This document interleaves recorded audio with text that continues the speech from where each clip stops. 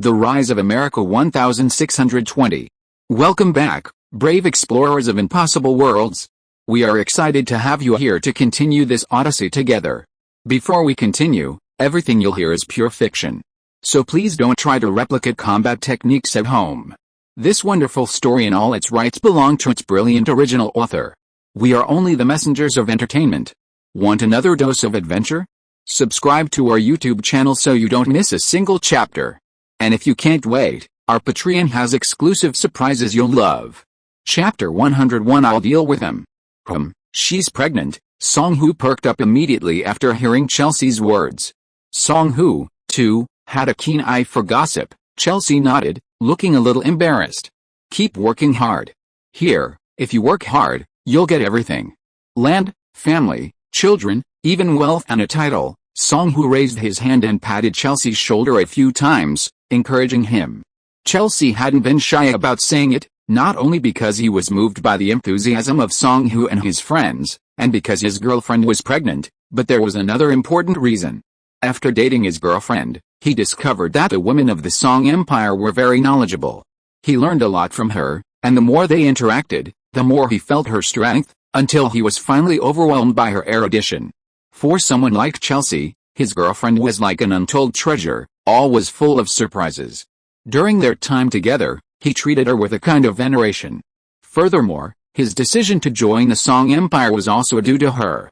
His girlfriend told him that if he worked hard within the empire, he might eventually become a governor. The empire's might was undeniable, a fact his girlfriend would often reassure him. Although Chelsea didn't know why his girlfriend was so arrogant, seeing her serious expression, he knew he should take a gamble. Within Zhao Hongayu's camp, there were people with black hair and black eyes, others completely black, and even one with white skin. This piqued the curiosity of the passing Indians, and many lingered outside to watch the action. If you perform well in this battle, I wouldn't mind His Majesty giving you a 200-man unit to lead, but it all depends on your own performance to earn His Majesty's approval. Song-hoo stood up and walked off, offering Chelsea some words of encouragement before leaving. Watching Song-hoo's retreating figure, Chelsea recalled his girlfriend's words. He silently replied, I will definitely strive for it. Song-hoo and Chelsea's conversation was merely a minor incident. Everyone's focus now centered on how to defeat the British. Zhao Hongyu had been at the Mohican camp for 3 days. In addition to his 277 warriors, he also brought 4 8-pound cannons pulled by 8 oxen. This impressed all the Indians. Also, while Zhao Hongyu's troops were ethnically diverse, they were exceptionally well equipped. At the heart of the Mohican tribe, the Indian tribal leaders who had come to fight the British gathered in a circle on the open ground. As a leader, Zhao Hongyu was fortunate to be part of this gathering. Zhao Hongyu figured that making himself known to so many tribal leaders would be beneficial for future development. Furthermore, during these days' discussions, he had announced that he would provide matchlocks to equip the warriors. Of course, the matchlocks wouldn't be free, but they wouldn't be as costly as the whites. The price the whites traded with the Indians was 1 matchlock for a precious animal fur of the same height. Zhao Hongyu, on the other hand, only wanted 1/3, or Yellowstone. Zhao Hongyu's fame spread quickly throughout the tribes present. The Indians, accustomed to being oppressed by the whites, unanimously recognized this man called Black Eyes as a truly fair man. Zhao Hongyu could only chuckle inwardly, because even 1/3 was still a good profit, not to mention the fact that these tribes would need to buy gunpowder and lead from him in the future. The biggest source of profit was from the powder. Furthermore, Zhao Hongyu's main source of income wasn't matchlock guns, but from gold mining, rice, or guo tao, Chinese or guo tao, and matches. Selling on credit to these Indians now, besides earning a good reputation and a good impression, would also allow him to earn a good income. Only an idiot wouldn't do such a thing. Zhao Hongyu now knew all about this kind of business.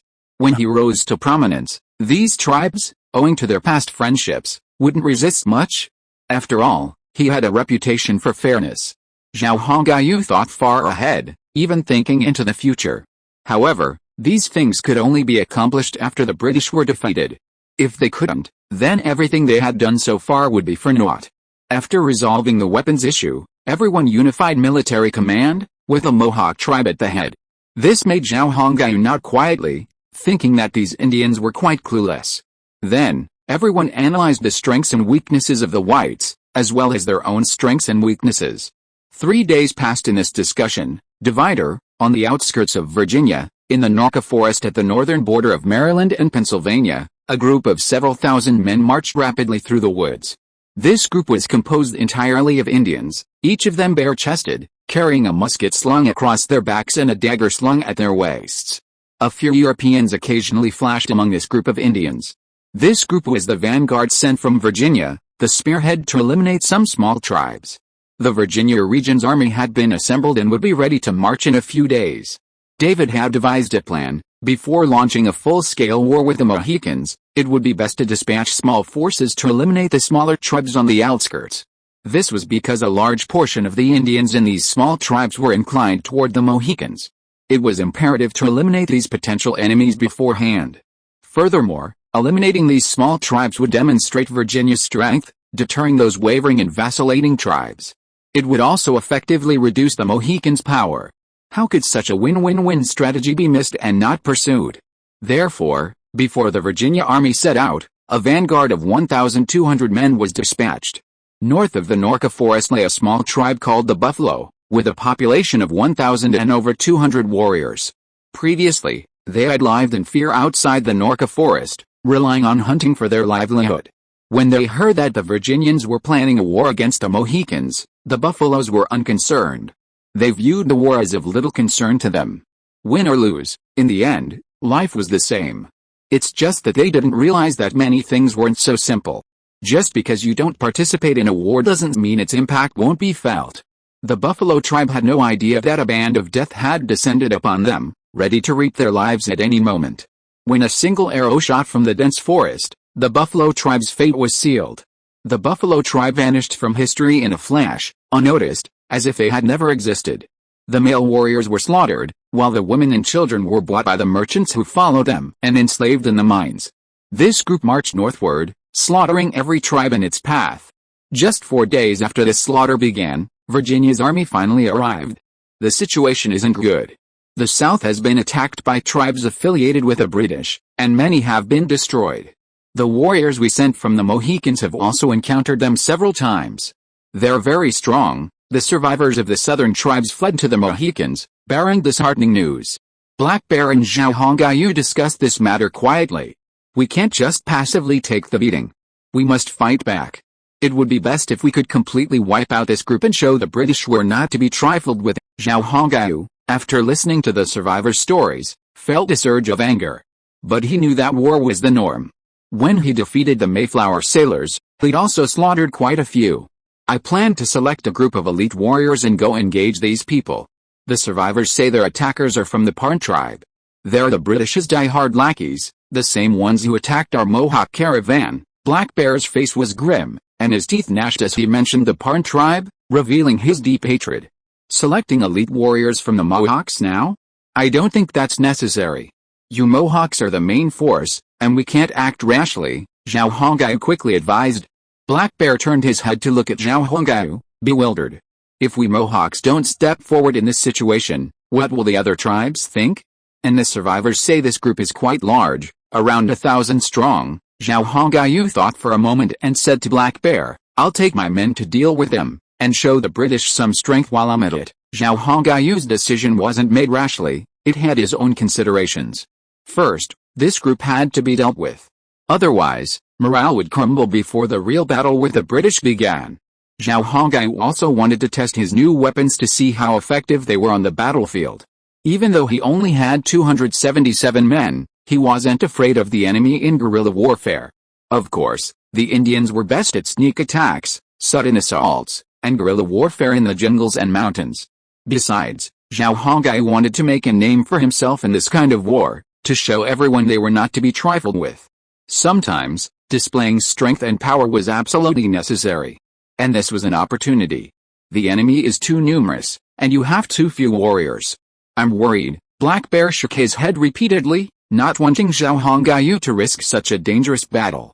In Indian thinking, the number of warriors on each side was the key to victory in a war. They were completely unaware of the existence of a war where the few could defeat the many.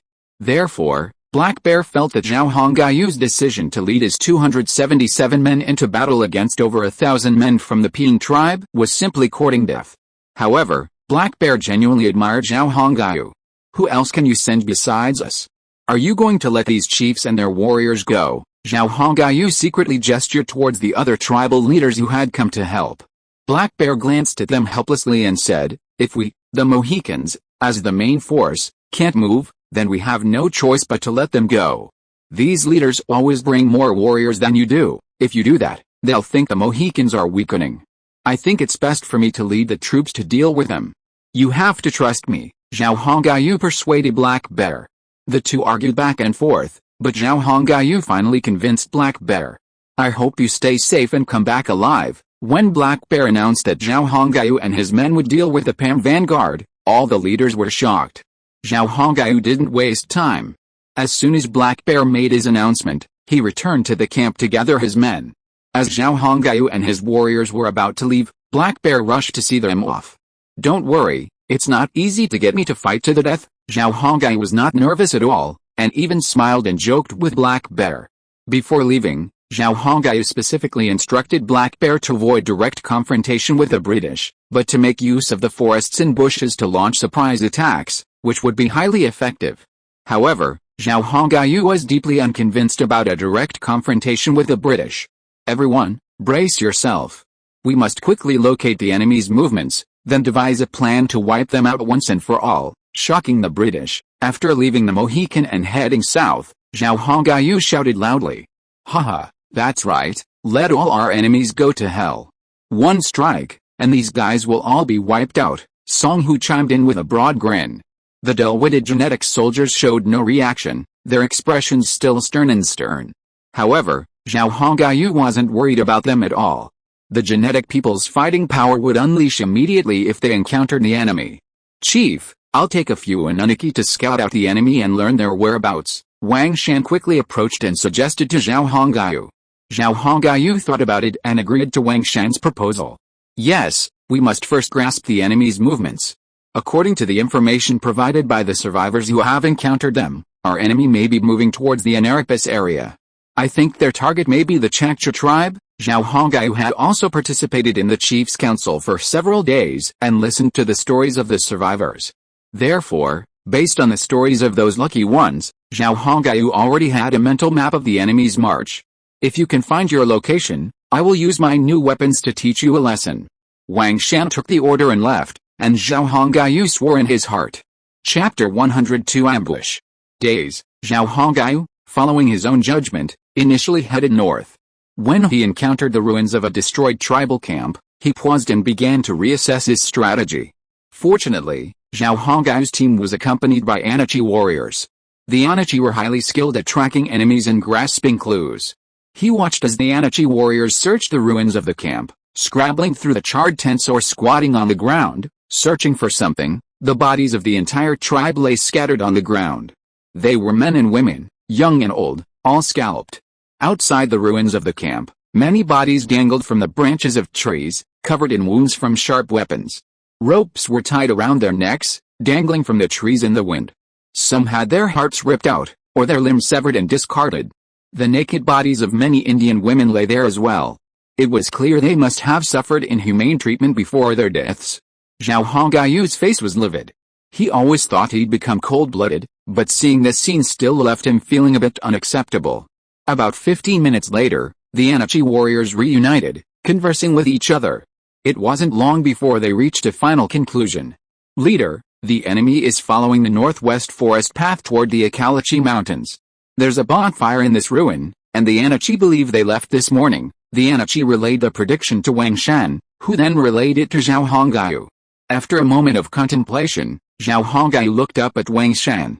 "Do you think the Anachi warrior's prediction is correct?" Zhao Hongayu and his team couldn't afford to be wrong. They needed to accurately determine the enemy's path and eliminate them quickly. With a major battle imminent, Zhao Hongayu didn't want the Mohicans to be defeated. It would be of no benefit to him. Wang Shan nodded earnestly and said to Zhao Hongayu, "I've hunted deserters with these Anachi people and have witnessed their capabilities firsthand. They're definitely beyond your imagination." Seeing his leader's skepticism, Wang Shan decided to speak from his own experience. Well, since that's the case, I won't say anything more. Since we're judging the enemy to be heading towards the Akarach Mountains, we must ambush them before them. Zhao Hongyu made his decision without further ado. Assemble. Run. Towards the Akarach Mountains, Wang Shen shouted loudly in English, then repeated in Native American. Zhao Hongyu's mood had been bleak since they left the ruins of the shattered tribe. The sight of the ravaged tribe was truly tragic. Even in wartime, it was unacceptable to treat such a small number of innocents like this. In his heart, Zhao Hongyu had already made a secret resolution to eliminate the Ping people. However, Zhao Hongyu had no idea that such incidents were commonplace in Native American warfare on the American continent. It's just that he hasn't experienced much, so he can't accept it. War has always brought suffering to those who are kind, and this has never changed. As if sensing Zhao Hongyu's lack of interest, Wang Shan quickly walked over to his side and said, "Chief, what's wrong with you? I've noticed you've been depressed since leaving the tribal ruins." Zhao Hongyu's reaction made Wang Shan very worried. "Wang Shan, why do you think there is war in the world?" Zhao Hongyu's mind kept flashing back to the scene of corpses strewn among the tribal ruins, and bodies swaying on tree branches in the wind, which made him feel a little sad. To be honest, Zhao Hongyu was not a cold-blooded person. Sometimes he killed out of necessity. For example, when he first arrived in this world, he was rescued by a small Indian tribe. When that tribe was attacked, he killed to protect himself. In that situation, he had no choice but to kill or be killed. Similarly, during his battle against the Mayflower sailors, killing the seriously injured sailors was also a choice. Since he couldn't treat the sailors, he might as well give them a quick death, a way to put them at ease. If Zhao Hongyu had already established a hospital on Manhattan Island and stockpiled sufficient medicine, he wouldn't have minded a little humanitarian intervention. He ultimately executed the deserters, but that was out of necessity. The impact of desertion was truly devastating, and if they weren't dealt with drastically, the consequences would be dire and dangerous. But compared to the pawn, Zhao Hongyu was a saint. Throughout his journey, he had witnessed the methods of this Virginia Indian tribe. They reduced everything they passed to ruin. This was sheer indiscriminate slaughter. Zhao Hongyu reasoned, since your enemy and target is the Mohicans, why not just go after them? Why slaughter and destroy these small tribes? This was sheer indiscriminate slaughter. Zhao Hongyu truly couldn't stand this. But he also knew this was America, the year 1620. It was a different world, and there was nothing he could do to change it now. Where there are interests, there will be conflict. When the scale of the conflict escalates, it will escalate into war. This is always linked to interests, and no one can change this law. Wang Shan thought for a moment and offered a relatively reasonable answer. Due to differences in language, skin color, and cultural beliefs, these interests are simply impossible to reconcile. This situation won't change even in the 21st century. Chief, please be more open-minded. Zhao Hongyu understood Wang Shan's logic. He simply couldn't understand why those who hadn't participated should also suffer misfortune and even be slaughtered. Chief, it's useless to dwell on this now. Our most important thing now is to find these people and kill them. Only then can we prevent more tribes from being harmed and massacred by the Parn people. Wang Shan continued to comfort his depressed chief. Zhao Hongyu nodded slowly and said, "Yes, we have to find these guys and kill them. Only then can they continue this killing spree and prevent more tribes from being massacred." Zhao Hongyu's righteous words moved Wang Shan somewhat. However, Zhao Hongyu's next words completely confused Wang Shan. "Well, you have to know that these tribes today will all be under our rule in the future. Every additional person means more strength. Being massacred by them now won't do me any good." Zhao Hongyu had said this deliberately, primarily to make things easier for himself. Zhao Hongyu led his group of Jin people on a rapid march, while also sending out Anichi to scout ahead, seeking to gather as much information as possible. About half a day later, Zhao Hongyu and his group arrived in a valley near the Annapolis region, 100 miles from the Akarachi Mountains. Prior to this, Zhao Hongyu had received reports from the Anichi, who had fully grasped the Ping's route. Furthermore, Zhao Hongyu and his group had already outpaced the Ping, arriving well ahead of them on the route they had to cross. According to our estimates, the Ping will be here in 2 hours. After the group stopped, Zhao Hongyu gathered Wang Shan, Song Hu, and Lammer to discuss how to deal with the Ping. Wang Shan first explained how much time they had left to prepare. Lammer then suggested, "There's a valley ahead of us. We can ambush the enemy there. When they pass by, We can catch them by surprise. Furthermore, we can avoid close combat as much as possible and use homemade grenades to deal with them. We'll be hiding high up, so the grenades thrown down won't injure our own men." Song Hu smacked his lips, pondered for a moment, then nodded, adding, "Lamu's suggestion is a good one. We're so few, so these grenades are all we can rely on. And I imagine if these grenades exploded over those guys' heads, it would be a spectacular spectacle." As Song Hu finished speaking, the others looked thoughtful. Indeed, just as Song Hu had said, if these grenades, which were simply bottles filled with gunpowder and lead, exploded overhead, the scene would be unimaginable. The lead would radiate outward, enveloping the vast area below. If the enemy's ranks were dense, they would be doomed. However, what Lamore said was absolutely correct. After all, they were too few in number, and the enemy they faced was 4 or 5 times their number, so close combat would be absolutely foolish. Therefore, they had to utilize the advantages of their weapons and the surrounding terrain to inflict maximum damage. The valley ahead was a good ambush location. Okay. Let's act now. We can also plant explosive packs in the middle of the valley road. Since we were going to play it safe, we had to play it big, as long as we could kill these guys. The group got up and began a rapid march towards the valley ahead. After about an hour, they reached the top of the mountain. Down below, Song Hu and his men had already planted 3 explosive packs and were hiding in the cliffs on both sides of the valley. 3 long fuses were in Song Hu's hands. He was confident that if the enemy could pass through here, he would show them how powerful he was. Chapter 103 The battle begins. Everything was ready. Zhao Hongyu and his companions lay prone on the valley floor, half their heads exposed, gazing at the distant horizon below. Zhao Hongyu took out his monocular and observed it briefly, then handed it to Wang Shen beside him. "The enemy has arrived. I hope Song Hu and the others down there don't miss a beat." Wang Shen took the telescope and examined it. "It's the Peen, yes, but I see Europeans among their ranks." He put it down and handed it to Lamure. "That's not surprising. Black Bear says these Peen are a tribe in Virginia that's vassalized by the British. It's not surprising that they're loyal lackeys of the British." Zhao Hongyu curled his lips. Lamure observed them for a moment before returning the telescope. "So these Indians are calling them traitors, having grown up surrounded by the Chinese, eating Chinese aid food, and visiting Chinese medical teams when sick." Lamure had a fondness for them and had learned some Chinese culture. Therefore, he understood some Chinese vocabulary and meanings. "That's about right. Calling them Indian traitors isn't wrong." Zhao Hongyu pulled his head back, his face expressionless as he responded. "Everyone, get ready. We'll be engaging the enemy soon." As Zhao Hongyu's orders spread, the soldiers ambushed on the mountaintop unhooked their muskets.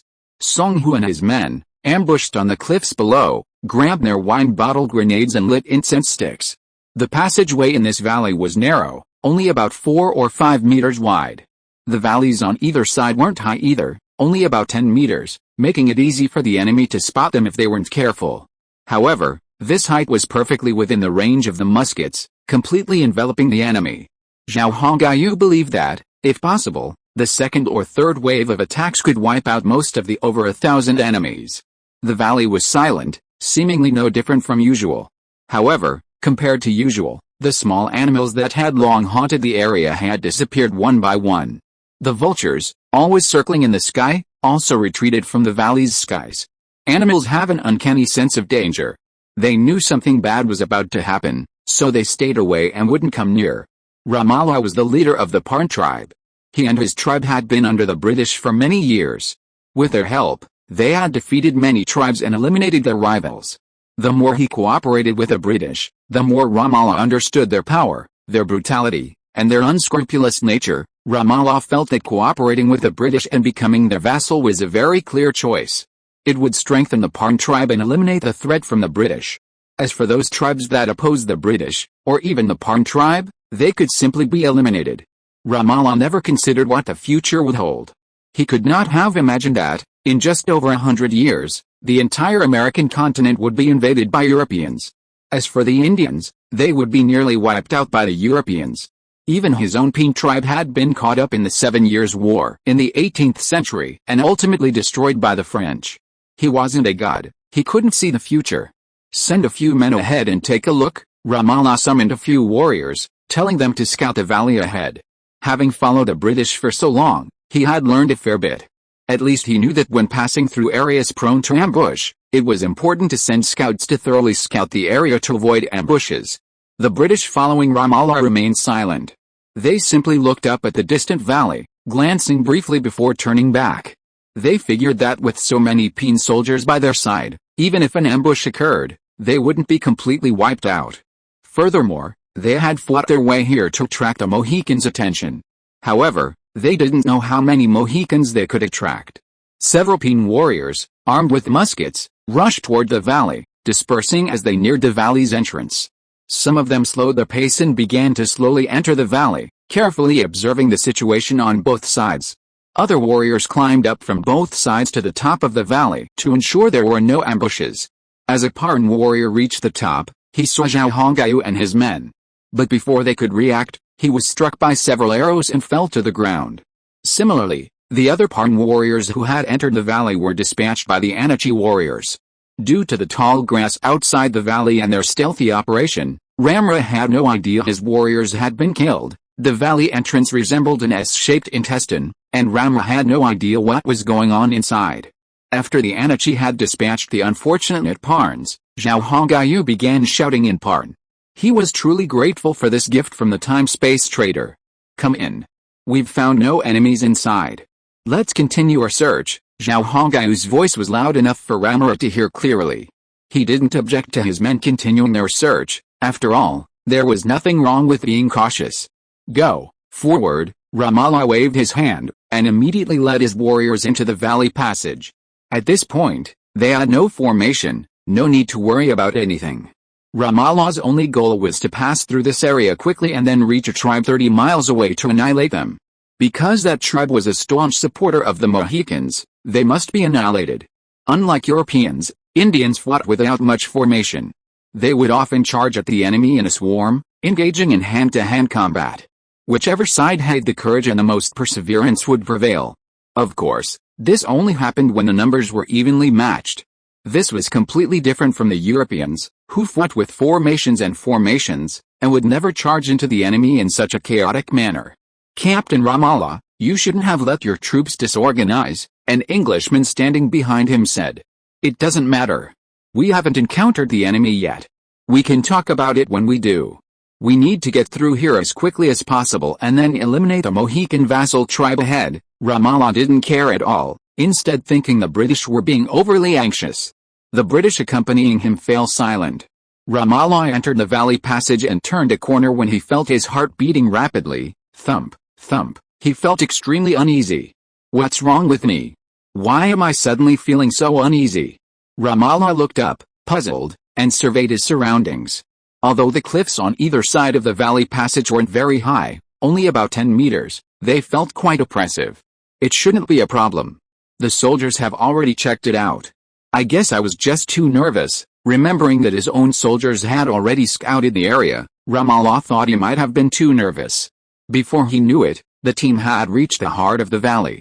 Hold! Suddenly, Ramra thought he saw a figure flash across the cliff face to the left of the valley. The figure's attire didn't look like that of a Parn warrior, and Ramra's heart leaped. But before anyone else could react, Ramra saw a figure half exposed from the cliff face, simultaneously throwing a burning object toward them. "Enemy attack!" The Englishman behind Ramra drew his rapier from his waist and shouted. "Oh! Oh! Oh!" The Parn warriors immediately roared their battle cry and began to scale the cliff face. Bang! Bang! Bang! But just as the Parn warriors reached the base of the cliff, they were met by musket fire from above. After the initial wave of musket fire ceased, the wine bottles that had been thrown toward them began to explode. Whoosh! Whoosh! Whoosh! The bottle grenades exploded, sending the lead inside scattering in all directions, the impact unleashing immense destructive force. Because it exploded directly above the Parn people, the Parn warriors, who were directly below the blast, had no way to avoid the lead's force. The whirring sound of the flying lead echoed continuously, then felled everyone within its reach. Some were instantly killed. Their heads shattered, while others collapsed to the ground, bloody holes in their upper bodies and necks left by the lead, completely incapacitated. The radius of a single wine bottle explosion was approximately 7 or 8 meters. Within this radius, dozens of Parn warriors could be found, The casualties among the Parn warriors were devastating. Ramallah was unlucky. In the first wave of wine bottle grenades, he was struck in the face by a dozen lead grenades and died instantly. What followed plunged the Parn people into panic. After Song Hu threw his first wine bottle grenade, he retreated into the cliff face and lit the fuse of his explosive pack. To be continued. Chapter 104 Plan. Third update, monthly vote requested. The Parn people were in complete disarray.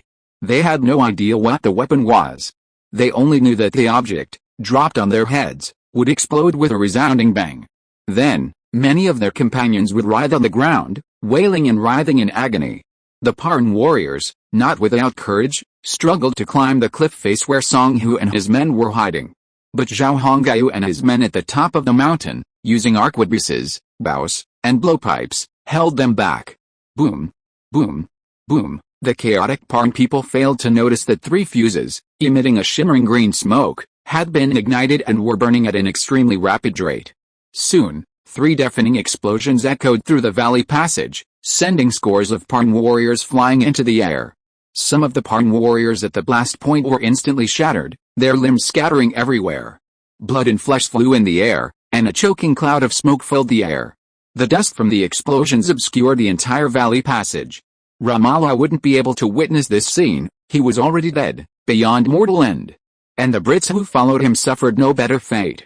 Song Hu and the Anouchi warriors hiding on the cliffs each carried 5 bottle grenades. In just 2 minutes, they had unleashed them all. Even so, a large number of the Peen warriors fell. Having exhausted his grenades, Song Hu roared and charged out of his hiding. The other Anouchi warriors fired their last arrows and followed Song Hu into the stunned Peen. Knives. Charge. Seeing Song Hu and the Anouchi charging forward, Zhao Hongyu stood up, drew his machete, and shouted, "Hey! Who?" Following Zhao Hongyu's shout, Ramal and his Somali legionnaires rose to their feet, drawing their machetes in cross-axes, and muffled echoes. Wang Shen and the 9 or so genetics remained silent. They simply followed Zhao Hongyu down the hilltop and charged into the Parn horde. The pitch-black Somali genetics were unstoppable, and no Parn could withstand a single blow. Furthermore, the cross-axes wielded by these Somali genetics often struck at treacherous angles. These warriors existed solely for slaughter. The Parns had seen black slaves in Virginia before, but this was the first time they had seen such ferocious black men. In their minds, the Parns had always believed that black slaves were docile. In reality, only Zhao Hongyu understood the tyrannical nature and sheer force of violence hidden within the black genetics. Puff, puff, bang. The muffled sound of weapons piercing flesh and the thud of bodies falling to the ground echoed continuously. Ramal shouted in Somali, urging the warriors behind him to stop the brawl. Fortunately, despite their lack of intelligence, these dull-witted Jin men were highly skilled at following orders. Their formation remained intact during the melee, making it impossible for the Parns to break through their lines. Zhao Hongyu, Wang Shen, and the guard Jin men would fire their weapons upon approaching the Parns, only to discard their weapons and take up their machetes. By this time, the number of Parns remaining in the valley passage was dwindling. Most had been severely wounded by the previous grenade attack, and combined with the explosive packs Zhao Hongyu and his men had laid, they had lost over 80% of their men. The battle was brief, ending in 10 minutes. Virginia's vanguard was completely wiped out, with no one escaping the valley passage. Miraculously, Zhao Hongyu's side remained unscathed. While many soldiers were wounded, they suffered minor injuries, none serious. It could be said that Zhao Hongyu's victory in this battle was truly remarkable, a stark contrast to his previous encounter with the Mayflower sailors. The difference was truly profound. After listening to Wang Shan's report, Zhao Hongyu was extremely pleased with the results. It seems that choosing to use genetically modified humans without independent personalities as warriors was a good idea, Zhao Hongyu told Wang Shan. Wang Shan nodded. So far so good, but as our warriors increase, we'll need commanders with tactical proficiency to lead the troops. Zhao Hongyu waved his hand. That's for the future. We can't afford to dwell on that right now. Lammer and his Somali warriors, machetes and cross-axes in hand, moved among the fallen Pans. They carefully finished off each Pan who fell, seemingly unwilling to leave a single one alive. Zhao Hongyu had no objection to Lammer and his men's actions. It was a kind of revenge for the spirits of the tribes destroyed by the Pans. The British, far away in Virginia, were unaware that their vanguard had been completely annihilated even as they set out on their march. And their victors were reduced to fewer than 300 men. What's more, the British didn't know that the Mohicans also had artillery. Zhao Hongyu and his men came out to deal with the Pan people. Because they had to hurry, they left the artillery behind in the Mohican tribe. Just in case, Zhao Hongyu even taught Black Bear how to use it. When Black Bear saw that the chain still had the power of a solid one, he immediately took a liking to the artillery.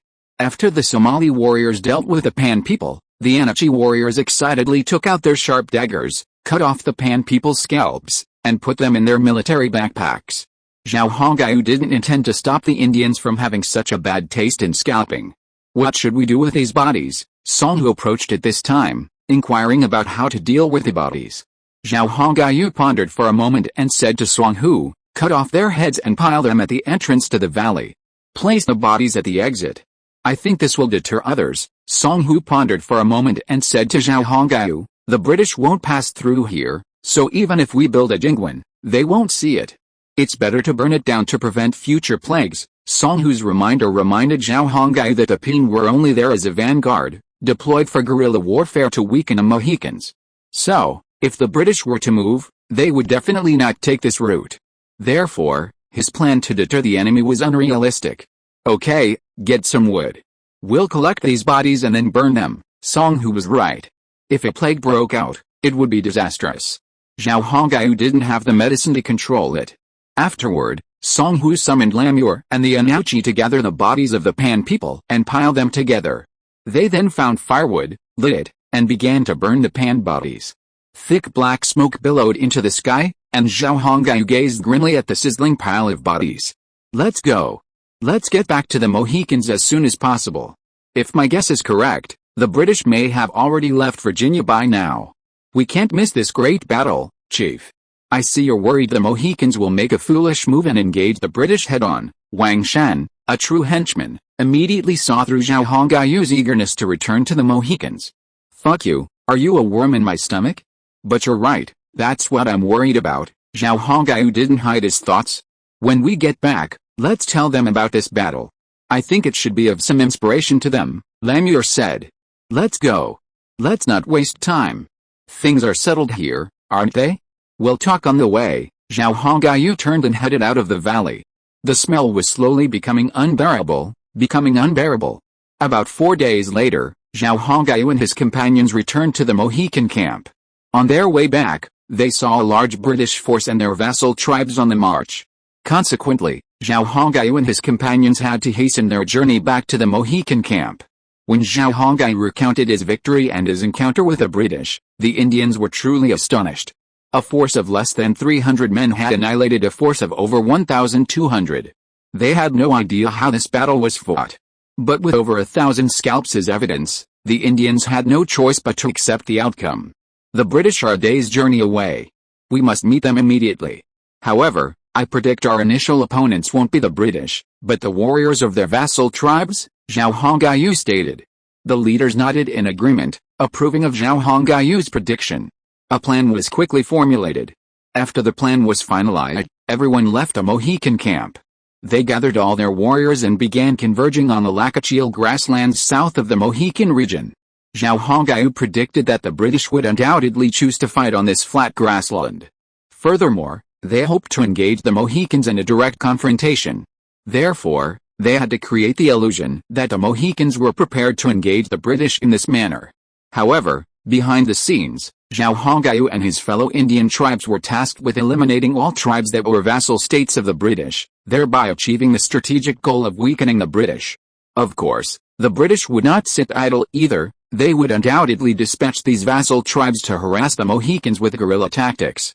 It was precisely with this in mind that Zhao Hongyu decided to eliminate these British forces.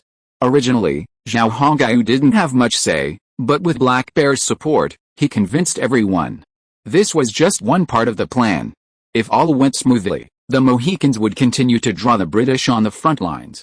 By eliminating the tribes vassalized by the British would lose their intelligence source and become completely blind and foolish. Zhao Hongyu would then join the other tribes in advancing directly into Virginia to destroy the British strongholds. He would then reveal this information to the British. He had no doubt they would retreat. As soon as the British retreated, they could strike hard. However, this plan required a prerequisite: they could successfully eliminate the tribes vassalized by the British, while also ensuring the Mohicans could withstand the British. If the Mohicans couldn't hold their ground, it wouldn't matter. The concern was that the others wouldn't be able to defeat the tribes vassalized by the British. To be on the safe side, Zhao Hongyu notified Zhang Tai, who remained on Manhattan Island, to select a few less timid and somewhat angry individuals to serve as military advisors to the tribes. He also selected 30 artillerymen to operate the cannons for Black Bear. There was no other option in the situation. Although those men were useless, they had to be used. The outbreak of war had cut off Zhao Hongyu's income, which filled him with a deep hatred for the British. If possible, Zhao Hongyu even considered storming the Virginia town of Yaxley and plundering its treasures. Zhao Hongyu reasoned that the British had been operating there for so many years, so they must have a lot of valuables. Furthermore, there was a silver mine there, so they were definitely quite wealthy. If he was lucky enough to find gold coins or something, he'd be rich. According to his previous theory, the golden masks of the Incas in Central America were antiques, so the gold and silver coins of this era must also be antiques. Antiques were always more valuable than gold of the same weight. Damn it. They've kept me from making any profit for so long. I'd be letting the British down if I don't take them back. That night, Zhao Hongyu and his warriors laid in ambush in a patch of grass half a meter high.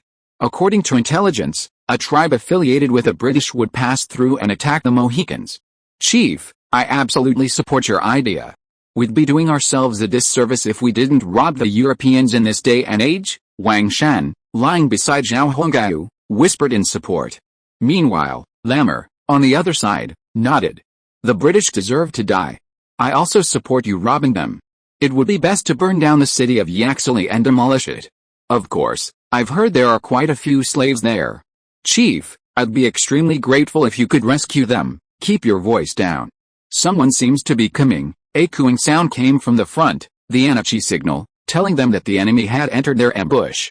Chapter 105 How could there be a matchlock gun? Please support the official version. Something seems off about these natives lately.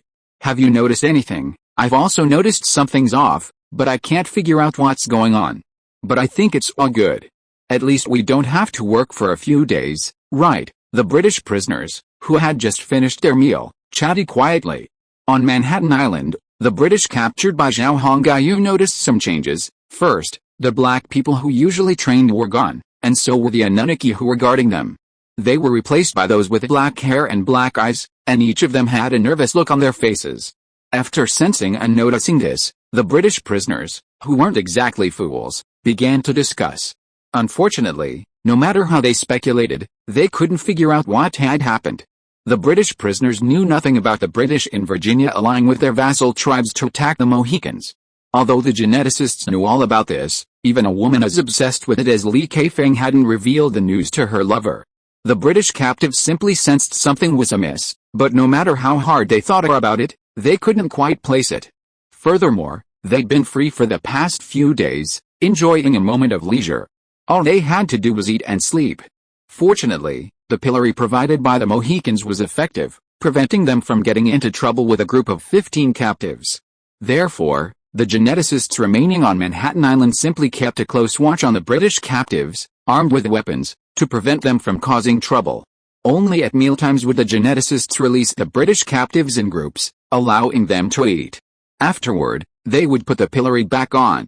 This practice kept the British captives quiet, without causing any trouble. Of course, this was also due to their ignorance of what was happening.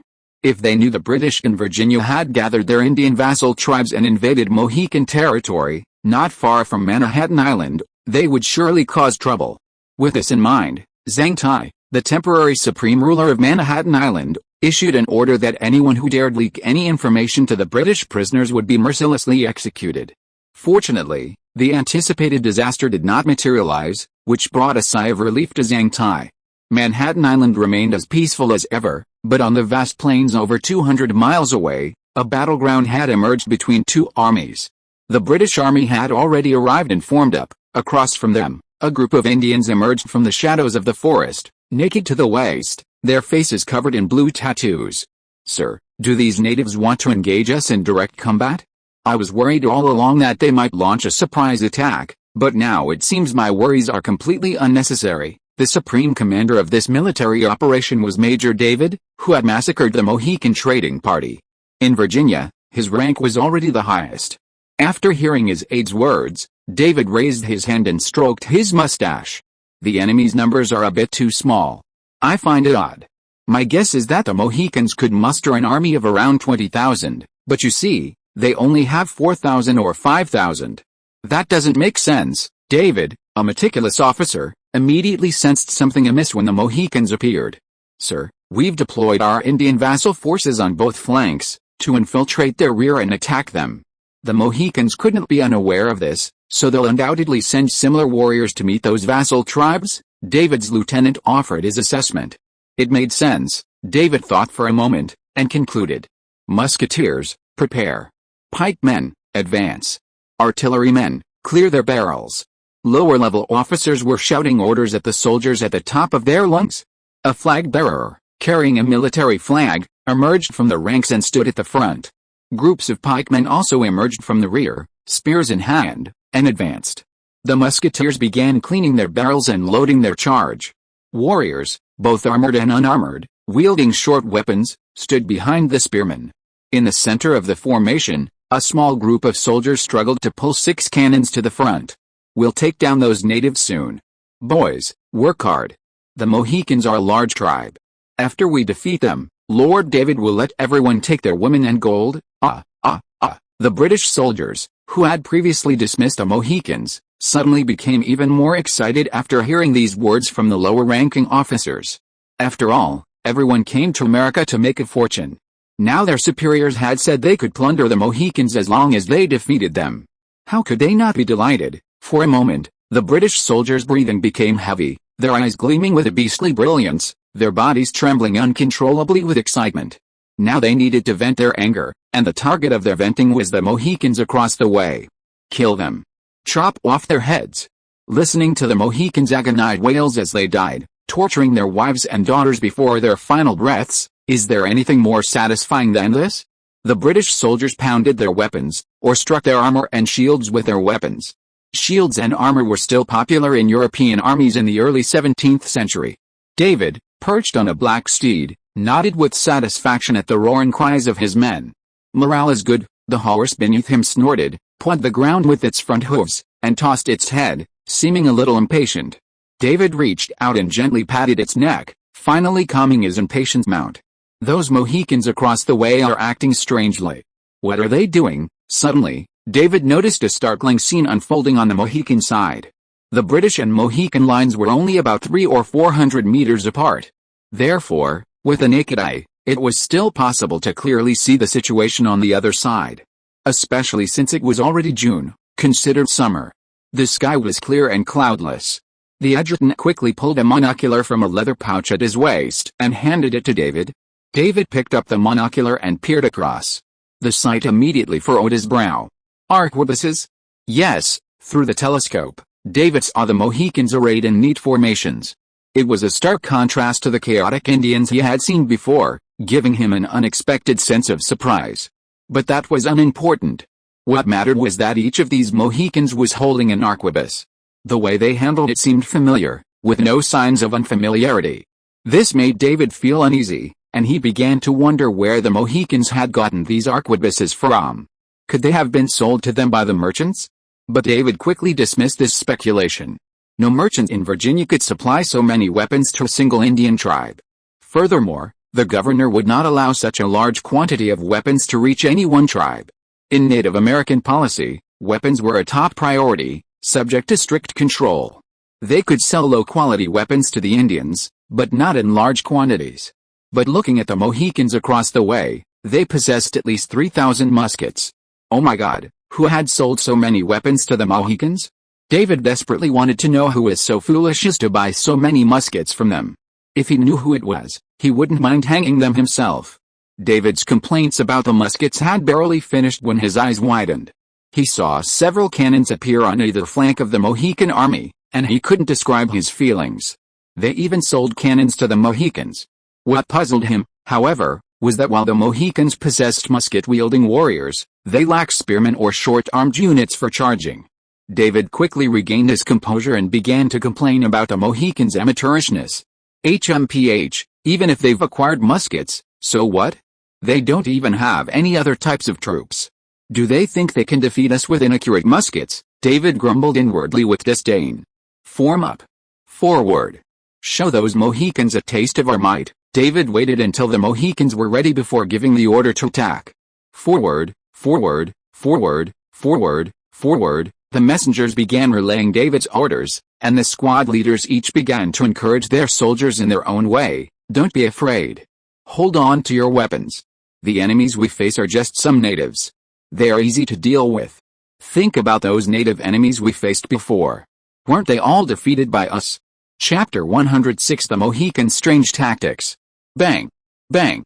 The British troops began to slowly advance, putting a heavy pressure on the Mohicans. If Black Bear hadn't been holding them back, the Mohican warriors might have rushed out, howling, weapons raised, as they had done before, towards the British. After all, they had been trained by Zhao Hongyu. Ever since they acquired their muskets, these Mohicans had received military training from Manhattan Island. At that time, Zhao Hongyu's military review had shocked the Mohican elders quite a bit.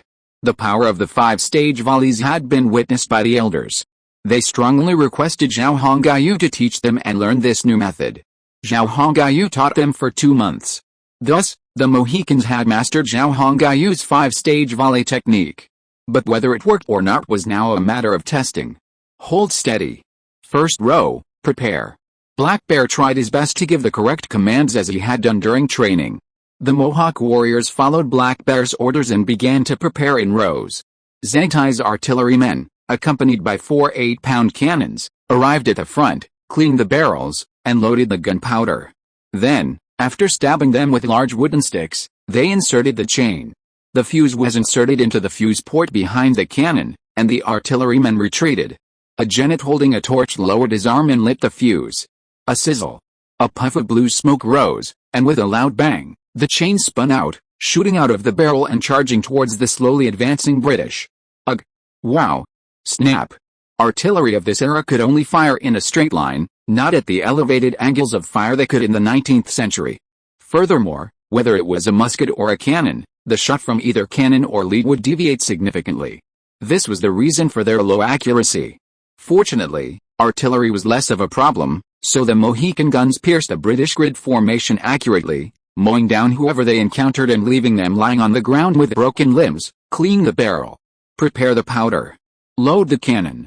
The genetically modified gunners continue their work methodically. Damn it! How could these natives even have artillery? The British soldiers advancing on the Mohicans cursed inwardly.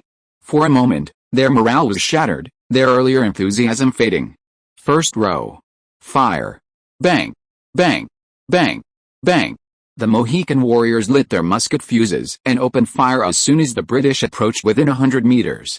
In theory, muskets, due to their accuracy, should only be fired when both sides were within 20 meters. However, the Mohican warriors were numerous, and each one had a musket. At the same time, Zhao Hongyu had also learned the 5-stage shooting technique, which he felt could compensate for his low accuracy. Therefore, he instructed Black Bear to open fire at 100 meters when engaging the British. Once fired upon, they couldn't stop, they had to fire continuously. Only in this way could they inflict the greatest and most effective damage on the British. Compared to Zhao Hongyu's battle with the Mayflower sailors, the Mohawks performed quite well. Perhaps due to their superior numbers, their intense firepower actually managed to land hits on a few unlucky British. Don't panic, everyone. The second team will advance, and the first team will retreat to reload and clean their barrels. Black Bear remained calm as he gave orders. The second row of Mohawk musketeers trotted up, set up their muskets on a wooden stand, and lit the fuses. Old-fashioned muskets lacked triggers. Once the fuses were imbued with the black powder in the barrel, the lead was released. Only with the advent of the flintlock did the trigger appear on the gun. After all, the flint in the firing mechanism requires a trigger to activate it. Bang! Bang! Bang! Bang! Puffs of blue smoke rose continuously in front of the Mohican station. The distance was still 80 meters above, and Black Bear silently calculated in his mind. The rear rank remained stationary. After the front rank fired, they would return to the rear to reload. Black Bear employed the back wave rolling method Zhao Hongyu had taught him to deal with the advancing British. This method was simple. Based on the 5-stage firing method, the front rank would return to the rear after firing, continuously retreating in small increments, increasing the distance between them and the enemy and extending the firing time to eliminate them. This method had no historical basis, but Zhao Hongyu invented it during this war. He himself wasn't sure if it would work, but Wang Shan and Lamner's calculations suggested it would be effective in 1620. So, Zhao Hongyu taught Black Bear and his men to deal with the British. Judging from the current battlefield situation, it was still quite effective for the time being. The British advanced slowly, and the Mohicans retreated a small distance, all the while maintaining their formation. The 5-stage shooting formation was maintained steadily, and the Mohican warriors were becoming more and more proficient. The distance between the British and the Mohicans was always kept at 80 meters. This caused a headache for the attacking British. If they couldn't engage the Mohicans, then what was the point of fighting? Moreover, this was the first time they had encountered such tactics, and they were really confused and didn't know how to deal with it. The Mohican artillery continued to fire, and each shot made the British nervous. David, who was in the back, saw this happening, and his eyelids twitched. It was really unexpected that these natives had such tricks. 5 minutes into the battle, and their phalanx hadn't even approached the Mohicans, which made David a little disappointed. How could these damn natives be so good at using arquebuses? David immediately saw the advantage of this 5-stage firing technique. Coupled with the enemy's continuous retreat, distancing themselves from their vanguard and refusing to engage them, this was completely draining their strength and morale. As a soldier, David, despite his shortcomings, possessed a strong talent for military acumen. He decided that this could not continue, or else his troops would suffer heavy losses. He saw the Mohicans' plans, their strengths, and his own weaknesses. So, he quickly made adjustments. Order the soldiers to charge. The enemy doesn't want hand-to-hand combat. Then I will fight them. We absolutely cannot let them lead us by the nose. Indeed, for the past 5 minutes since the battle began, David and his men had been led by the Mohicans, the initiative on the battlefield constantly in their hands. This was unacceptable. David saw the signs, and he had to react and free his troops from this situation. Yes, sir, the adjutant beside him responded, turning and spurring his horse back. Soon, the sound of drums reached the battlefield from the rear. Charge! The British soldiers, arrayed in neat formation, immediately charged the Mohicans upon hearing the drum beats. In those days, the battlefield sometimes relied more than just messengers shouting. Military bands in the rear could also serve as a crucial means of conveying orders and information. Every European army of this era employed a few drummers within their ranks. A practice that persisted even during the 7 Years' War, over 100 years later. Before the British charged, their artillery fire continued incessantly.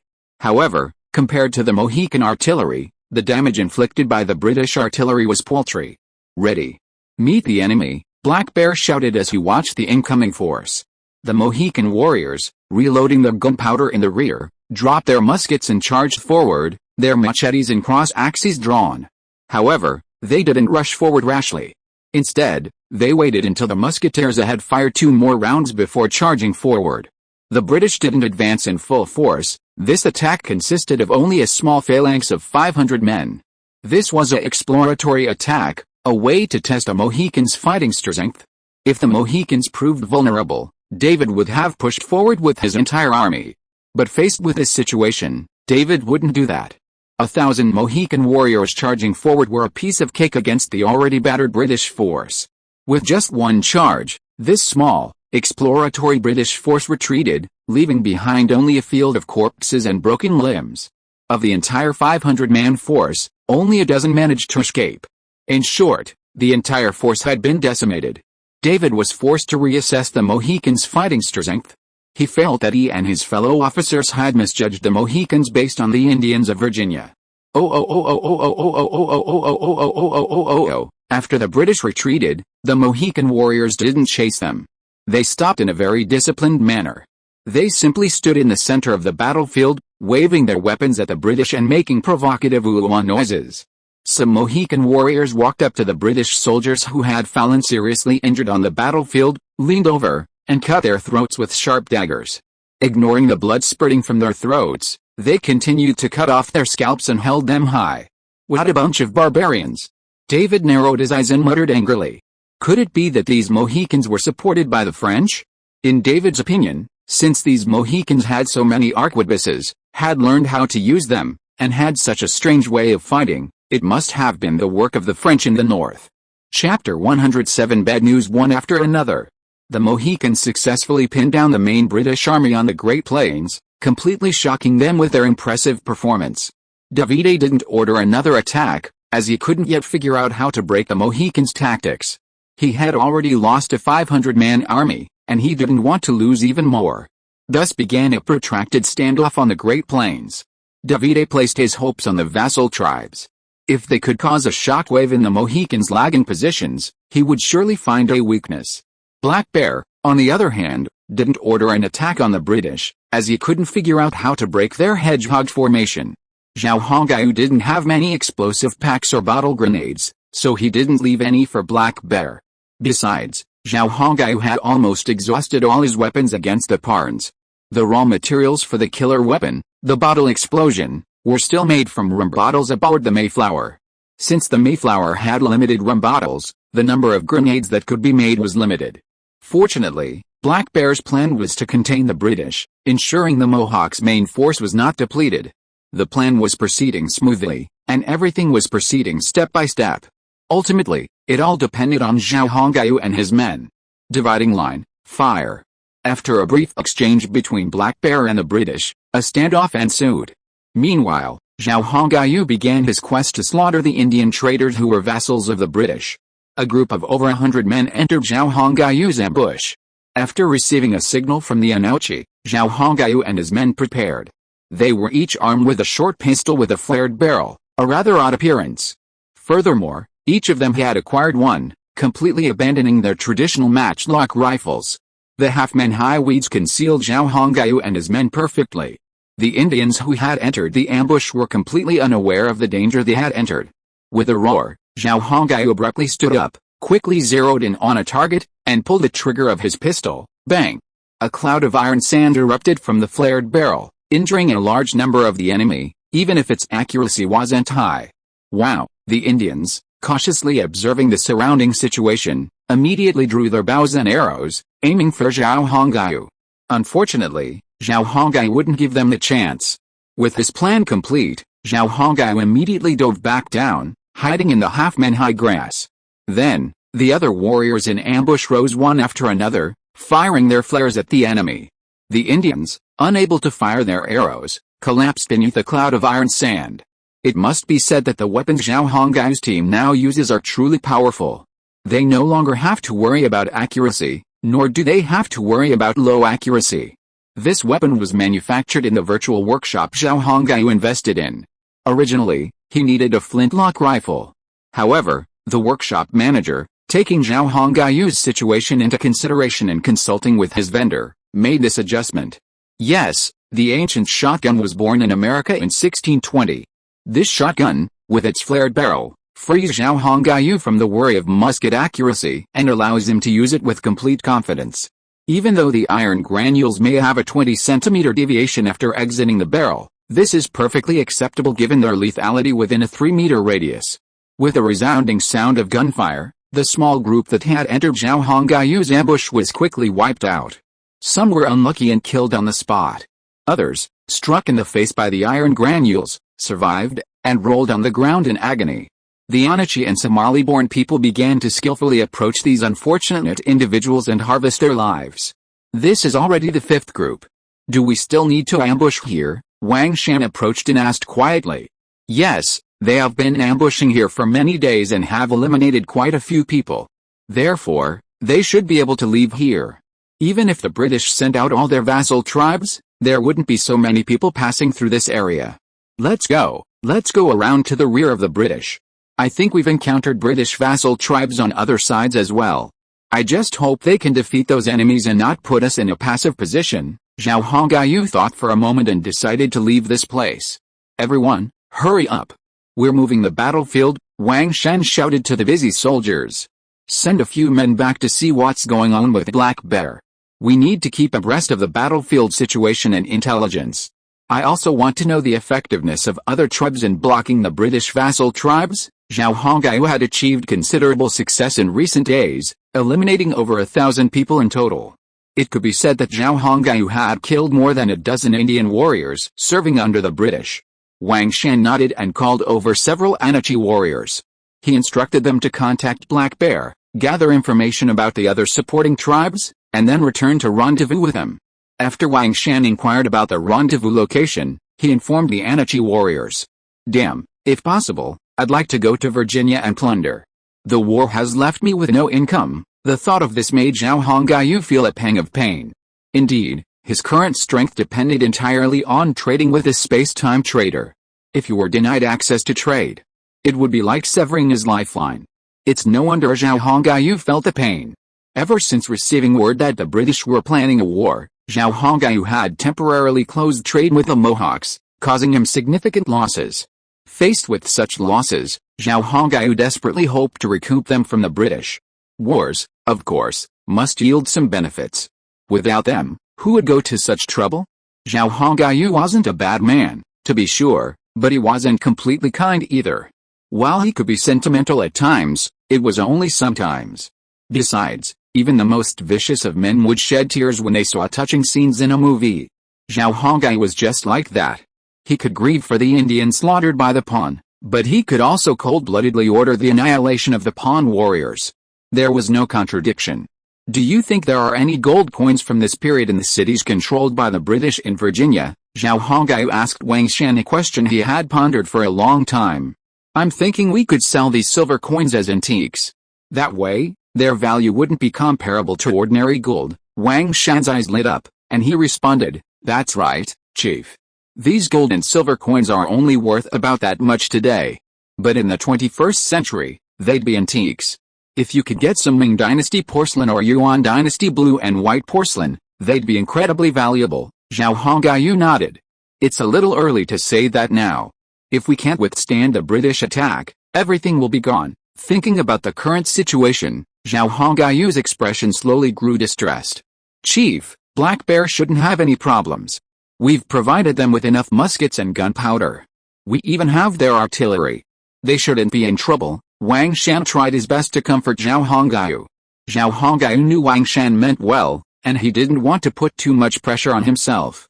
I understand, but war is beyond our control. Anything can happen. You have to admit that. Wang Shan fell silent. At least, with our current military strength, we can't control the situation on the battlefield. Zhao Hongyu felt a pang of frustration at the thought of the British attacking at this very moment, abruptly interrupting their thriving development. If the British had attacked now, and given him another 6 months, he could have easily defeated them on his own. Time wasn't enough. Zhao Hongyu sighed. Captain, we've made quite good progress now. Compared to 5 months ago, we've made significant progress both economically and militarily. This was absolutely true. 5 months ago, Zhao Hongyu had only 3 men under his command, and including him, there were only 4 of them. If they had encountered the Mayflower back then, they would probably have had no choice but to flee. I hope everything gets better. Zhao Hongyu took a deep breath and headed forward with Wang Shan. Lamor, Song Hu, and the others had already taken their lives, and after dispatching them, they led their men in pursuit. Let's go to Virginia now. If the British can do it, then so can we, Zhao Hongyu said with a sinister expression. Those tribes we're targeting may have suffered some injustice, but what about the tribes previously massacred by the Parn tribe? In this crap world, this is all I can do. Leading a group of warriors, Zhao Hongyu began his march southward. Due to their small numbers, they could only engage in surprise attacks, attempting to resolve battles as quickly as possible. Therefore, their targets were limited to small tribes. Larger tribes were generally avoided. Furthermore, the wine bottle grenades Zhao Hongyu and his men had been depleted. These weapons were so powerful they could no longer be used. Therefore, they had to proceed with caution. However, relying on their old-fashioned flintlock rifles, Zhao Hongyu and his men achieved victory after victory, destroying one small tribe after another. Rumors of the Grim Reaper appearing in Virginia spread rapidly among the Indian tribes in the region, causing many to panic. Meanwhile, the news of the horrific deaths in the areas where the death god had passed through, leaving tribes in ruins, began to spread as witnesses spread. Some tribal wise men, knowing the implications of these rumors, immediately sent messengers to inform the British at the front. The death god? Tribal leaders and shamans disbelieved such claims. They viewed them as mere tools used to control their people, and so they held the concept of the death god in contempt. However, they also saw the truth behind these rumors. A Mohican force was carrying out targeted killings in Virginia. This was a similar tactic to what the British had done earlier, except that the Part tribe had been lost and there was no further news of them. The killings continued in Virginia, and David received one piece of bad news after another. Even the governor wrote to him, asking if he could mobilize troops to defend the area.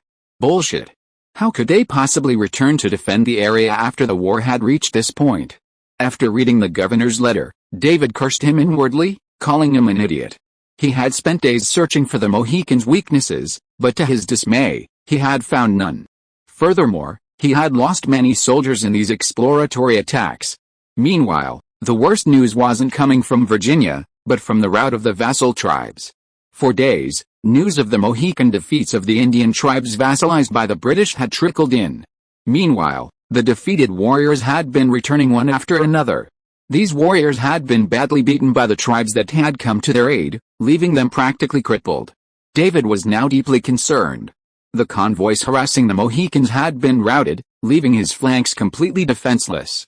He now had to contend not only with the main Mohican force from the front but also with sudden attacks from the flanks. And that wasn't the worst of it. Now that problems had also arisen in the rear, Davide even had a pessimistic thought: would they have no way out when they completely retreated? He had never imagined that a British army of over 3,000 men, out of a force of over 20,000, could not even defeat the natives.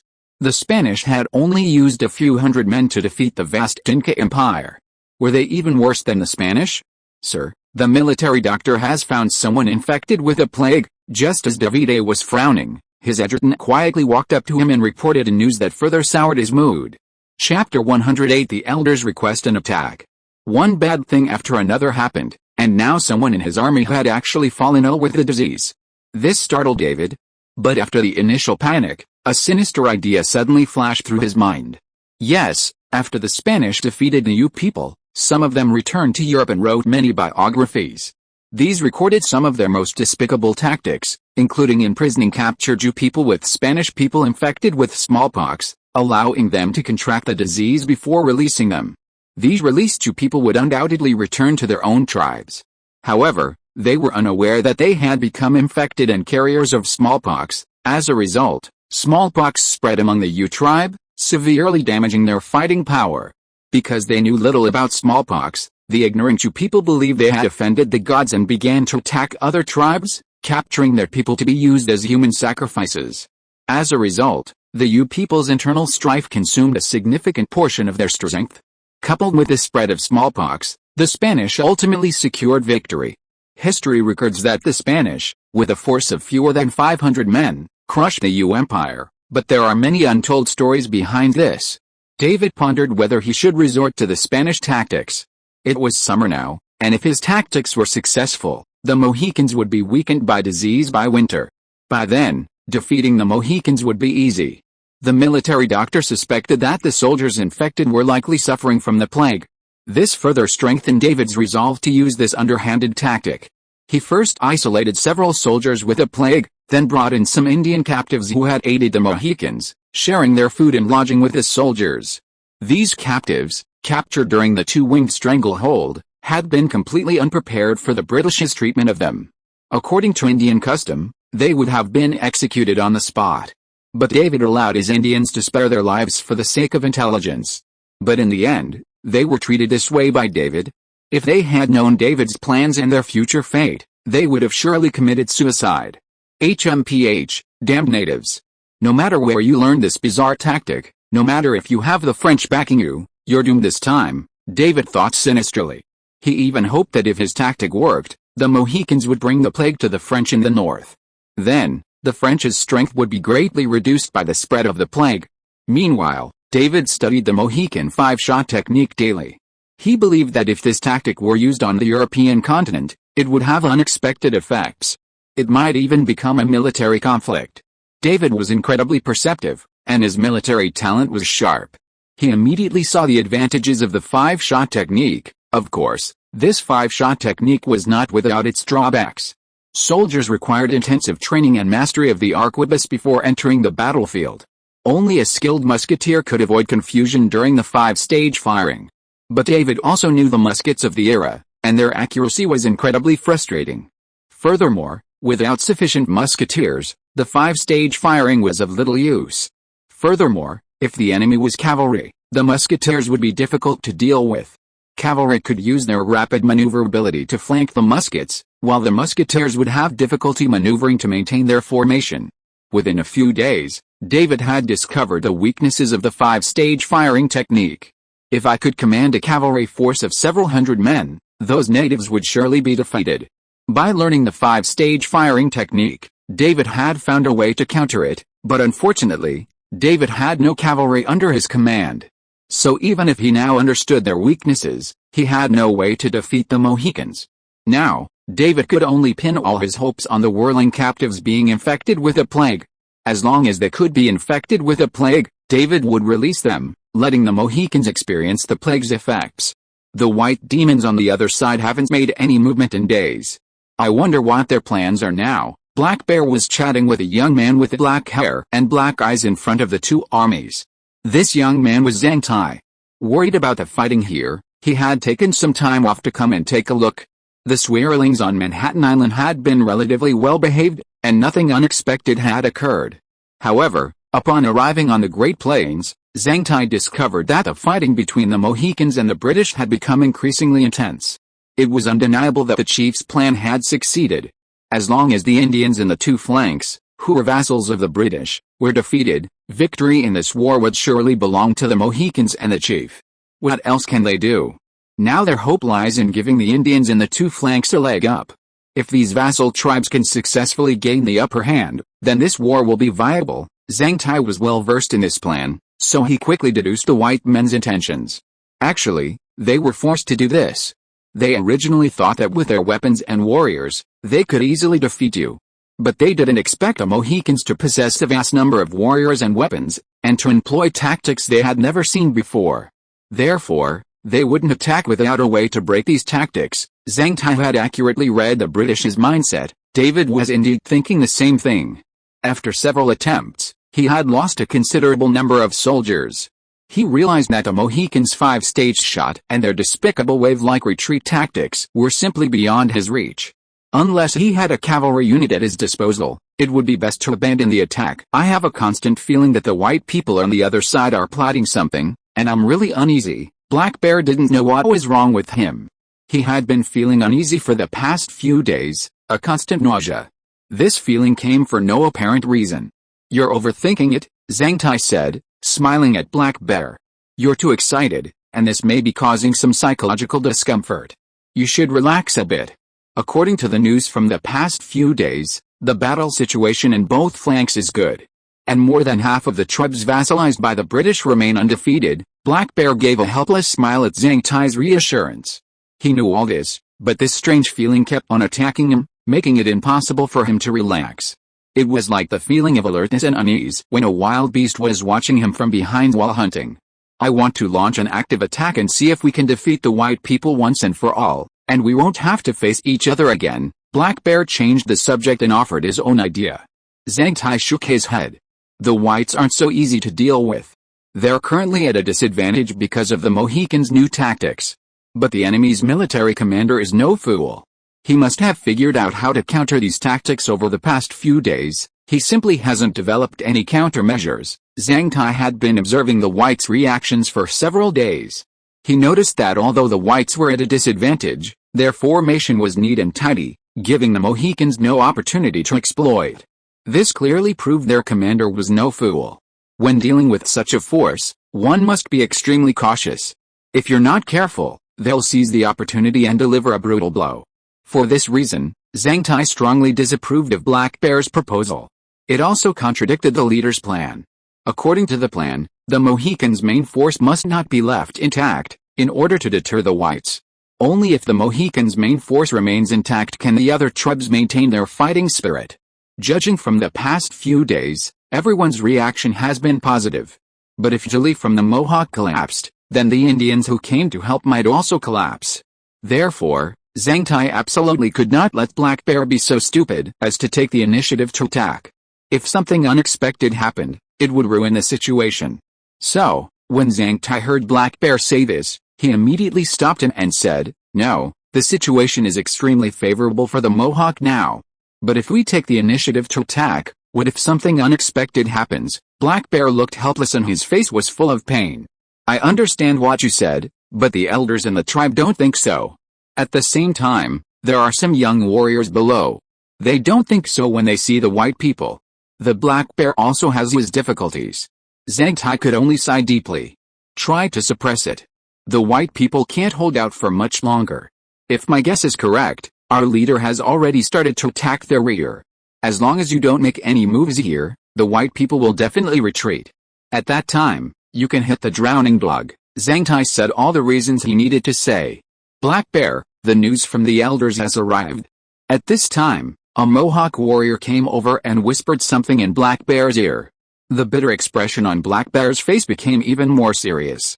"The elders have issued their final ultimatum." After listening to it, Black Bear turned his head and said to Zhang Tai, "They want us to attack, to be continued. If you are listening to this novel on a channel other than Fanfic World, it means it was downloaded and re-uploaded without effort. We warmly invite you to visit our channel, Fanfic World.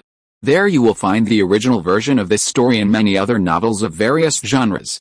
We look forward to seeing you dive into a world of incredible novels." Chapter 109 Fight for the Girls. The worst had happened. Upon hearing that the British weren't that strong, the Mohawk elders' insane attitude immediately changed. They actually hoped Black Bear would initiate the attack and defeat the whites. Originally, the Zhao elders, hearing from other tribes how formidable the whites were, hadn't wanted to fight them at all. But now, having gained some advantage on the battlefield, they'd become complacent. They naively believed the whites were truly so vulnerable. What idiots. "Black Bear, I'm not being ridiculous. Can't these Mohawk elders be more reasonable?" Zhang Tai couldn't help but grumble. Black Bear smiled wryly and said to Zhang Tai, "There's nothing we can do. You've seen the reality. The warriors in the tribe still obey the elders.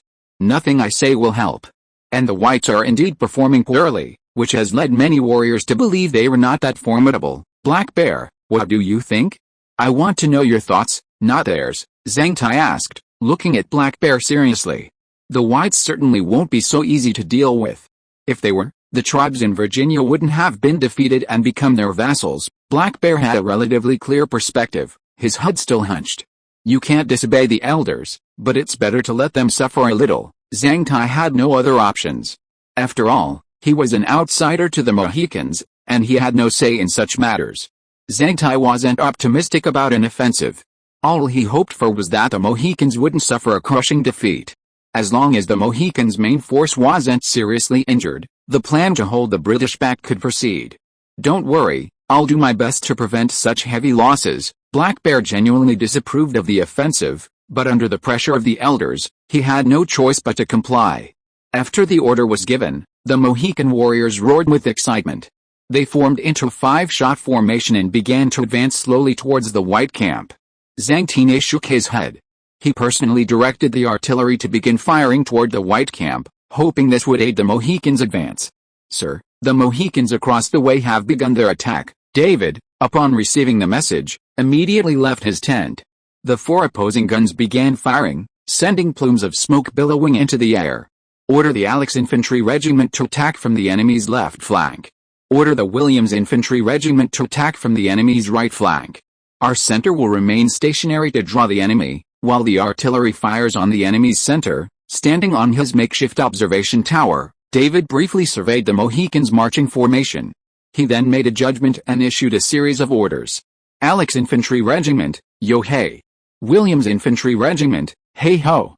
The 2 neatly arranged phalanxes began their attack, first advancing slowly from either flank, then accelerating their pace to charge the Mohicans. Boom, boom, boom. The British artillery began firing, their solid shells raining down upon the Mohican crowd, unleashing a hail of blood and severed limbs. The Mohican warriors, once somewhat excited, were now in a state of panic. For days, they had been overwhelming the whites, their artillery suppressing them, inflicting little damage. Now that they had taken the initiative, they realized the true power of artillery. While solid shells lacked the range of explosive shells, the solid iron shells would rise upon impact and continue charging backward. In front of the cannon's impact, anything would be destroyed, let alone a human body, which would be powerless to stop it. Often, a single cannonball plunging into the crowd would knock down an entire line of Mohican warriors, leaving a terrifying gap. This wasn't the worst problem. The most disconcerting for the Mohican warriors was the British deploying 2 legions, attacking from either flank. This two-pronged tactic left the Mohicans somewhat bewildered. Because they had only learned to attack the enemy head-on, they were unfamiliar with this flank-based attack. They didn't know how to divide their forces. Should they split into 2 groups to fight the enemy, or continue advancing? Zhang Tai, watching from the rear, knew the Mohicans were in trouble. Sure enough, the British flanks pressed forward, pressing into the Mohican front. The Mohican warriors, once ordered 5-section firing formations, immediately fell into disarray. Some ran to the left, firing at the enemy, while others ran to the right, firing at the enemy. Still others were unsure whether to move left or right. Meanwhile, the 2 British armies, from their slow advance to their slow pace, maintained their formation. Even now, while maintaining their square formation, they began to charge at full speed. The spearmen held their sharp spears horizontally, while the crossbowmen in the rear unleashed a barrage of arrows. The infantrymen shouted at the top of their lungs, raising their weapons to dispel the fear in their hearts. On the battlefield, there's no one who isn't afraid, and these British soldiers were no exception. The 5-shot formation was in complete disarray, and the Mohican warriors could no longer maintain their formation. Some had already discarded their muskets, drawn their own weapons, and rushed forward, ready to engage the British in hand-to-hand combat. Unfortunately, this reckless action sent them on a journey to hell. These Mohican warriors simply couldn't break through the British spear formation. At the same time, they had to face the arrows shot by the British archers behind the spear formation. The British spear was usually about 4 meters long. The spear tip had an iron spike, and the spear shaft was smooth and well-suited to piercing the enemy's body. The well-trained British spearmen stabbed each other with their spears, killing 30 or 40 of the reckless Mohican warriors in a flash.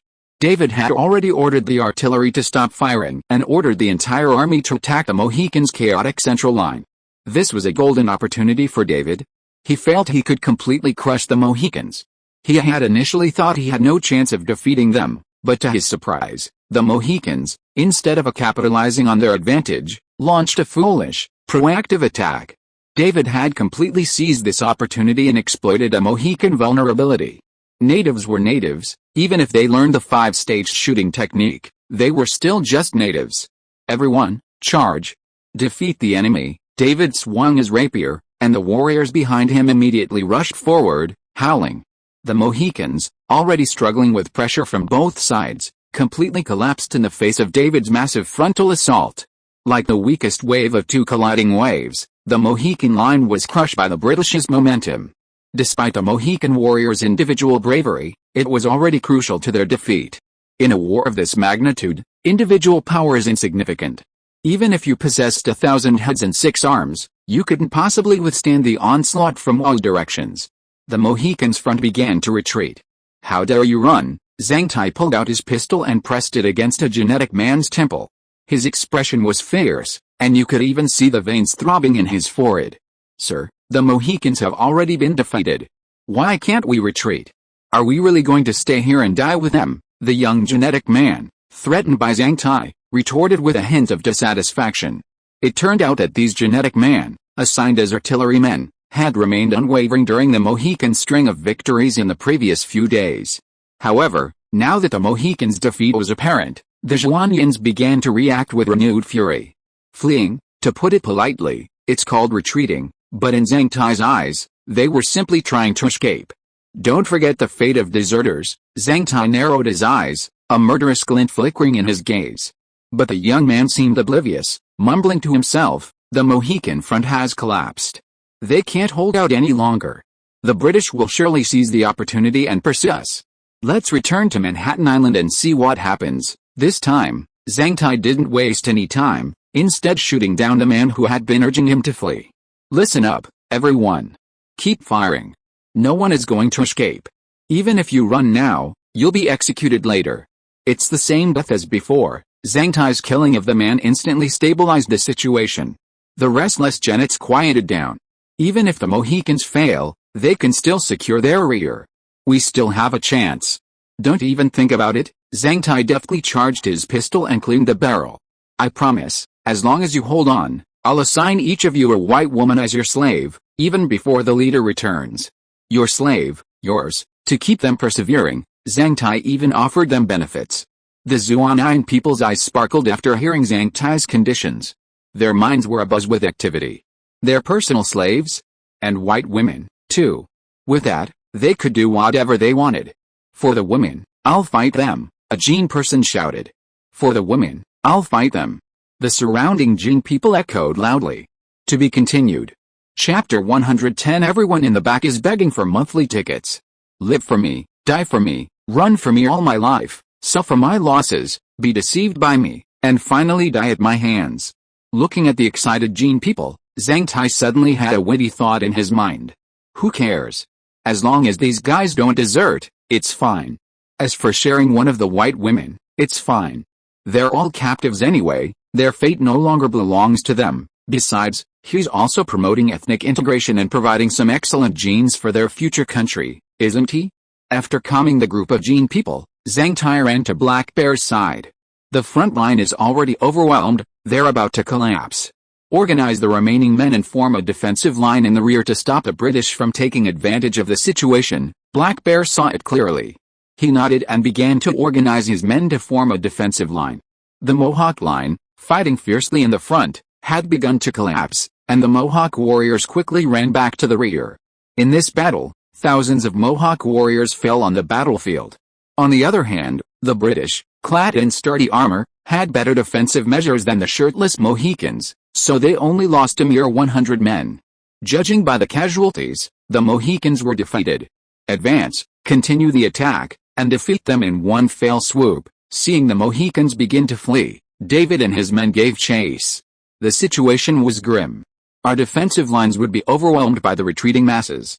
Seeing the crushing mass of Mohicans, Zhang Tai's expression grew graver. What should we do? Black Bear was at a loss. Retreat is definitely not an option. It would plunge us into an endless pursuit and escape. It would also severely impact morale and completely destroy the soldiers' courage, Zhang Tai quickly explained to Black Bear. Then I'm at a loss. According to our Mohican way of doing things, we should organize our forces and continue the charge. After hearing Black Bear's words, Zhang Tai shook his head. Black Bear's proposal was definitely not feasible, it was tantamount to suicide. Slow down, reorganize. David noticed the defensive line forming in the rear and ordered a reorganization. Originally, David had thought that if they had just charged in a chaotic manner, even the Mohawks' rear defenses would have been unable to withstand them. However, David, in his trance, ordered a reorganization, completely abandoning this opportunity. He was actually hoping to minimize losses and maximize his victory. While there was nothing wrong with this idea, it was inappropriate at this moment. David, always a clever man, didn't realize that his momentary caution had allowed him to avoid a serious disaster. Don't run away. Gather your courage and form a defensive line. Haizaiarano arrived behind the defensive line, blocking the retreating Mohawk warriors and reorganizing them into a 5-stage tactical line. A considerable number of arquebuses were lost, but the line was still organized. I'll organize the flanks to prevent them from attacking again. Zhang Tai knew where the Mohicans had failed, so he volunteered to take charge. He also shared his strategy with Black Bear, who then took charge of the other flank. When David led his troops to attack, they encountered resistance from the Mohicans. He attempted to continue attacking from the flanks, but discovered they had learned to divide up and form lines to resist. This resulted in David suffering heavy losses. Furthermore, since David and his men had charged forward, they hadn't brought their artillery with them. Therefore, they were unable to suppress the Mohican artillery fire. After much effort, the Mohican line finally stabilized and successfully withstood the British attack.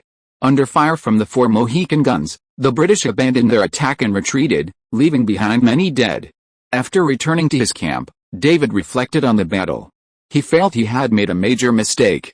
Not charging forward with all his might, but instead reorganizing his formation. He recalled a truly golden opportunity. If he hadn't given that order, He could have easily crushed the enemy line.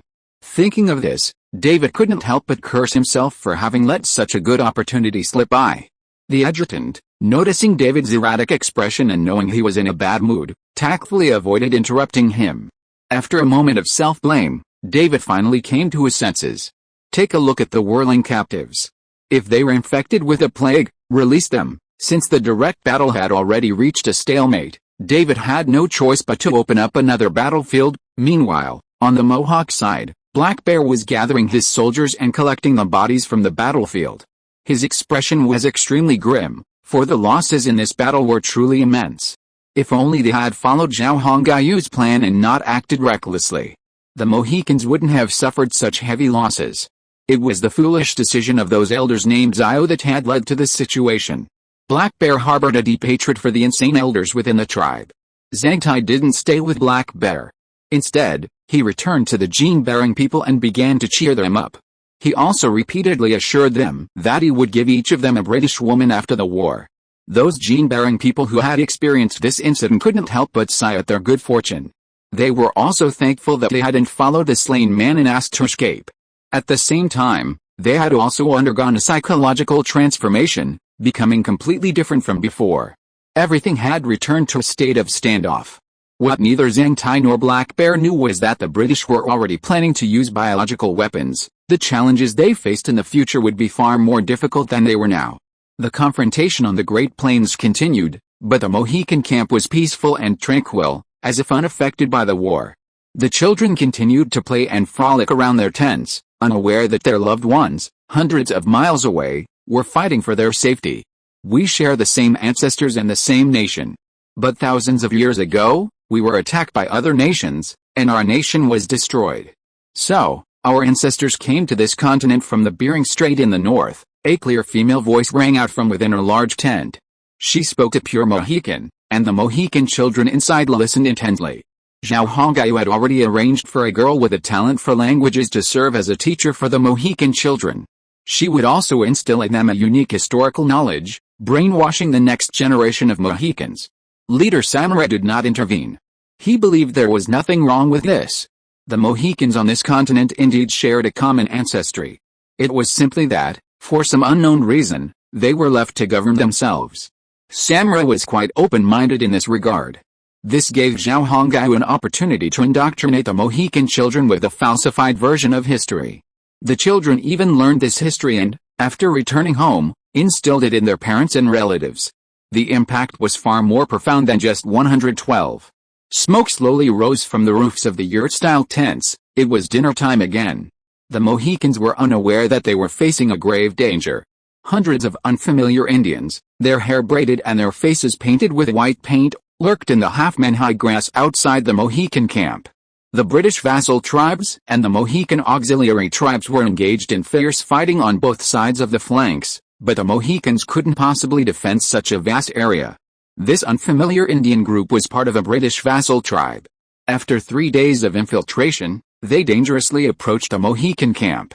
At this point, all the Mohican warriors were dispatched to meet the British. Therefore, only the elderly, the weak, the sick, and the young remained in the camp, completely defenseless.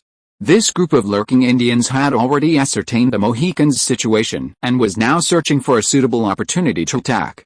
Cuckoo, cluck, someone imitated the call of a pheasant, their code word. The lurkers clutched their weapons, their eyes gleaming with bloodlust. As the leader of the group leaped from the brush and charged towards the Mohican camp, the other Indian warriors followed, emitting strange cries and charging out. Because the Mohicans lacked male warriors, they were unable to withstand the sudden onslaught. For a moment, the Mohicans were littered with corpses, and the women and children trembled in fear at the sudden onslaught. However, the genetically modified girl, who had taught history within the Mohicans, displayed her courage and fearlessness at this crucial moment. She wielded a cross-axe in her right hand and a dagger in her left, striking down 2 howling Indians who charged at her. Her skill was clean and decisive, no less impressive than Song Hu's. It was her ability to reach out and her inherent Greater China spirit that had led Zhao Hongayu to send this girl to the Mohicans. Children, take up your weapons. Don't be lambs to the slaughter. Although you are still weak, 10 of you can still kill a wolf, she directed the Mohican children, armed with the wooden javelins, to form a somewhat unreliable defensive formation in front of the teaching tent. But it was precisely because of this that they withstood the initial attack. As the attackers advanced into the Mohicans, they immediately dispersed their forces, engaging in widespread slaughter and fire. In other words, they divided their powerful fists into smaller groups. This was done to inflict the greatest possible damage on the Mohicans, but they failed to understand that only a united fist could deliver the most power. Of course, it was precisely because of this that the female gene teacher and the children were fortunately able to survive. Otherwise, she alone would have been unable to withstand so many enemies. The hissing sound of blood spurting, shouts, wails, and the thuds of weapons piercing bodies resounded continuously throughout the Mohican camp. The once peaceful and tranquil tribe had now transformed into a scene of hell. After a brief period of scattered attacks, the Indian raiding party began to gather and attack the Mohican elders' quarters. Whether within the Mohican or other Indian tribes, there was a distinct similarity. The chief's tent and the elders' tents were always located in the heart of the tribe. Only those of high status could encroach upon the jinn who lived in the tribe. Therefore, these attackers targeted the Mohican leaders, sparing the elderly, the weak, women, and children. It must be said that their plan was well planned. As the saying goes, strike the snake at its weakest point, kill the person with a beheading. If only the Mohican elders and their leaders were eliminated, wouldn't the remaining Mohican warriors be reduced to disarray? The Mohican elders, upon seeing the ferociously charging enemy, were so frightened that some even urinated. Only the old leader, Samra, armed with his weapons and accompanied by his son Atito, charged forward to meet the enemy.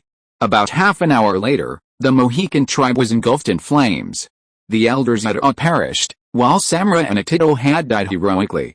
The surviving Mohican women wept as they watched their homes engulfed in flames. The group that had attacked the Mohican tribe quickly withdrew, knowing that any further stay would be disastrous. Furthermore, having already achieved significant success, there was no need to remain. Meanwhile, in Virginia, Zhao Hongyu led his men in the siege of a British settlement. The wooden fence formed a protective wall. On either side of the gate, the British stood in a fierce battle formation.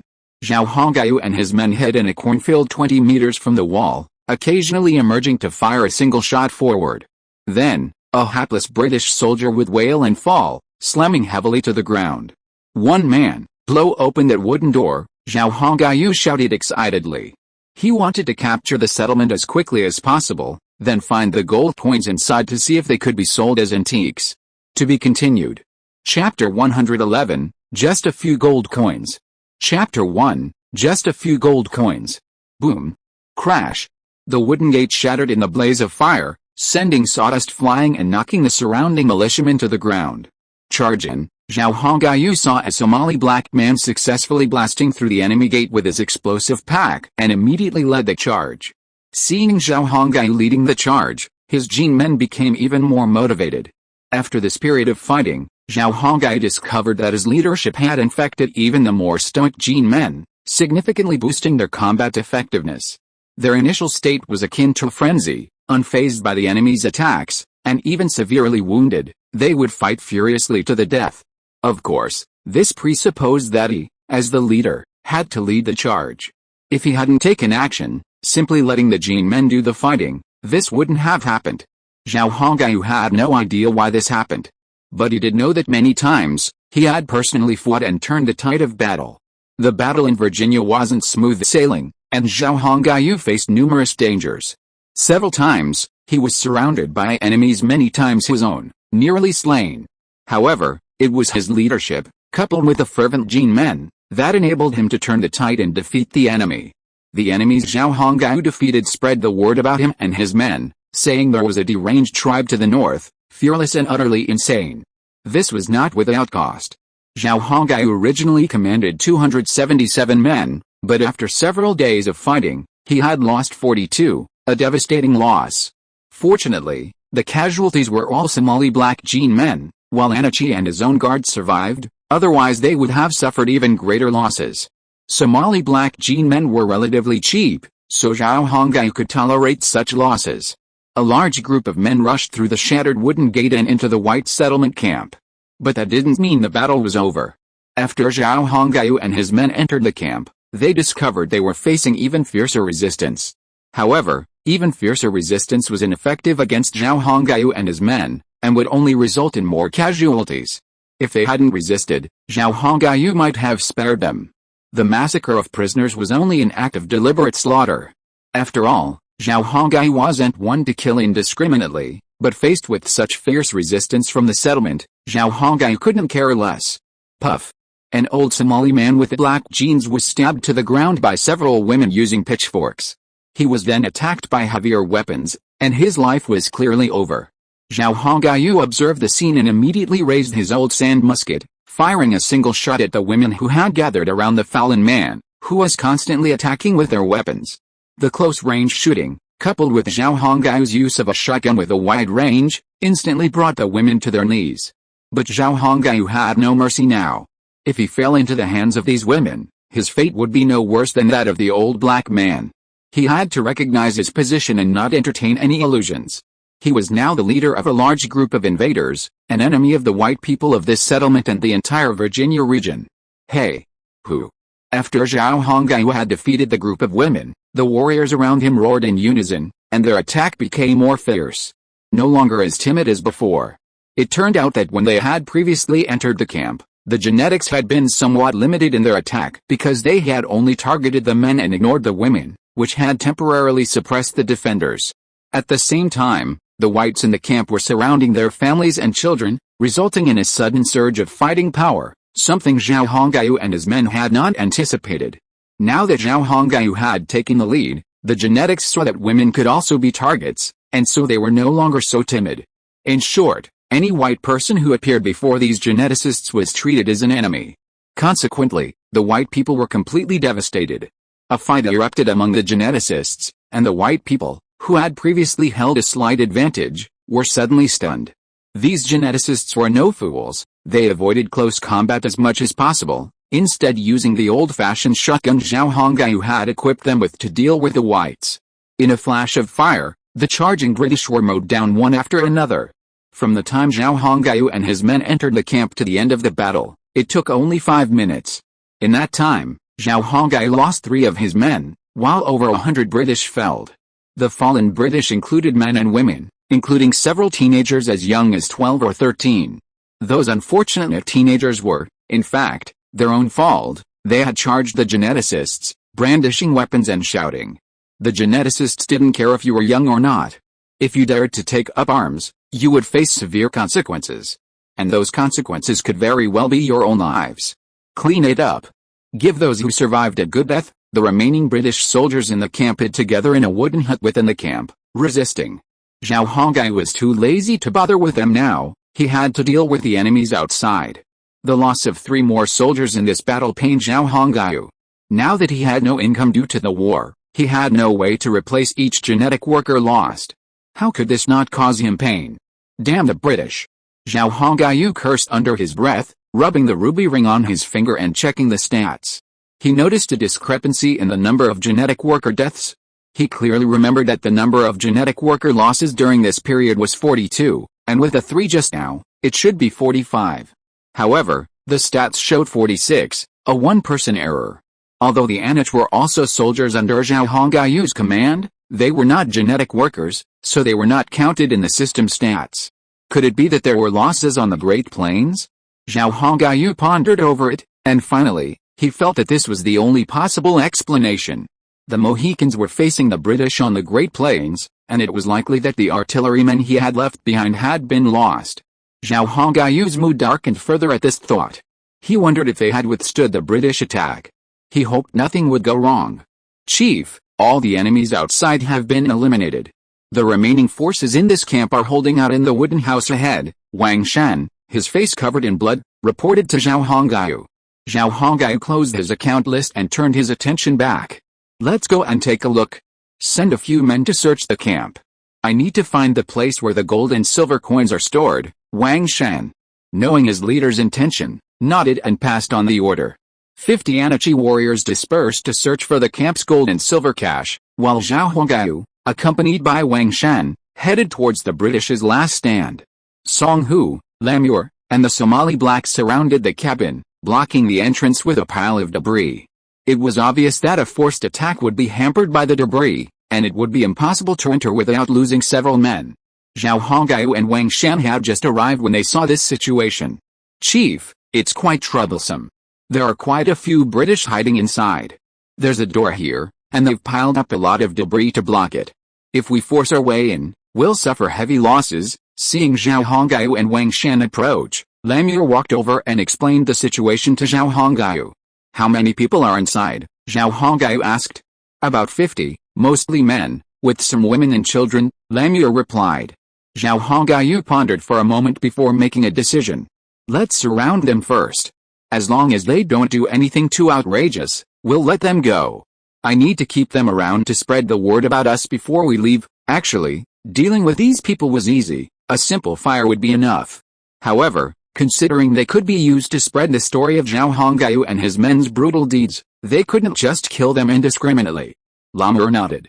He hoped to find some valuables to fill the gap left by his 46 dead subordinates. Zhao Hongyu silently prayed. The British in the cabin saw that the natives outside were surrounded, but the natives didn't rush to attack, which made them feel a little relieved. They didn't know why the natives didn't continue their attack, but it was still a good thing for them. "Everyone, take a break. I think the natives are about to launch a fierce attack," a large man hiding in the cabin shouted to his companions. It seemed he had become the leader of these people. Zhao Hongyu didn't show much interest in the British in the cabin. "We found a small wooden barrel in the room off to the side. Inside, there are hundreds of gold coins. Beyond that, we haven't found anything else." The Anuchians did make some discoveries, and Wang Shan quickly informed Zhao Hongyu. However, the discovery was only a few hundred gold coins, which left Zhao Hongyu unsatisfied. But any discovery was better than nothing, so he couldn't be too critical now. "Come on, take me over to see it." To be continued. Chapter 112 The Value of Gold Coins. Ding, ding, ding. The genet took the barrel outside and poured the gold coins onto the ground. The sound of the coins clashing against each other resonated in Zhao Hongyu's ears, like the most beautiful music in the world. Zhao Hongyu picked up a gold coin and examined it. On one side was the profile of a middle-aged woman, wearing a crown and looking very wealthy. On the other side was a pattern of crossed swords. Note, this is the author's own conjecture and is not accurate. There were no typical period markings around the coin, clearly not a factor in the coinage of the 17th century. "Chief, how much is this thing worth?" Wang Shan swallowed, approaching and whispering. Zhao Hongyu shook his head and said, "I'm not sure, but that doesn't matter. I think the time-space trader can give you the answer." He rubbed the ruby ring on his left middle finger and opened the time-space trader. "Hopefully, this gold coin is worth more than an equal weight of gold. That way, we can get some relief." Wang Shan knew they'd suffered heavy losses in the past few days and was eager to replenish their losses this way. If Zhao Hongyu's guess was correct, they could completely exploit the British in Virginia by using war to support war. Meanwhile, their forces would grow and gain significant benefits. It was precisely with this in mind that Zhao Hongyu proactively entered Virginia and began attacking white settlements. However, whether this was truly the case depended on the answer given by the space-time trading system. If the answer wasn't what Zhao Hongyu imagined, he would have to make a loss on this trade. He could then withdraw from Virginia and avoid further wasting resources and increasing losses. After opening the space-time trading device, Zhao Hongyu immediately selected the option to sell goods. He then let the device take the gold coin. After 3 seconds, the device generated a price.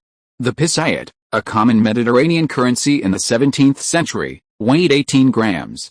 The international collector's price is $36,000 per coin, subject to price fluctuations, based on the current day's price. Note, a British gold coin circulated in the Mediterranean since 1650, which the author has figured out in advance. Phew. Zhao Hongyu finally breathed a sigh of relief after seeing the price of the coin. His biggest fear was that the coin would be worthless, because if it weren't, all his efforts would be in vain. And the dead genetic warriors would have died in vain. $36,000. Even if converted at 2, that's 220,000 RMB, and how much is a gram of gold?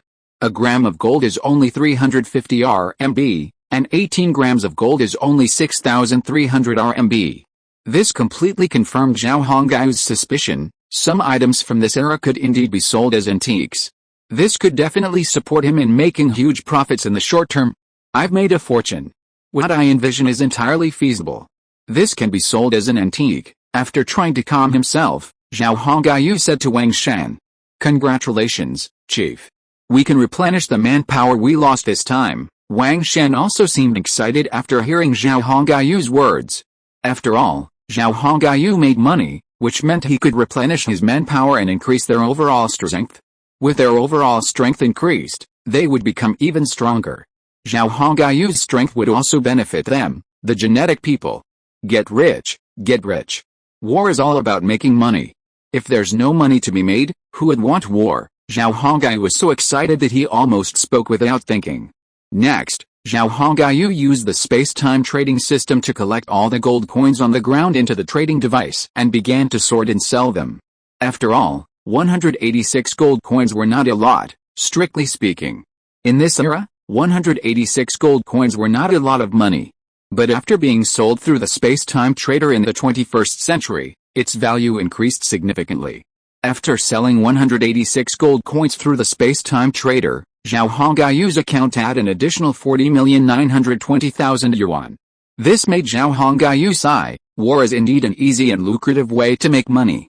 The genetics were all aware of their leader's cheat, so they weren't surprised by the gold coins disappearing from the ground. As for the British in the nearby cabin, Zhao Hongyu wasn't worried about them at all. Because the space-time trader had a very special property, no one besides Zhao Hongyu could witness what was happening. These gold coins sold for a total of 40,920,000 yuan. This is a huge fortune, Zhao Hongyu said to Wang Shan with a beaming face after checking the balance in his virtual account. Wow! Wang Shan opened his mouth wide, a little shocked. He had expected gold coins to be valuable, but he had never imagined they were this valuable. An 18-gram gold coin was worth 220,000 yuan, significantly more than the same weight of gold. However, Zhao Hongyu gave another wry smile and said to Wang Shan, "But the price of these gold coins has dropped somewhat since they were sold. So if we get more of these coins soon, we can't rush to sell them." He mentioned the ridiculous setting that affected the price of goods after they were sold, and he was truly frustrated. That's really strange. It's only 186 gold coins, not a large transaction.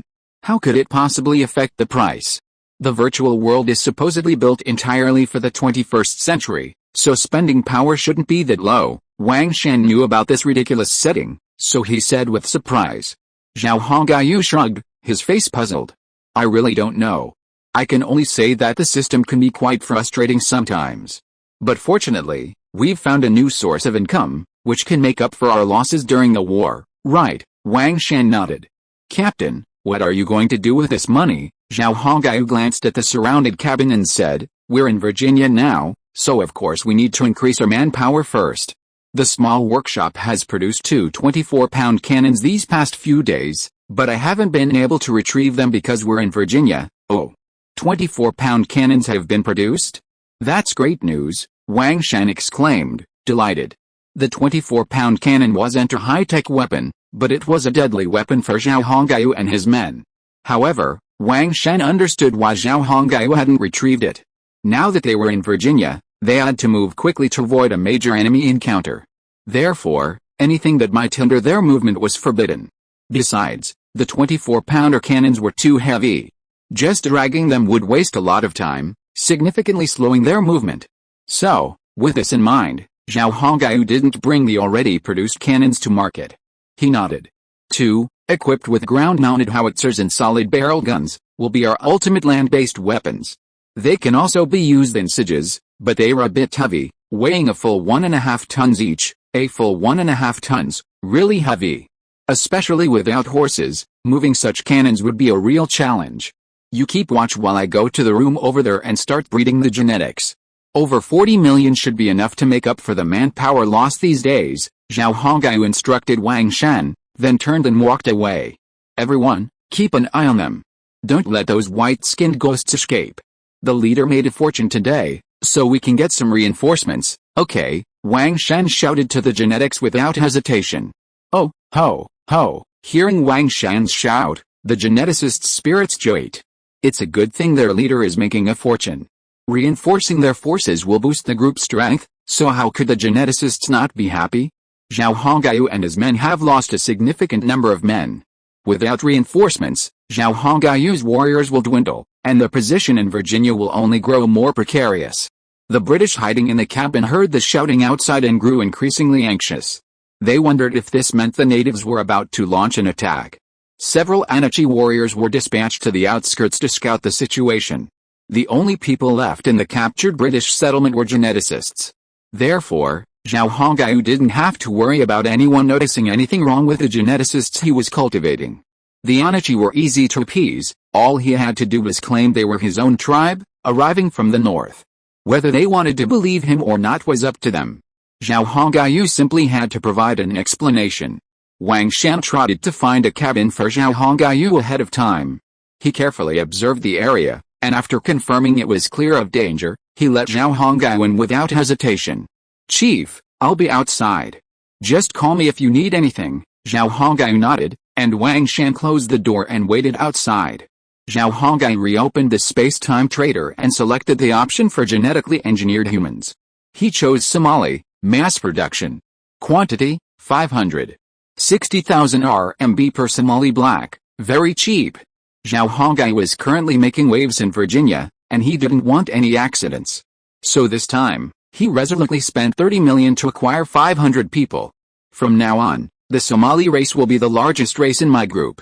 Once I overcome this difficult situation, I must increase the number of Chinese races. Zhao Hongyu thought to himself as he watched the 3D animation appear. To be continued. Chapter 113, Advancing to Yaxley. Our Mohican camp has been attacked. The elders, the chief, and Atito have all been killed. Black Bear, who was in a standoff with the British on the Great Plains, received the bad news from the camp. This news immediately caused unrest among the Mohicans on the Great Plains. Fighting on the front lines, their homes had been destroyed. How could they possibly concentrate on the battle? Many warriors had wives, children, and elderly relatives back home. How could they not worry? Consequently, their morale was unsettled, and their fighting spirit began to decline sharply. Black Bear had received numerous requests from warriors to retreat and see their families. Black Bear knew he couldn't suppress this, but he also understood that retreating would mean all their efforts were wasted. However, the warriors' demands were entirely reasonable, and he had no reason to refuse. So, distressed, he sought out Zhang Tai to discuss the matter. Just then, the liaison sent by Zhao Hongyu arrived at Zhang Tai's location. Zhang Tai informed them of the recent developments and instructed them to return as soon as possible to inform Zhao Hongyu, as the war situation was likely to change significantly during this period. He had no way of judging the outcome of this war. "Sir, the leader means he will proactively attack and destroy the actual British settlements in Virginia. If possible, he will attack the largest British city in Virginia, assuming everything goes as planned and the gold coins can be sold for antique prices." The genetic liaison explained Zhao Hongyu's plan to Zhang Tai in detail. Zhang Tai had no objection to Zhao Hongyu's plan, as proactively destroying the British settlements in Virginia would have significant benefits, so he strongly supported it. Furthermore, by destroying these settlements, the morale of the British soldiers on the front lines would also be weakened. The only problem now was that the Mohican camp had been destroyed, and before the British morale could even begin to decline, the Mohicans had already fallen into chaos. "Go back and tell the leader immediately that the Mohican camp was destroyed by a surprise attack. The people on the Great Plains are now in turmoil and instability. I don't think Black Bear can hold out much longer. Retreat is inevitable. But I will do my best to teach them guerrilla warfare to buy them some time. I hope the leader can make a bigger move, so that he can influence the British." Zhang Tai had already assessed the Mohicans' situation and had the liaison officer return immediately to inform Zhao Hongyu and share his plans. As the liaison officer left, Black Bear rushed over to Zhang Tai.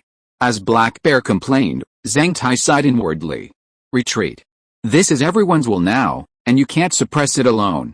If you suppress it too harshly, it will provoke a riot among the soldiers, and the consequences will outweigh the gains." Zhang Tai had already weighed the pros and cons, so as soon as Black Bear finished complaining, he offered him an answer and a solution. "Remember to send someone to inform the tribes on both wings to retreat to the Mohican camp and stop engaging with the British vassal tribes." Since the Great Plains were retreating, they had to inform the tribes on both wings still fighting the British vassal Indians so they would have a heads up. Otherwise, it would be unkind of the Mohicans to withdraw without informing them. Black Bear nodded. What else could he do now? "Okay, I'll have the soldiers prepare. "We'll retreat tonight." Having made his decision, Black Bear didn't waste any time. He immediately left Zhang Tai's place and announced his decision. Retreating during the day was unrealistic. It would alert the British and lead to a pursuit attack. Therefore, retreating at night was the best option. Since they were going to retreat, Zhang Tai also had to take some action. Since they were retreating, speed was paramount, and therefore artillery pieces would obviously be a burden. To prevent the cannons from falling into enemy hands and being used, Zhang Tai ordered the geneticists to find wooden wedges and hammer them into the cannons' lead sockets, completely sealing them. This way, even if the British seized the 4 cannons, they couldn't use them. At least, they couldn't use them until the wood was cleared, which would have been a considerable effort. Furthermore, the leader had already invested in the production of 24-pounders, and these 8-pounders were destined to be obsolete. Therefore, there was no point in wasting time, which was why Zhang Tai made this decision. As night fell, the Mohicans quietly began their retreat. It was not until noon the next day that the British noticed something unusual about a Mohican position across from them. After dispatching troops to investigate, they discovered that the Mohicans had all left. David was initially skeptical when he heard the news.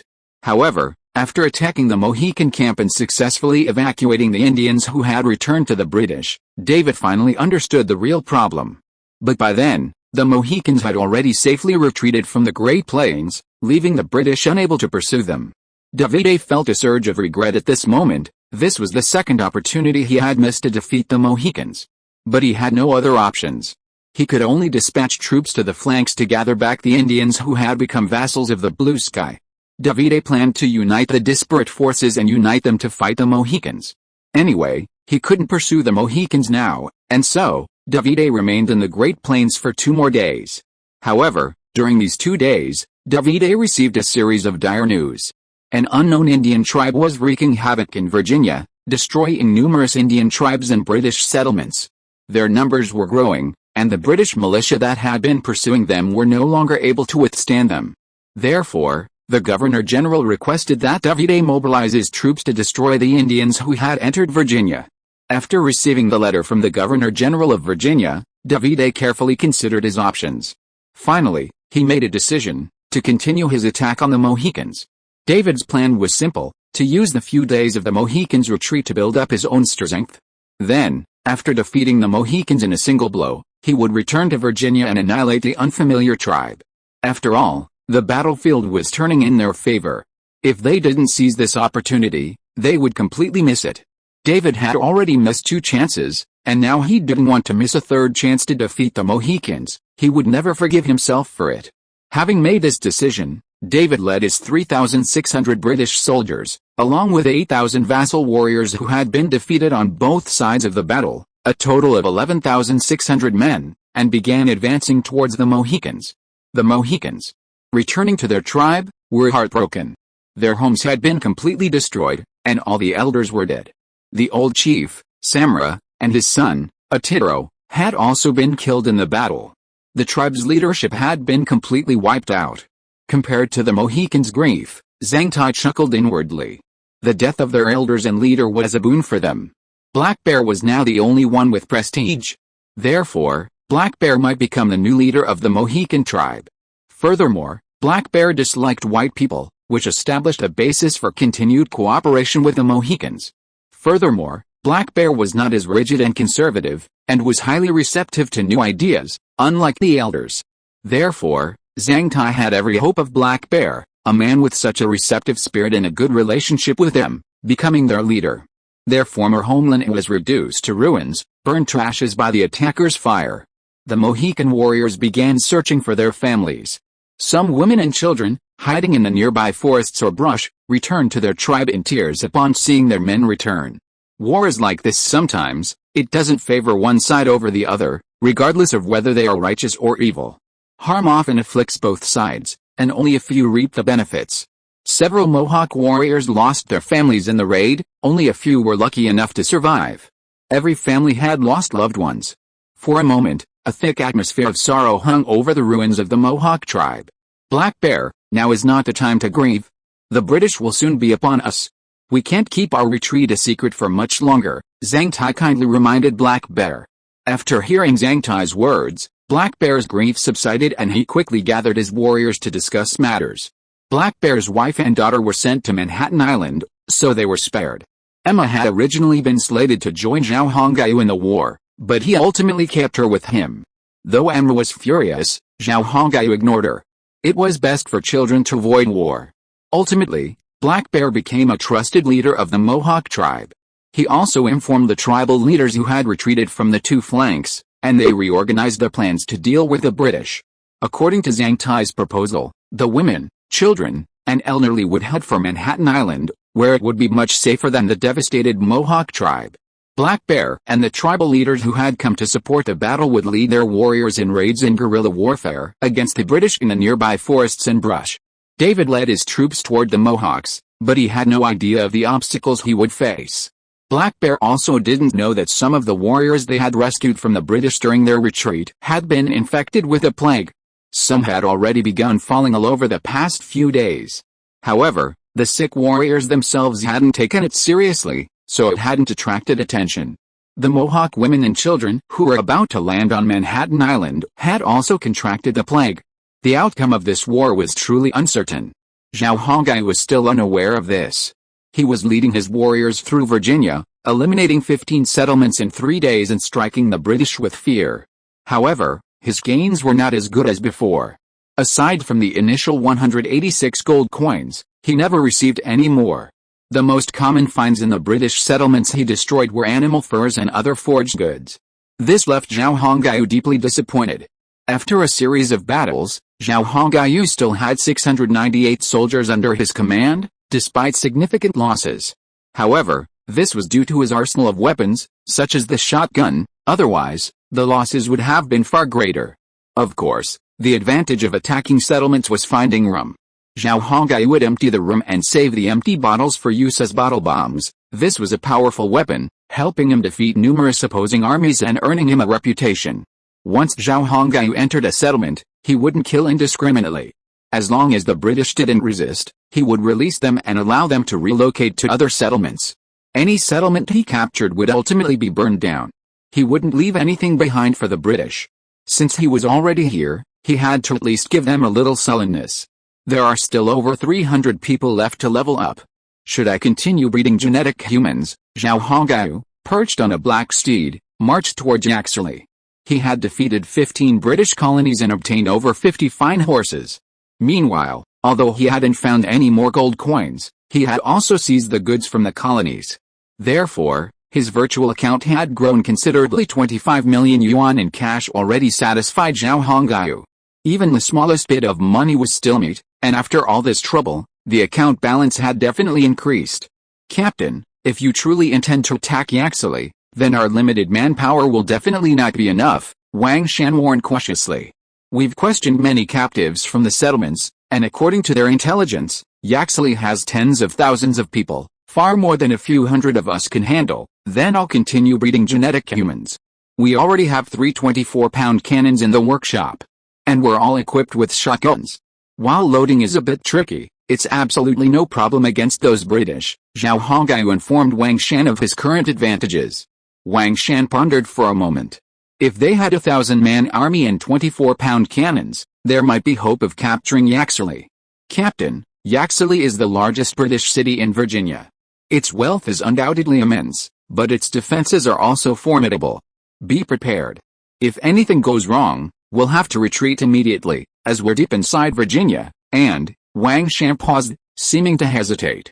Zhao Hongyu understood what Wang Shan wanted to say, and he continued, you mean the information we got from those white people?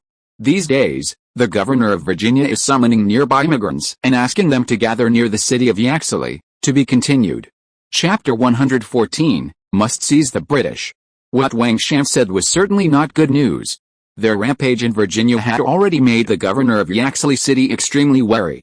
Word of their actions over the past few days could not have escaped Yaxley City. The governor of Virginia had taken appropriate measures, notifying the residents of nearby settlements to gather in Yaxley City to avoid being massacred by Zhao Hongyu's men. At this time, the distance between America and Europe was too great, and the British could not receive significant assistance from mainland Britain. Therefore, they had to rely on themselves on the American continent. And if they relied on themselves, people became a precious and indispensable component. Every British person in the American continent was precious to the governor of Virginia. Such a so-called massacre would be a huge loss. Therefore, his priority now was to minimize such losses and preserve precious lives. These people were the lifeblood of the British colonies in America. Without them, nothing would exist. In such an era, people were everything, the backbone of the American continent. The governor of Virginia understood this truth. It was for this reason that he felt deeply distressed when he heard the reports from the survivors of the settlements Zhao Hongyu had destroyed but not massacred, leaving them free. After all, clashes were inevitable when Zhao Hongyu attacked the settlements, and the white casualties would undoubtedly be significant. Without defeating the guards, Zhao Hongyu and his men would have no chance of entering the settlements.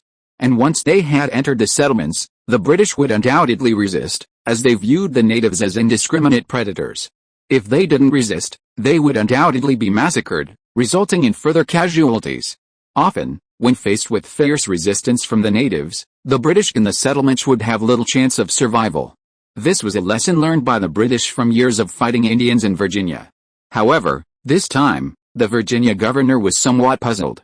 This tribe, coming from the north, had rampaged through Virginia, attacking settlements only when they encountered resistance.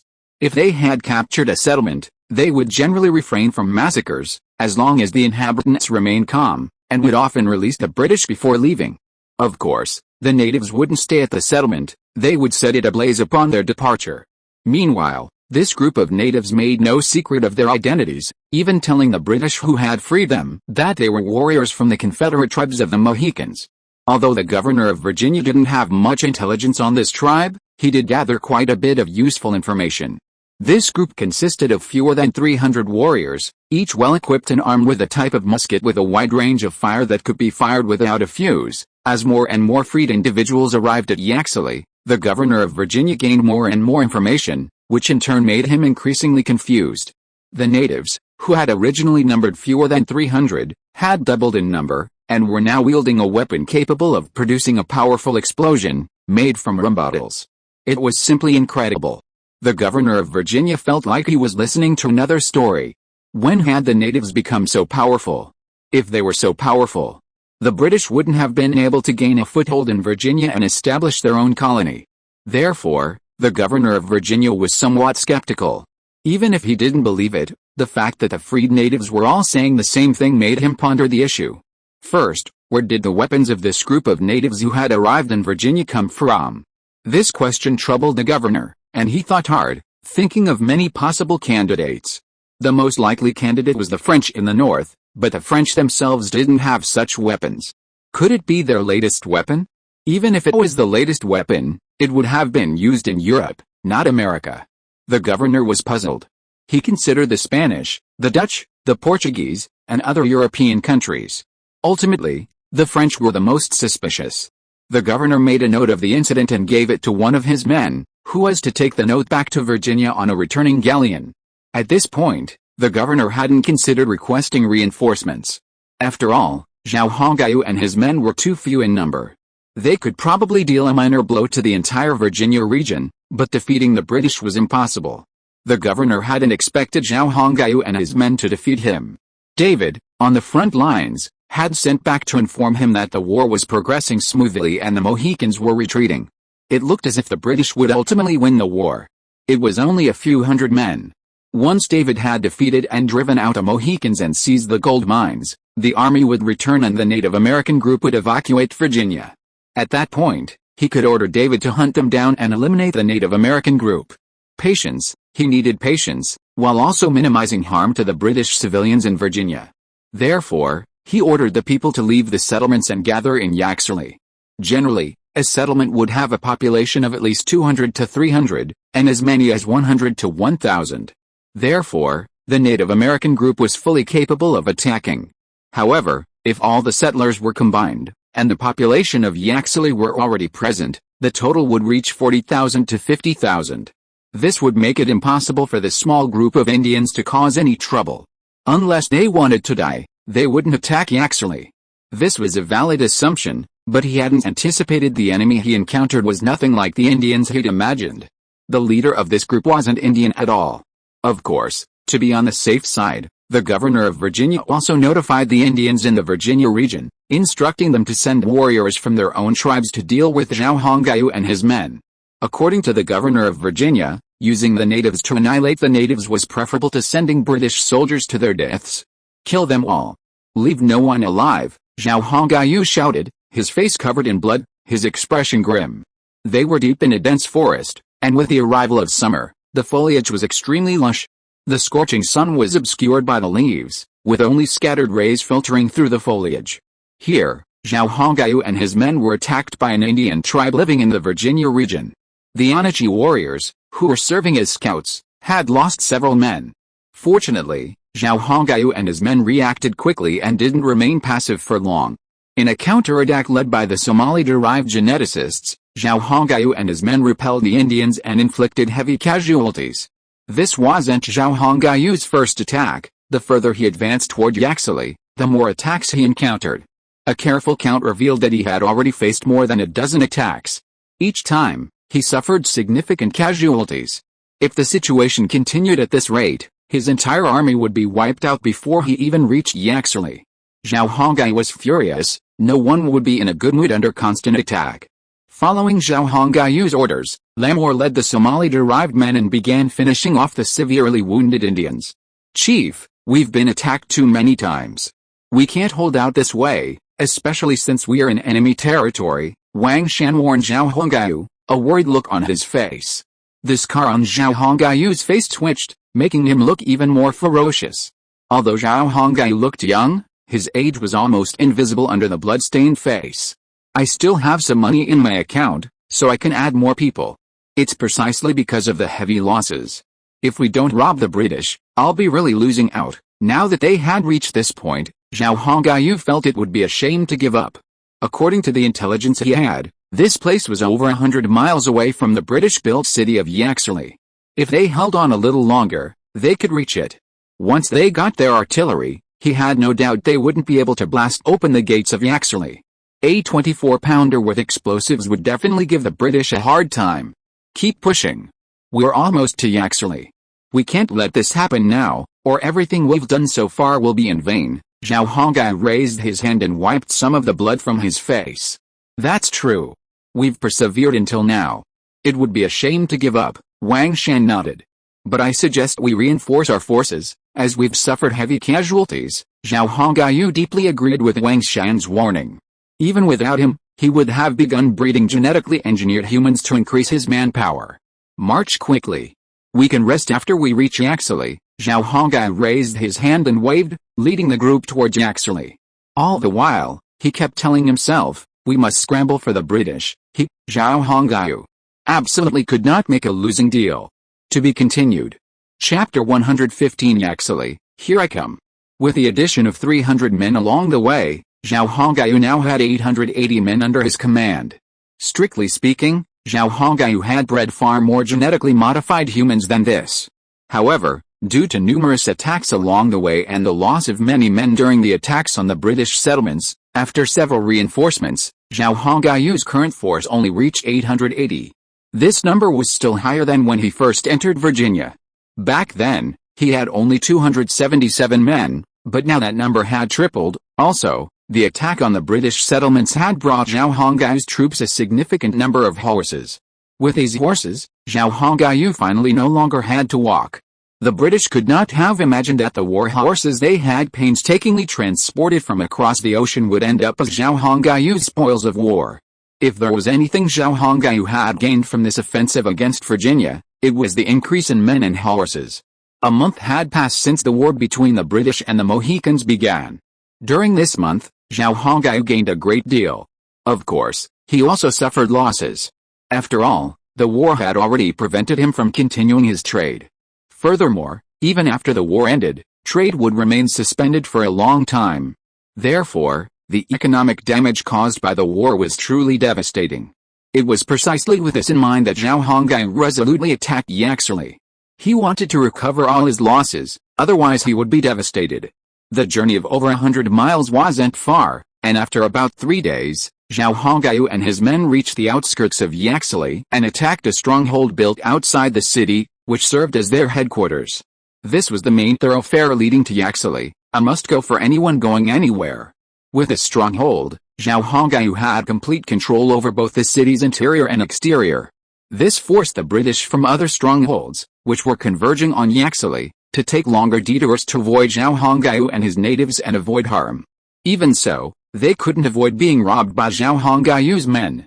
Zhao Hongyu now had a particular fondness for plunder. He needed money, a lot of it, to support his manpower. Without it, he couldn't sustain himself. Therefore, before offering his services to Yaxley, he had to focus on the British civilians who had been ordered to gather there. Zhao Hongyu figured that even if these people were poor, they still had a few coins. Gold and silver coins in this era could be sold as antiques, so any loot was better than nothing. So, Zhao Hongyu played the role of a bandit outside Yaxley. Besides, the British who had been ordered to gather there were unaware that Zhao Hongyu had occupied the stronghold. Therefore, it would be easy for Zhao Hongyu to run into those foolish British and fall into his trap. The stronghold was built of stone, resembling a miniature European castle.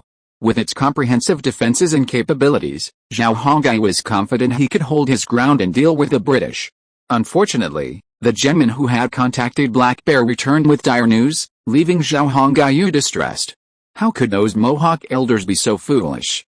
Why would they do such a thing when they had the upper hand? After hearing the news, Zhao Hongyu's face was filled with resentment. They were a bunch of unteachable people. Wang Shan then spoke up, but it's not so bad. I heard the Mohawk tribe was attacked. The old leader, Samra, and his son were killed in the battle, along with those insane elders. If I'm not mistaken, Black Bear should be the one in charge of the Mohawk tribe now. Zhao Hongyu calmed himself, thought for a moment, and nodded. Well, if nothing unexpected happens, then Black Bear should be in charge. After all, the Mohawk leaders have been destroyed, right? Zhao Hongyu agreed with Wang Shan's assessment. Let's put these things aside for now. What do you think of the current situation on the prairie? Zhao Hongyu asked, frowning. Things were already so bad in the Mohicans, and there was nothing they could do about it. The most pressing issue now was the standoff with the British on the plains. Wang Shan shook his head. I don't think the situation is good. You just heard the feedback from the geneticists. After learning of the attack on their tribe, some of the Mohican warriors were uneasy. I think Black Bear might not be able to control them, and they'll be forced to retreat. Zhao Hongyu frowned, thought for a moment, and said, that's right. With people uneasy, Black Bear can't be controlled. With wives and children all in the tribe, and the tribe under attack, if it happened to you or me, I'm afraid our reaction would be no different from those warriors. To be fair, Zhao Hongyu was absolutely right. If it happened to them, they wouldn't be able to do anything either, and would ultimately be forced to retreat at the request of the majority of the warriors. With Zhang Tai here, the situation shouldn't deteriorate to a critical point. But we can't stay in Virginia for long. We'd better get the deal as soon as possible and then leave. Zhao Hongyu pondered for a moment, then pounded his fist and made a decision. What are your plans, Chief? Wang Shan asked. Zhao Hongyu walked over to Wang Shan and sat down. He said to him seriously, Yaxley City is just across from us. I've asked the prisoners. I know where the gold coins are stored inside Yaxley. As long as we can open the city gates, rush in, and quickly find the cash, we can retreat. So this was Zhao Hongyu's plan. That's right, Chief, as long as we find the cash, you can take it all away. We won't have to carry any of it on our backs, which saves a lot of trouble. Wang Shan thought this plan was feasible. However, there was a problem. How would they enter Yaxley City? Also, would they be able to deal with a large number of people inside Yaxley City? If these people were armed, Zhao Hongyu and his men would be far more than they could handle. We've captured this stronghold, and the city of Yaxley couldn't have been unaware of it. Their lack of reaction suggests they're preparing. After all, most of their forces are already fighting the Mohicans, so they're unprepared for our sudden arrival. Wang Shan analyzed the situation. Zhao Hongyu nodded and said, in that case, let's not wait any longer, lest we risk further delays. Our goal isn't to capture Yaxley, but to plunder their gold. Therefore, we need to enter the city quickly and locate the gold. Zhao Hongyu spoke as he walked out. Wang Shan quickly stood up and followed him.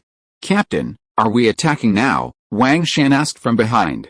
Of course, we must begin the attack immediately, Zhao Hongyu replied. I originally thought we could gather some strength, But I didn't expect Cadre Moshi turned up like this.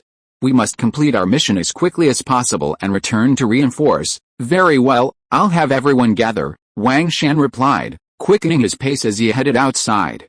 The stronghold contained a moderately large square, and soon Wang Shan had gathered Song Hu, Lamur, and the soldiers.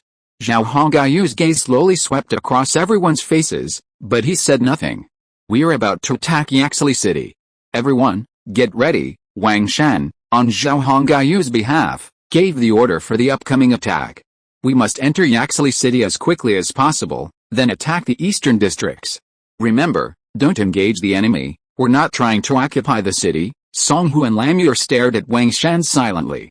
Behind them, hundreds of dark-skinned Somali-born individuals stood erect. Over 40 Anachi warriors, also fully armed, formed a disorganized formation, watching Wang Shan speak. Wang Shan spoke in English, considering the language barriers of those with Somali ancestry. Therefore, Zhao Hongyu had to speak both Mandarin and English. After Wang Shan finished speaking, Song Hu and Lamur, the military commanders, understood Zhao Hongyu's plan. Since the goal wasn't occupation, everything was easy to handle. Zhao Hongyu then transported the 6 completed cannons via the space-time trader. After the 6 cannons were completed, the workshop supervisor added iron axles and rubber wheels to address their mobility issues. Zhao Hongyu's additional horses also increased their speed. Pointing to the cannons not far away, he said to Song Hu, select soldiers from Lamur and form a temporary artillery unit. Our successful capture of Yaxley City depends on the power of our artillery. With over 50 horses pulling 6 cannons and several carts of ammunition, it wasn't a difficult task. To facilitate the transportation of the medicine, the 6 artillery pieces were also provided with several flatbed trucks. This solved a significant problem, making transportation no longer a problem for Zhao Hongyu. Alright, Song Hu hadn't taken his eyes off the artillery pieces since they appeared. Now, upon hearing Zhao Hongyu ask him to command them, he excitedly responded and ran over. Yaxley. Here I come. To be continued. If you are listening to this novel on a channel other than Fanfic World, it means it was downloaded and re-uploaded without effort. We warmly invite you to visit our channel, Fanfic World.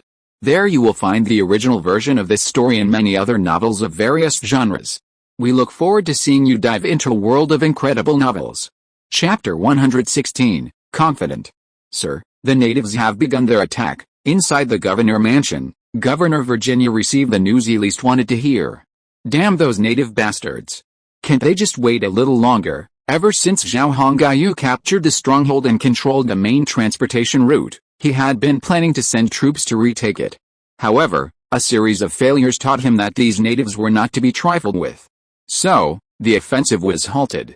He also transferred troops into the city of Yaxley as a defensive force. This gave Zhao Hongyu a chance to rest. While Yaxley had a large population, not all of them were warriors. Many of them were women and children, making up a significant portion of the population.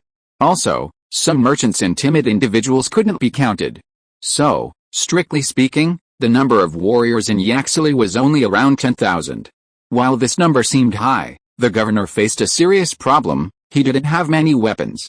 Indeed, the militia that originally had weapons had been deployed to attack the Mohicans. The bulk of Yaxley's weapons had been taken away by the regular troops, leaving them extremely scarce. Despite their large numbers, they couldn't go into battle against the natives unarmed. To counter the threat posed by Zhao Hongyu and his men, the governor even promised the captains of 3 trading ships generous rewards for their assistance. Thus, Yaxley assembled a force of 2,000 men. Zhao Hongyu and his men lined up and halted at Yaxley's west gate. Zhao Hongyu ordered the artillery to fire 10 volleys, and then decide the next step based on the situation. After giving this order, Zhao Hongyu returned. Here's my plan. Look at this street map of Yaxley. Zhao Hongyu squatted on the ground, picked up a branch, and began to draw. Through intelligence gathered from the captives and observations from a nearby hilltop, Zhao Hongyu had a clear understanding of Yaxley's situation.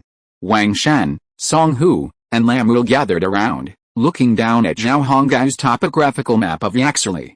We're currently on the west side of the city, and according to my intelligence, all of Yaxley's gold is concentrated in this area. He pointed to the east side of the map and continued, so, after we enter the city, we must quickly concentrate all our forces there.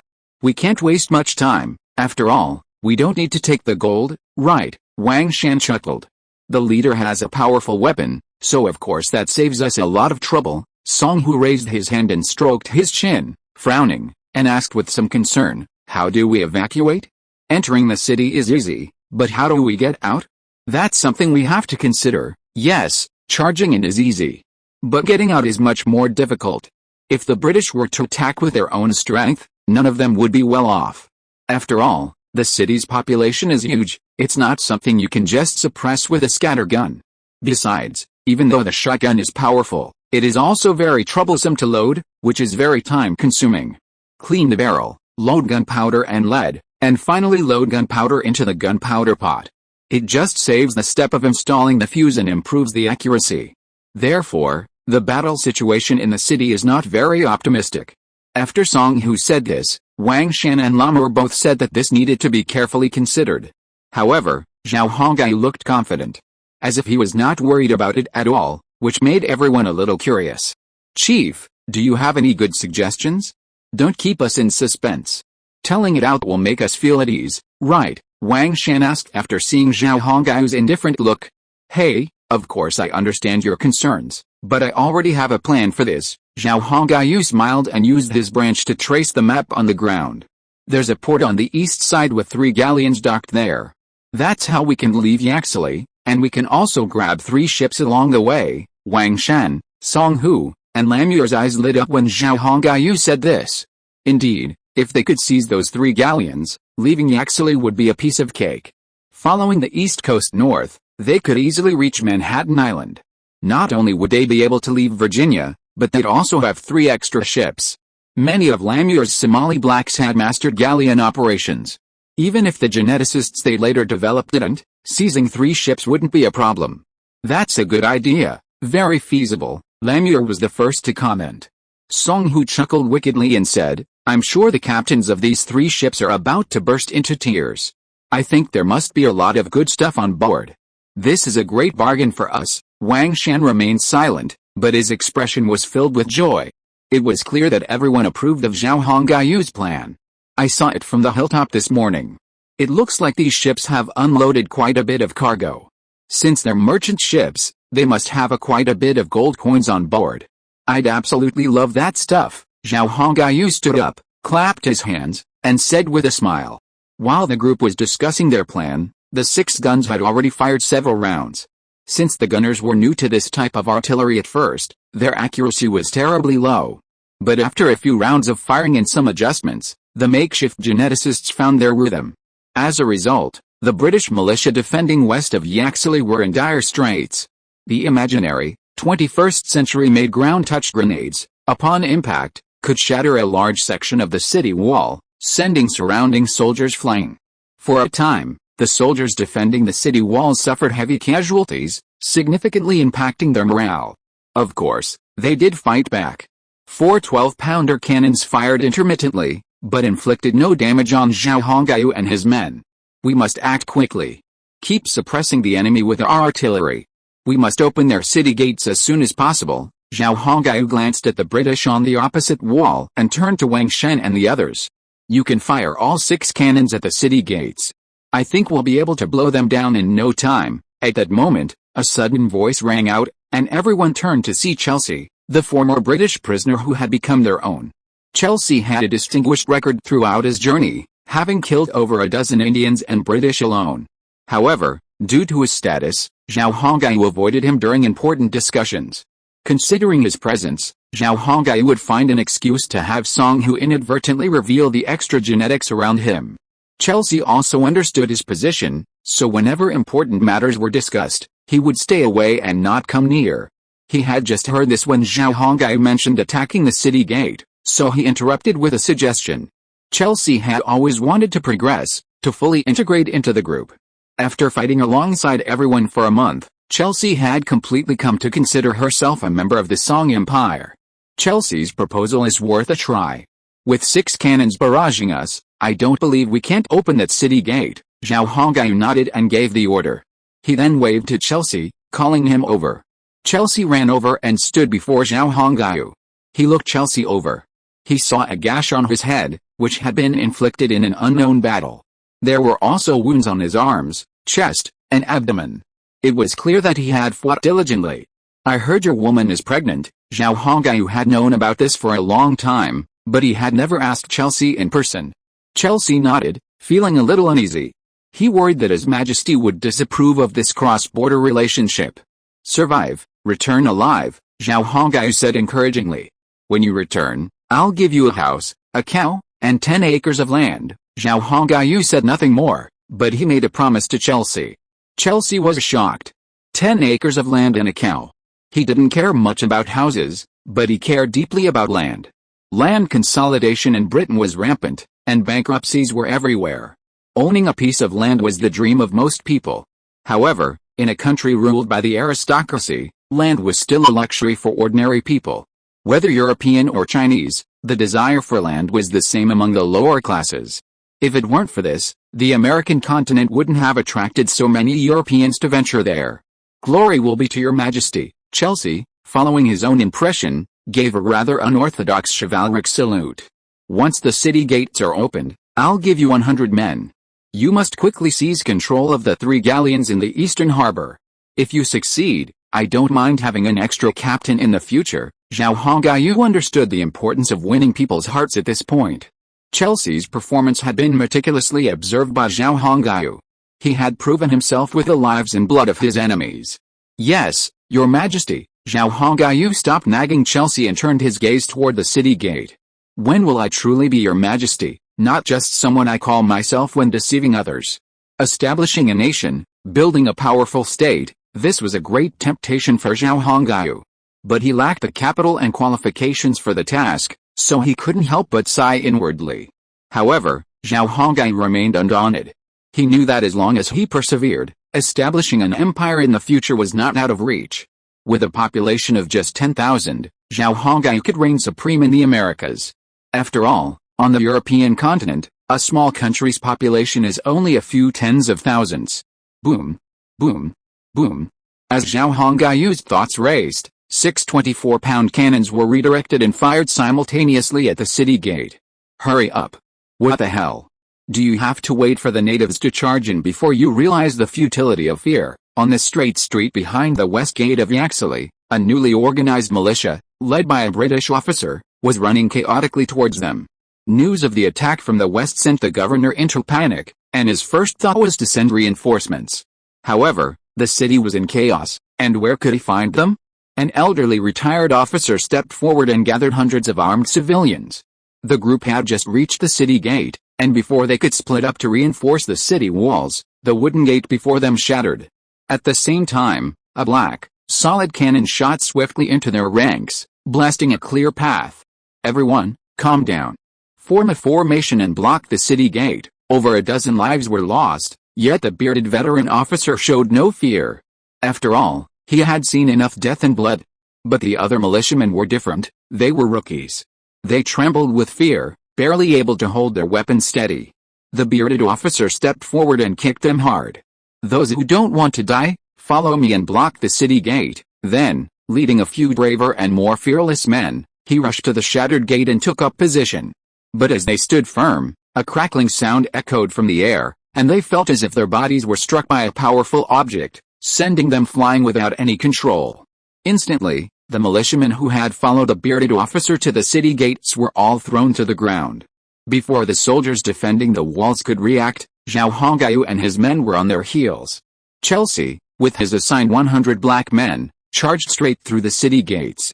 He didn't engage in any further entanglement, heading straight for the eastern harbor. Zhao Hongyu, leaving his war horses behind and assigning 50 genets to tend them, charged into the city, dragging the artillery. He didn't want to leave the artillery behind and let the British take advantage. With 50 horses pulling the strings, the 6 guns were effortless to pull. Bang! Bang!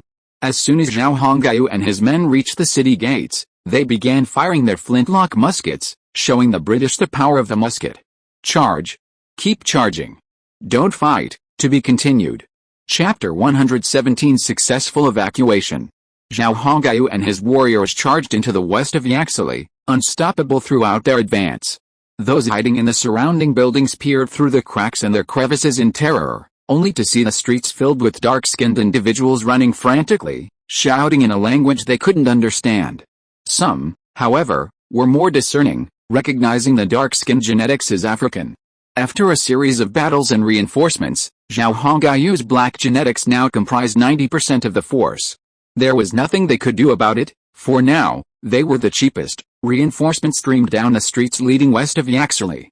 Zhao Hongayu and his men simply followed the main thoroughfare, charging towards the city's eastern harbor. Seizing the galleon was only one goal. The most important concern was the tax office, which was also at the harbor. Dozens of war horses, pulling artillery, galloped across the relatively flat road. Chelsea and his 100 men made no effort to engage the enemy, charging relentlessly towards the port. Zhao Hongayu and the remaining men formed the rear guard, holding off the pursuers one by one along the way, buying Chelsea time. They fought their way eastward, and the British were unaware of their plans. Surround these natives, they can't escape. Some British officers were excited. They thought Zhao Hongayu and his natives were reckless. They dared to charge into the city and fight them, practically committing suicide. If they didn't completely annihilate these natives within the city today, they would be truly betraying God. Hundreds of British soldiers formed up at the city's west gate, blocking Zhao Hongayu and his men's retreat. If they attempted to retreat west, the cost would be heavy. The problem was, Zhao Hongayu and his men hadn't considered retreating west, and the British hadn't anticipated their target being the eastern harbor. Of course, the natives couldn't operate ships, so the British hadn't considered that aspect either. This gave Zhao Hongayu and his men a great opportunity. Precisely because the British didn't believe the natives would be interested in seagoing vessels, they resorted to a slow, containment tactic, forcing Zhao Hongayu and his men towards the port. Little did they know, this played into Zhao Hongayu's hands. Bang! Bang! Zhao Hongayu and his men's scattergun fire kept the British at bay, forcing them to retreat.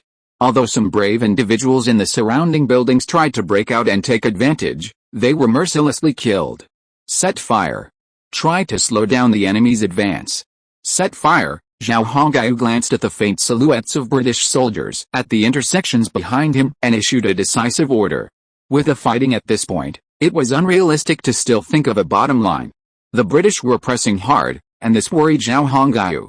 Therefore, to slow the British and buy time for himself and Chelsea, sometimes extreme measures were necessary.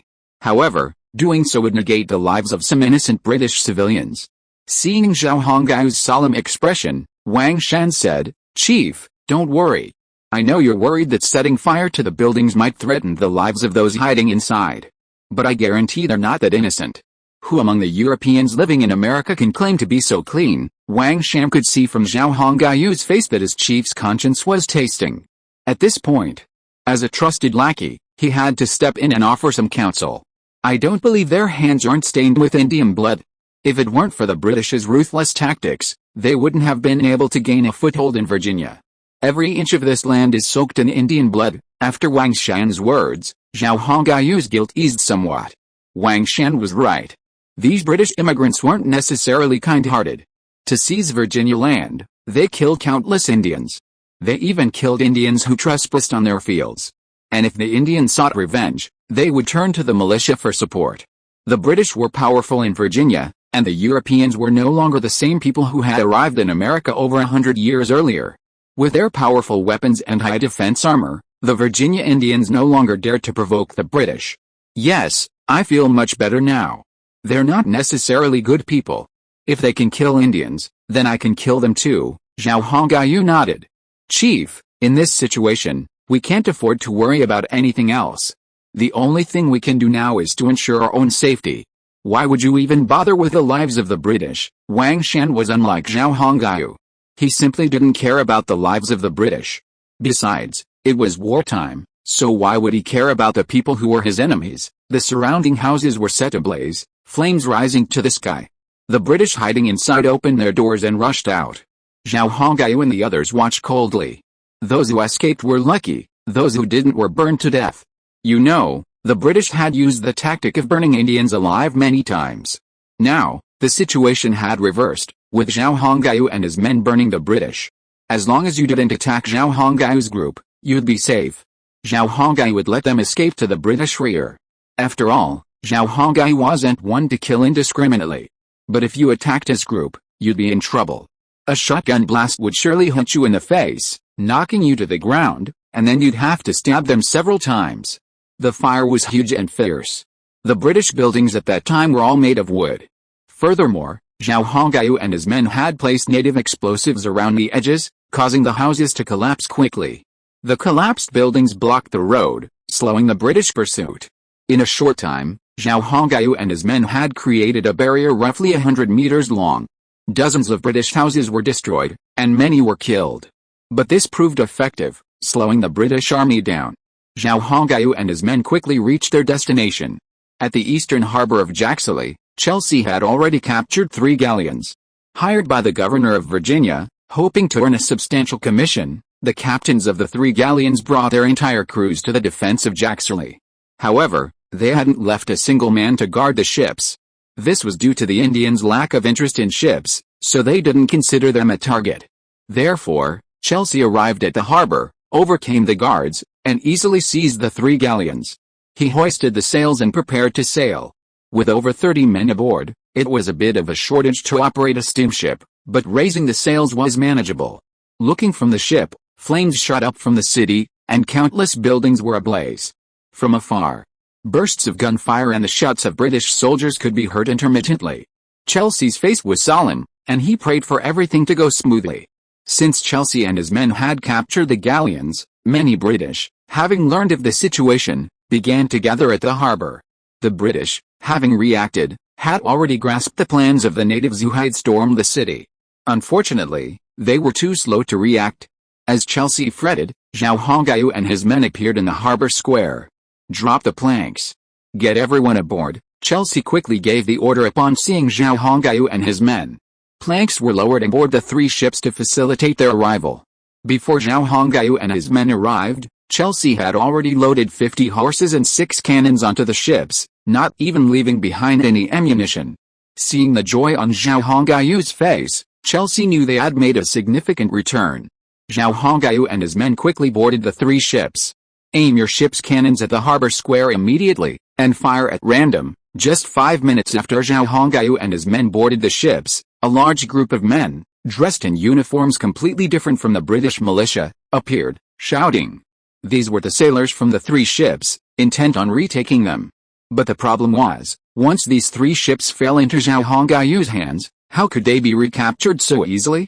On deck, the genetics took turns firing into the small harbor plaza, the immense power of their scatterguns evident. The British, armed with cold weapons, were simply unable to break through. While some of them wielded short-barreled muskets, their poor accuracy was barely a concern.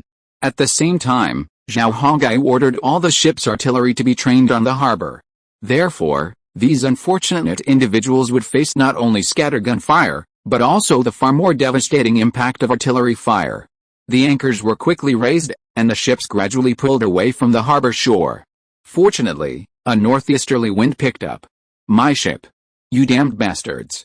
Give me back my ship!" A captain watched his ship leave the harbor, his heart broken. But no matter how he cried, the 3 ships sailed away without slowing. Zhao Hongyu and his men successfully left, but what they left behind was a sea of flames and countless ruins. To be continued. Chapter 118, The Situation on Manhattan Island. Amidst the blaze that raged through the city of Yaxley, 3 galleons departed the harbor. The British could only watch helplessly as Zhao Hongyu and his men departed. There were only 3 ships in Yaxley now. They couldn't swim after them. No one could have imagined that these natives would actually target galleons. This Indian force was different from other Indians. Other Indians had no interest in seagoing vessels. They were interested in British small goods, arquebuses, and iron weapons and implements. For years, no one had ever seen Indians capable of operating sea vessels. Therefore, no one expected the Indians to target the harbor ships. This was also a case of the British being careless. They had always assumed that these Indians were targeting places like the governor's mansion or military depots. However, to their surprise, these Indians first raided the tax office and then quickly left. The British clearly saw that these Indians left without taking anything. In reality, they had no idea that the tax office's treasure had long been taken, though they were unaware of the reason. Long after Zhao Hongyu and his companions had left Yaxley, the British discovered that the taxes they had been sending back to England were missing. They suspected this was an inside job, leading to considerable unrest. The British, who were suspected of involvement, were rigorously interrogated. However, no one suspected the Indian tribe that had stormed the city and caused such heavy losses. Many people witnessed that, despite storming the tax office, the Indians had quickly departed. In such a short time, the gold stored in the tax office couldn't have been taken by the Indians. It was a whole ton of gold bars. Therefore, Zhao Hongyu and his companions were ruled out as suspects. Little did the poor British know that the very person they had dismissed as suspect would ultimately benefit. On the deck, the Somali-born men sang majestic songs, pulling on the ropes and maneuvering the sails. The ship rocked slightly as it sailed north at 8 knots.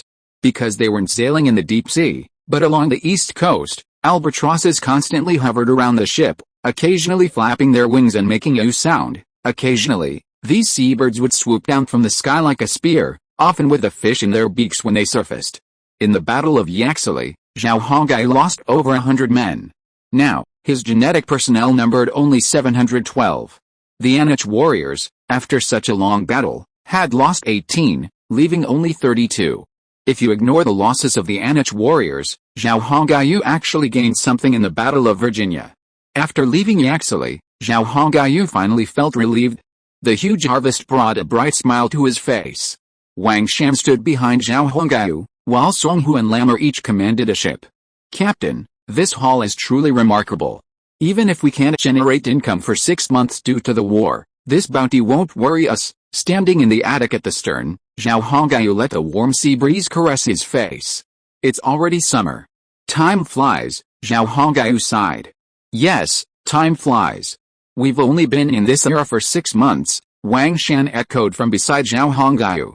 Zhao Hongyu looked back at the busy gene workers, then at those resting on the deck. This trip has yielded a great harvest. A whole ton of gold has gone into my hands. We'll have enough money for our development, at least for a while. Zhao Hongyu's face beamed with joy. Captain, at our current rate, we should be back in Manhattan in 3 days. But then we have to face the British over there. What are your plans? Hearing this, Zhao Hongyu put away his smile and thought seriously. There's nothing to think about. Defeat them. Drive them out of the original Mohican territory. Only then can we secure a period of stable development. Wang Shan asked, so, Chief, do you plan to use this gold sales to create genetically modified humans or invest in technology? Zhao Hongyu replied, we should do both. A single ton of gold is worth a lot of money. Wang Shan nodded, but didn't press the issue. Just watch here. I'll go see how much profit this ton of gold can bring me. They would arrive in Manhattan in 3 days, and Zhao Hongyu needed to use this time to produce some genetically modified humans. Now that he had 3 more galleons, he could easily claim the genetically modified humans were reinforcements sent by his original tribe upon his return to Manhattan. This explanation would be acceptable to the Mohicans. Arriving in the captain's cabin in the attic at the stern, Zhao Hongyu found a chair and sat down. He rubbed the ruby ring on his left middle finger and activated the space-time trader. Zhao Hongyu had rushed into the tax office and immediately sold the gold, not even bothering to check the price. Only then did he open his virtual account and discover that the ton of gold had sold for 3.4 billion RMB. With money in hand, there were so many things he could do. Zhao Hongyu didn't want to continue breeding the Somali blacks. Although they were cheap, they already made up the majority of his group's population. Zhao Hongyu wondered if Lama would become ambitious if things continued like this. This was something he had to consider. Therefore, Zhao Hongyu had to increase the number of Chinese people. After all, he had money now. 3 days later, Zhao Hongyu returned to Manhattan Island. But when he landed on Manhattan Island, he suddenly noticed something was amiss. Zhang Tai, what happened on the island? Zhao Hongyu asked, looking at Zhang Tai, who looked very uneasy. After a moment's hesitation, Zhang Tai whispered to Zhao Hongyu, there's been a plague on the island lately, and many people have been infected. Hiss. Zhao Hongyu gasped. Knowing full well the severity of the plague. How's the situation? Zhang Tai shook his head. It's not optimistic. Many of the Mohawks who retreated to the island have died, and the Indian slaves have also been affected. The British prisoners are doing better, but some have died too. What happened to the bodies? Zhao Hongyu knew that if the plague wasn't properly handled, none of them would be spared. They've been cremated, and the infected patients have been quarantined. but it hasn't been very effective. Zhang Tai had been heartbroken these past few days. People were dying every day, and even some of the genetically modified people had been infected. Fortunately, now that the leader had returned to Manhattan Island, he could finally breathe a sigh of relief. "Where are Black Bear and the others?" Zhao Hongyu asked. "I know the situation here. The Mohawk tribe was attacked. They retreated from the Great Plains, and I rushed back because of this," Zhang Tai replied. Black Bear was originally fighting guerrilla warfare against the British, but plague broke out among his troops, drastically reducing their fighting capacity. Consequently, Black Bear and his Mohawk warriors were forced to retreat to Manhattan Island. The other tribes that came to help were also affected by the plague, and they have all returned to their respective tribes. Zhang Tai worriedly explained the current situation to Zhao Hongyu. Zhao Hongyu's eyebrows raised. "Aren't they bringing the plague back with them? This will kill even more people." "Didn't you tell them?" Zhang Tai smiled bitterly. "I did, but they didn't believe me.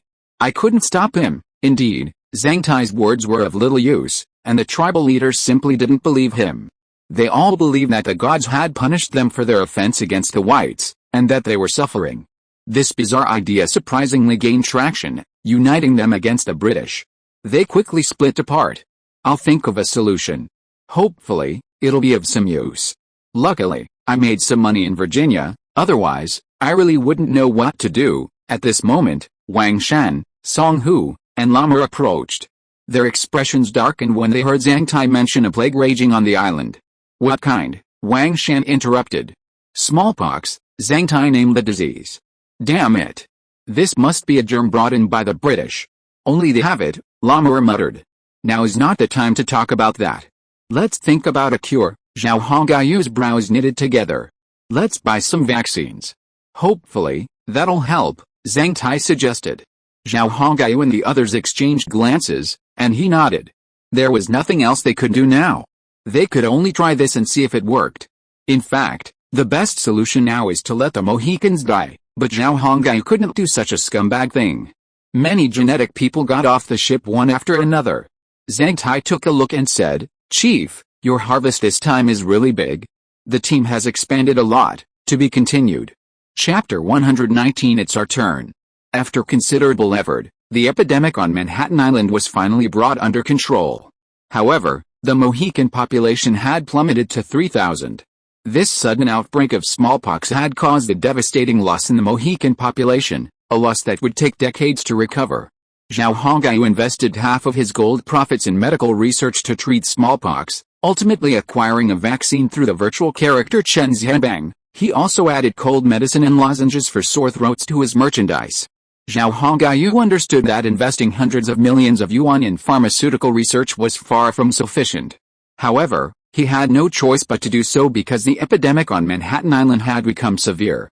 Fortunately, with Chen Zhanbang's help, he was able to purchase thousands of doses of vaccine, slowing the spread of the epidemic. He also met the director of the Virtual Cities Drug Administration. Zhao Hongyu had no way to save those already infected.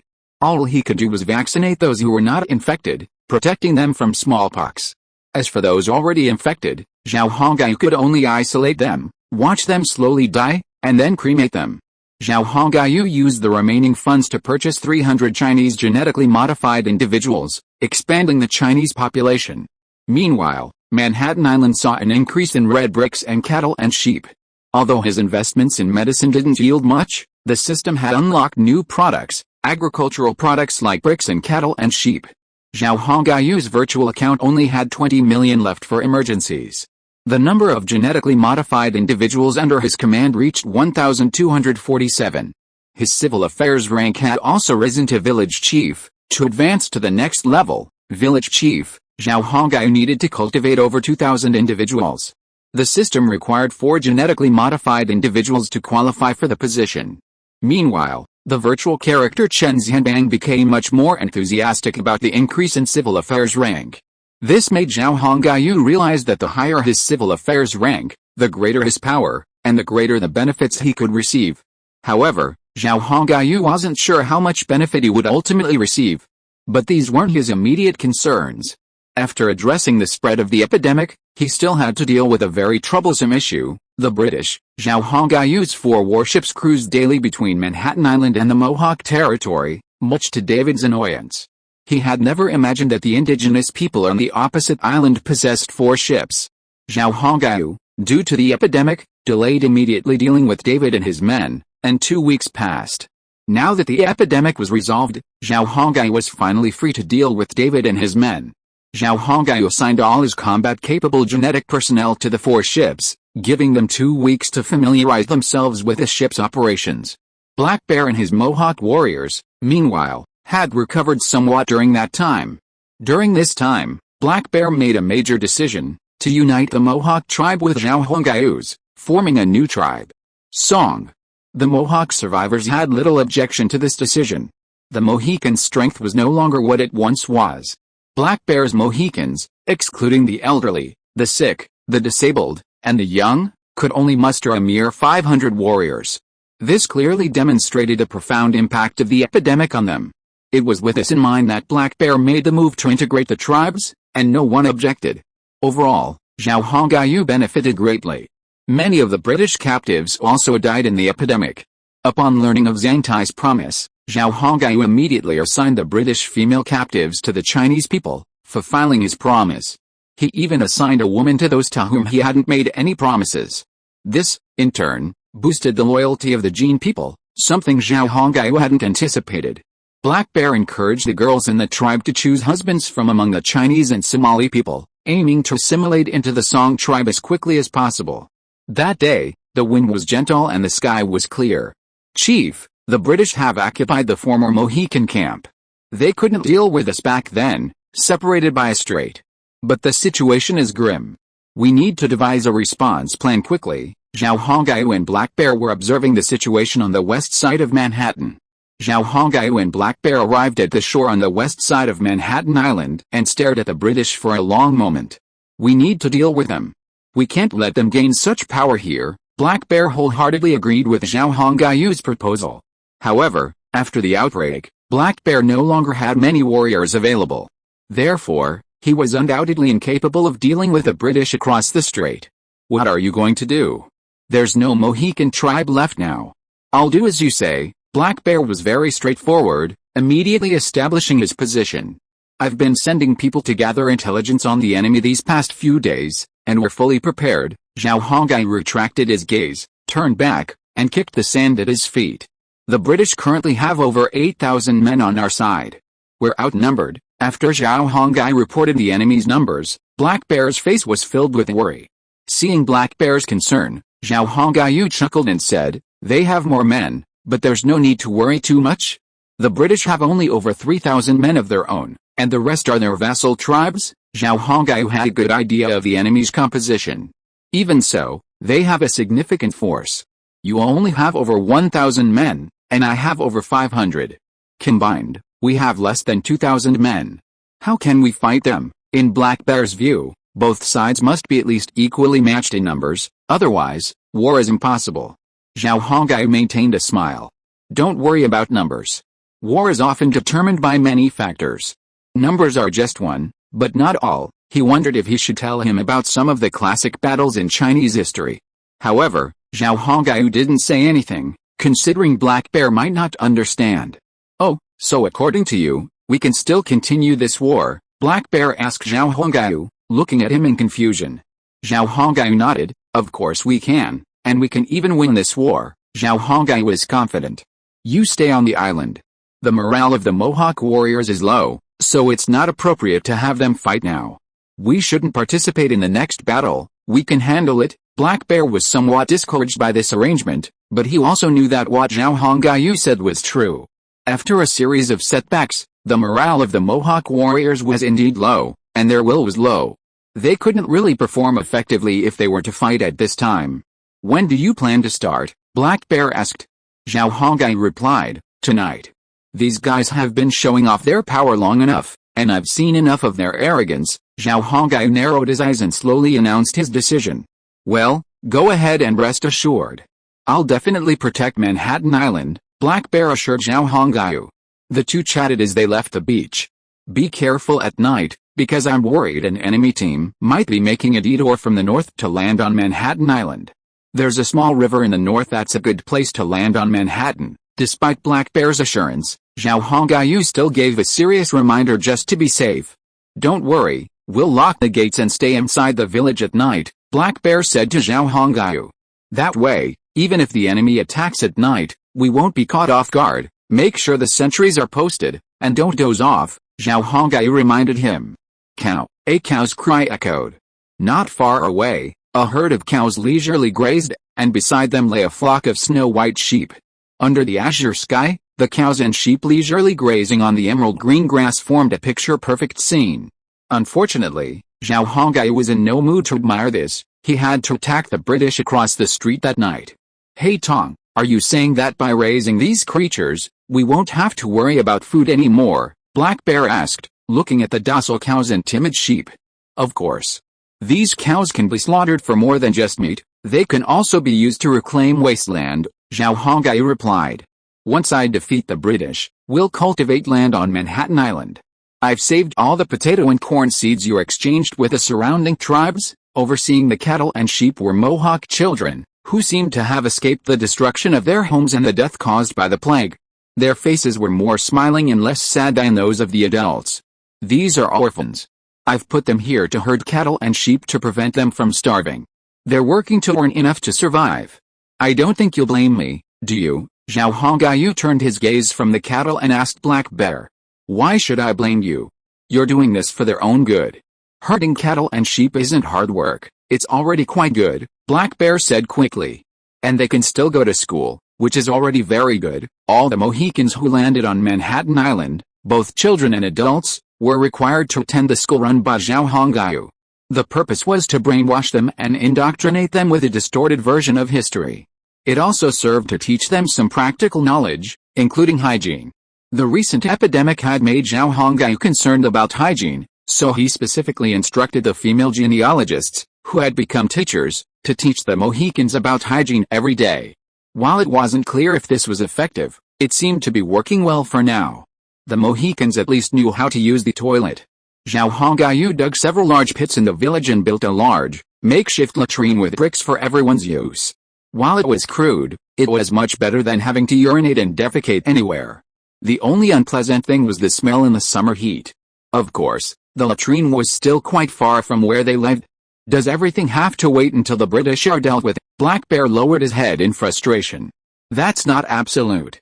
If you want, you can talk to Zhang Tai tomorrow and ask him to send some people to reclaim the land for you," Zhao Hongyu said quickly, noticing Black Bear looking somewhat disappointed.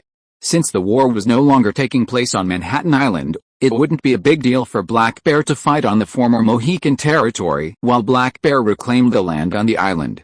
It wouldn't interfere with both sides. "Is that okay?" "Of course. I'll talk to Zhang Tai tonight. Just talk to him tomorrow and ask him to help you," Zhao Hongyu promised, patting his chest. Black Bear was now worried that he wouldn't be able to help Zhao Hongyu, so he needed to do something to prove that the Mohicans weren't just eating for free. Back at camp, Zhao Hongyu summoned Zhang Tai and asked him to help Black Bear begin reclaiming the land on Manhattan Island the next day. He would also have the Mohicans on the island begin using bricks to build houses and walls. Since bricks were a commodity, it would be a shame not to put them to good use. After explaining everything, Zhao Hongyu boarded the galleon that was cruising the sea. "We'll begin our attack on the British on the other side tonight. They've been running amok for too long this past month," Zhao Hongyu told Song Hu as soon as they boarded the ship. "Is the battle about to begin? I've been waiting for this day for so long." Song Hu rubbed his hands excitedly. "What should we do?" Song Hu asked. Zhao Hongyu didn't answer, but instead said to Song Hu, "Call Wang Shan, Lamour, and Chelsea.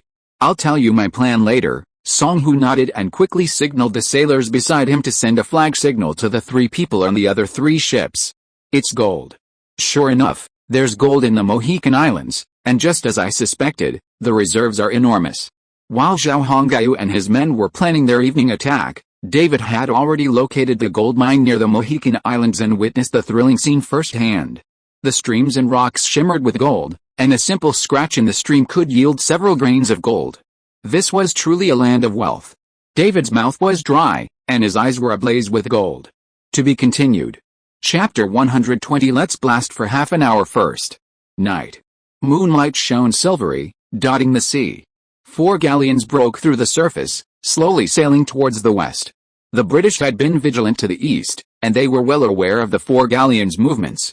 For the past month, the 4 galleons had been patrolling the sea, doing nothing out of the ordinary.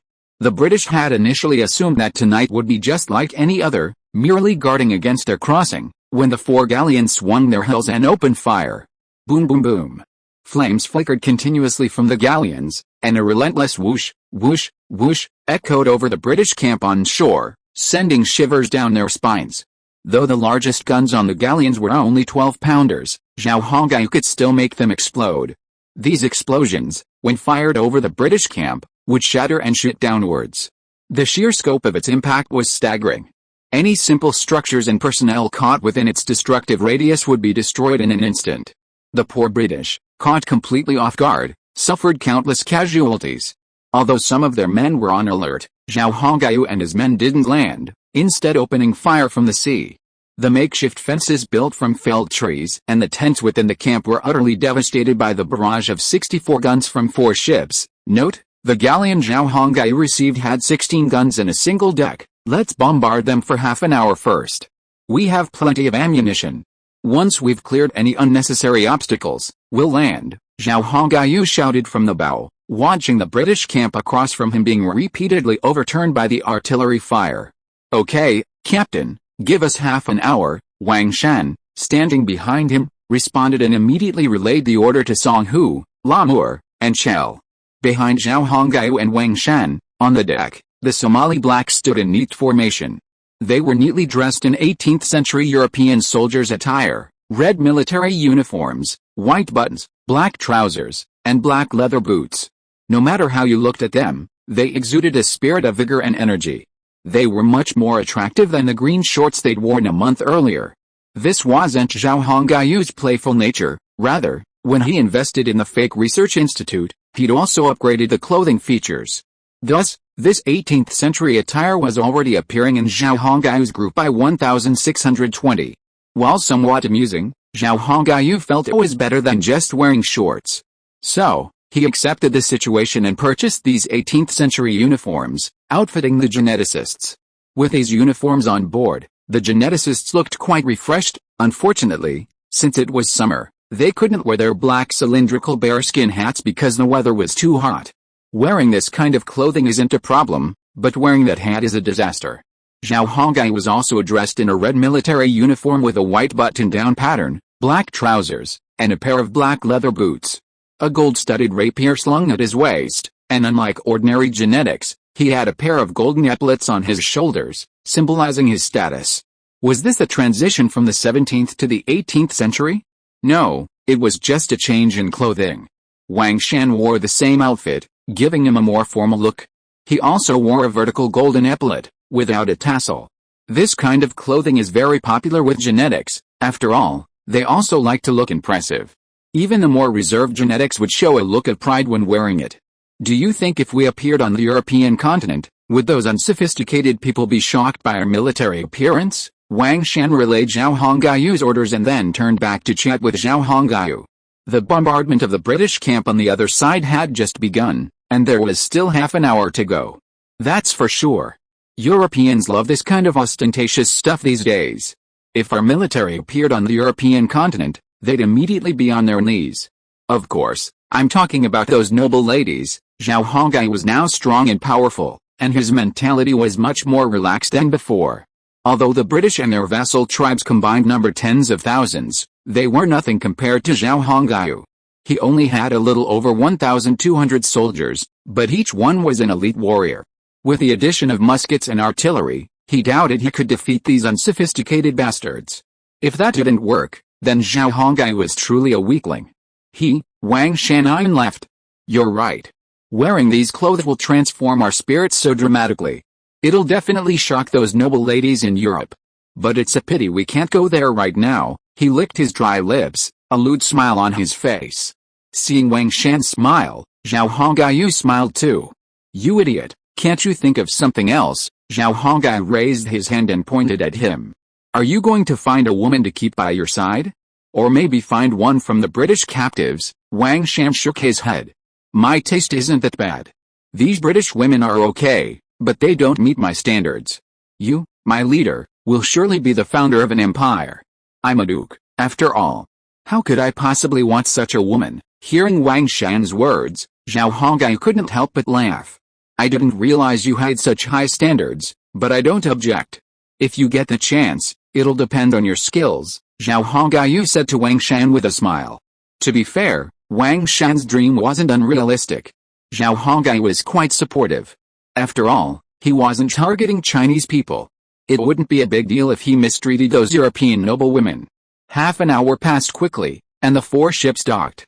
After half an hour of bombardment, the British camp was essentially destroyed, leaving only a field of wreckage and ruin. Meanwhile, the open space near the shore also came under fire. This cleared a clearing for Zhao Hongai and his men, allowing for preliminary preparations for their landing. The decks were lowered, and soldiers disembarked the galleons in neat formations. Bang! Bang! Bang! Soon, the Marines from the 4 ships had landed.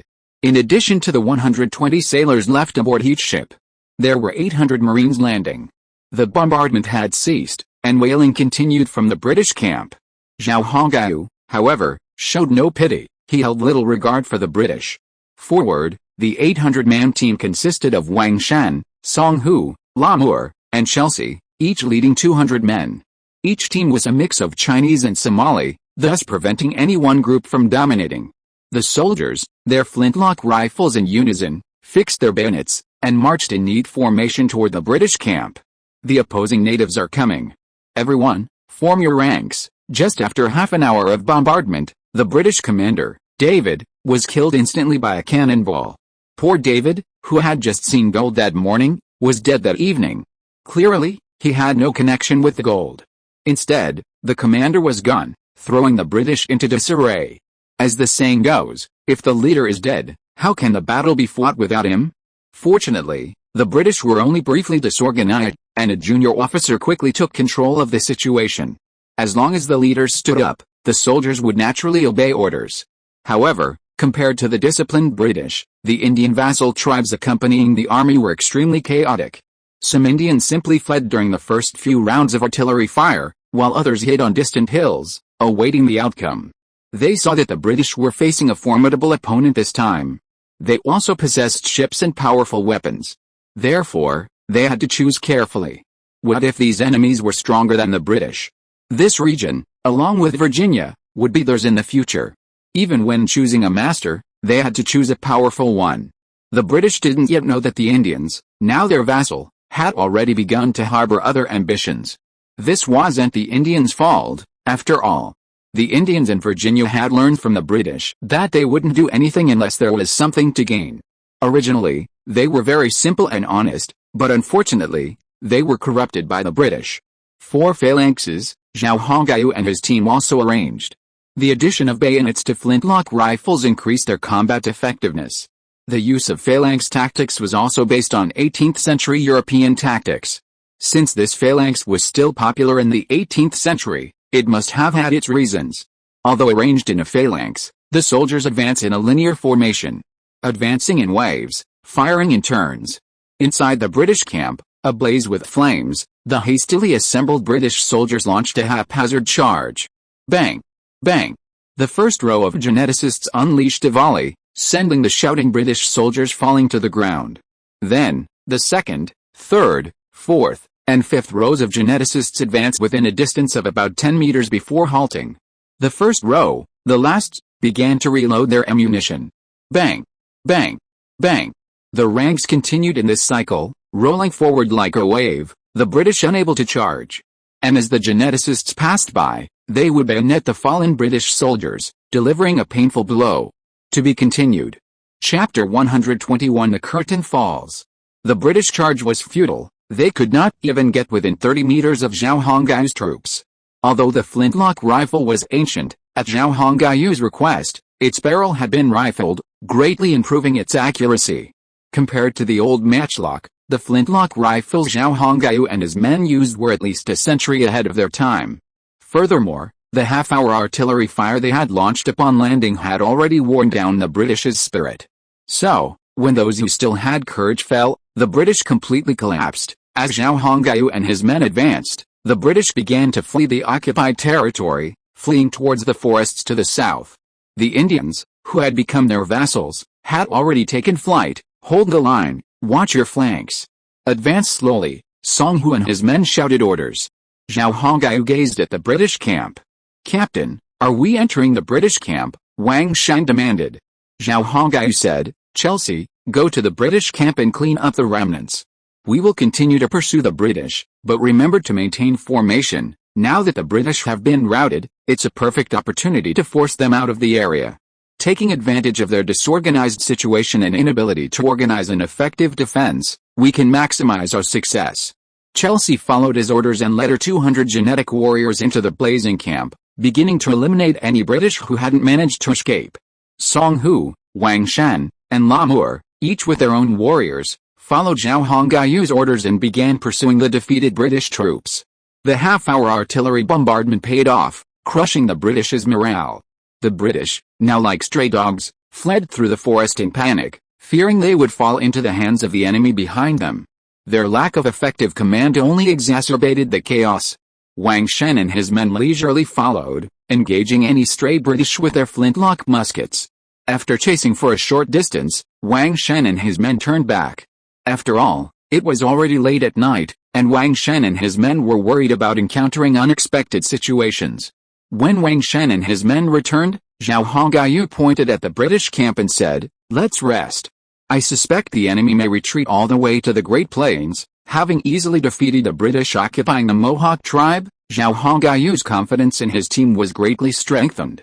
A night's talk. The next morning, the British camp had been completely reduced to ruins. As the sun rose over the horizon, Zhao Hongyu and his men set out towards the Great Plains. At the British camp, he had the sailors on the remaining galleons dispatch a few dozen men from each ship to clean up the area. He also instructed Black Bear on Manhattan Island to bring his men to take up station. Before leaving, Zhao Hongyu purchased a large quantity of bricks, which he transported via the space-time trader and stacked outside the ruins. With the men, construction could begin. Many of the geneticists Zhao Hongyu had trained possessed basic house-building techniques, so their skills would be put to good use now, allowing them to demonstrate their abilities. He had already explained the plans for this area to the construction crew, and had even drawn up a blueprint within the month. Simply put, a small town would be built in a short period of time, along with a fortified castle. This would allow Zhao Hongyu and his team to firmly control the area. After the war, through trade, they could gradually integrate the surrounding tribes. Combined with the geneticists' numerical advantage, their position in the region would be undeniable. By then, establishing a nation with a population of hundreds of thousands based in Manhattan and New York City would be entirely feasible. Zhao Hongyu could then legitimately become His Majesty, instead of boasting about it like he was doing now.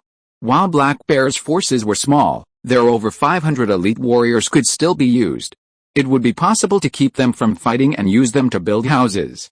The elderly and weak on Manhattan Island were of little use, and Zhao Hongyu wasn't ruthless enough to use the women and children as laborers. So, they were left to herd cattle and sheep and cultivate the land. Zhao Hongyu had freed the Indian slaves and made them his subjects. The women were distributed to Mohicans or genetic people as wives.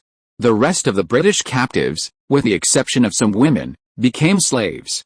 Black Bear would take them back to the land that once belonged to the Mohicans, using the blood and sweat of these British slaves to build the necessary infrastructure for Zhao Hongyu's future kingdom. Chelsea's luck is quite good. Much better than Li Keifeng and her men. After leaving the former Mohican camp, Zhao Hongyu and his companions set out on the road to the plains. On the way, Wang Shan murmured something to Zhao Hongyu. "Yes, that's true. Chelsea's luck is indeed good." Li Keifeng and her husband weren't so lucky. Zhao Hongyu felt a pang of discontent when Wang Shan mentioned the couple. Although Li Keifeng was a bit of a moron, she liked Europeans and Americans, even fancied them. What could he say? Unfortunately, Li Keifeng and the man he had chosen had contracted the smallpox epidemic and died before Zhao Hongyu could even return. It wasn't pitiful, nor was it a pity, but Zhao Hongyu felt a certain bitterness. "Let's not talk about that," Zhao Hongyu said. "Do you think the British will agree to truce?" Although Zhao Hongyu could have allowed the war to continue, A prolonged conflict now wouldn't benefit him. Therefore, if the British took the initiative to cease fire, he would have a favorable period of time to develop. It's hard to say, Wang Shan replied after a moment's thought. We destroyed many of their settlements in Virginia, causing them significant losses. So the British must hate us to the core, and a ceasefire seems unlikely, but there's a chance. After all, our disruption will cause logistical problems for them. If they can't supply so many people, the war won't continue. Zhao Hongyu pondered for a moment, then said, but the problem is, from the time we entered Virginia to the time we returned to Manhattan to deal with the epidemic, it's been 2 months, and we haven't seen any supply problems. Wang Shan smiled bitterly and said, there's plenty of game nearby, they can hunt. Zhao Hongyu suddenly understood. He had been wondering why they hadn't run out of supplies in 2 months. So that was the reason. It seems the abundance of resources in the Americas isn't always a good thing. In that case, let's fight them until they cease fire. Wang Shan nodded. There's no other way. As Zhao Hongyu and his men were marching, the remnants of the British army began to gather on the Great Plains. The attack last night had inflicted heavy losses on them. Countless supplies were destroyed, leaving them with nothing when they fled. Their muskets and gunpowder were also destroyed in the fire, leaving them with no weapons other than a few cold weapons. Some die-hard Indians also began to arrive on the Great Plains. After half a day of reorganization, the British army was reduced to just over 3,000 men. Many Indian tribes had crossed the plains and returned to their tribes in Virginia. The bombardment the previous night had cost the British over half their men. This left William, the temporary commander, deeply uncertain. Should he retreat? He was now in a state of panic. Judging by the enemy's strength the previous night, they were no match. Their muskets were incredibly powerful, and their tactics were even more formidable than those of the Mohicans. On the European continent, they were considered a formidable force. Therefore, they were simply not a match for them. Furthermore, being so far from home, they could not count on reinforcements. And Virginia likely had few reinforcements to send. The remaining men were the cream of the crop in Virginia. If they continued to fight the enemy here, how would they suppress the Indians in Virginia? After much deliberation, the temporary governor, William, ordered a retreat to Virginia. Thus, the British withdrew from the area before Zhao Hongyu and his men arrived. This gave the British a moment of respite and a long window of opportunity for Zhao Hongyu to develop. When Zhao Hongyu and his men arrived on the Great Plains, they found no trace of the enemy.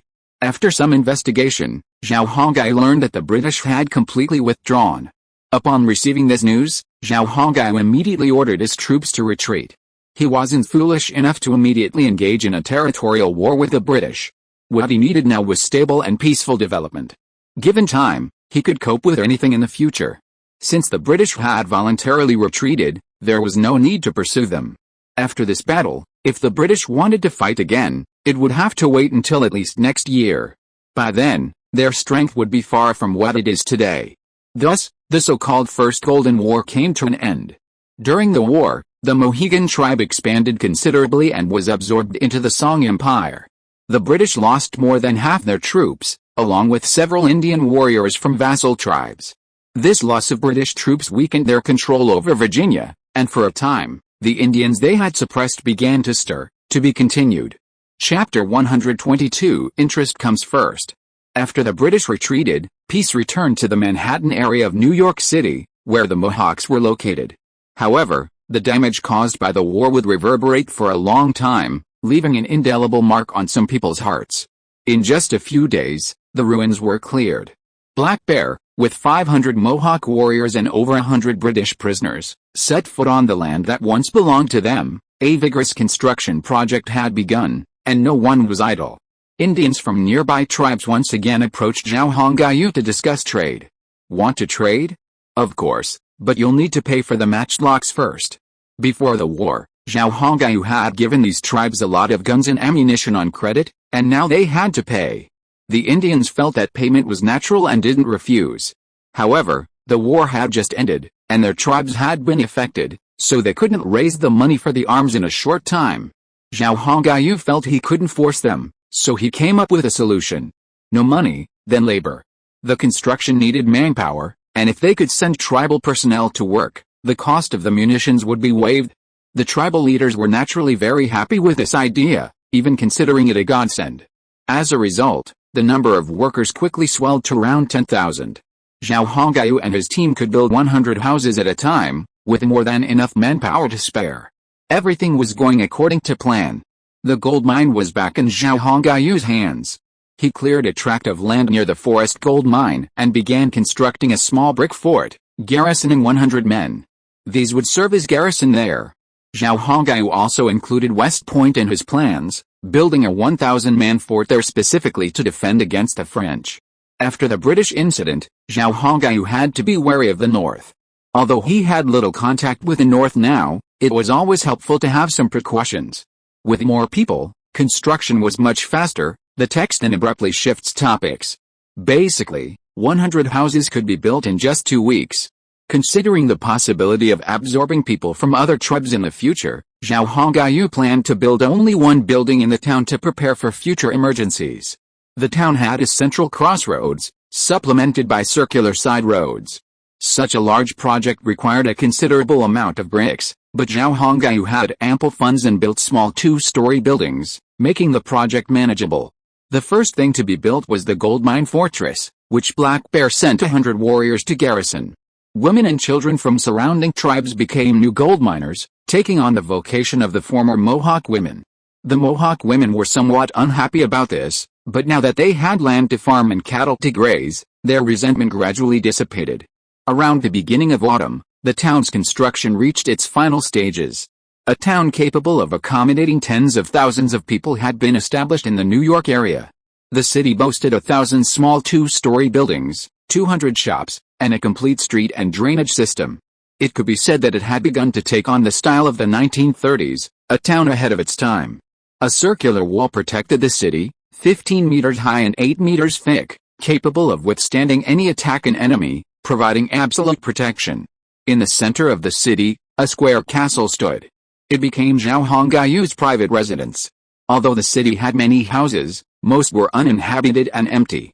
Zhao Hongyu was not worried, however, as he knew that his geneticists would grow in number in the future, and the current number of houses would undoubtedly be insufficient. But what would it matter then? At worst, he could just establish another city far away.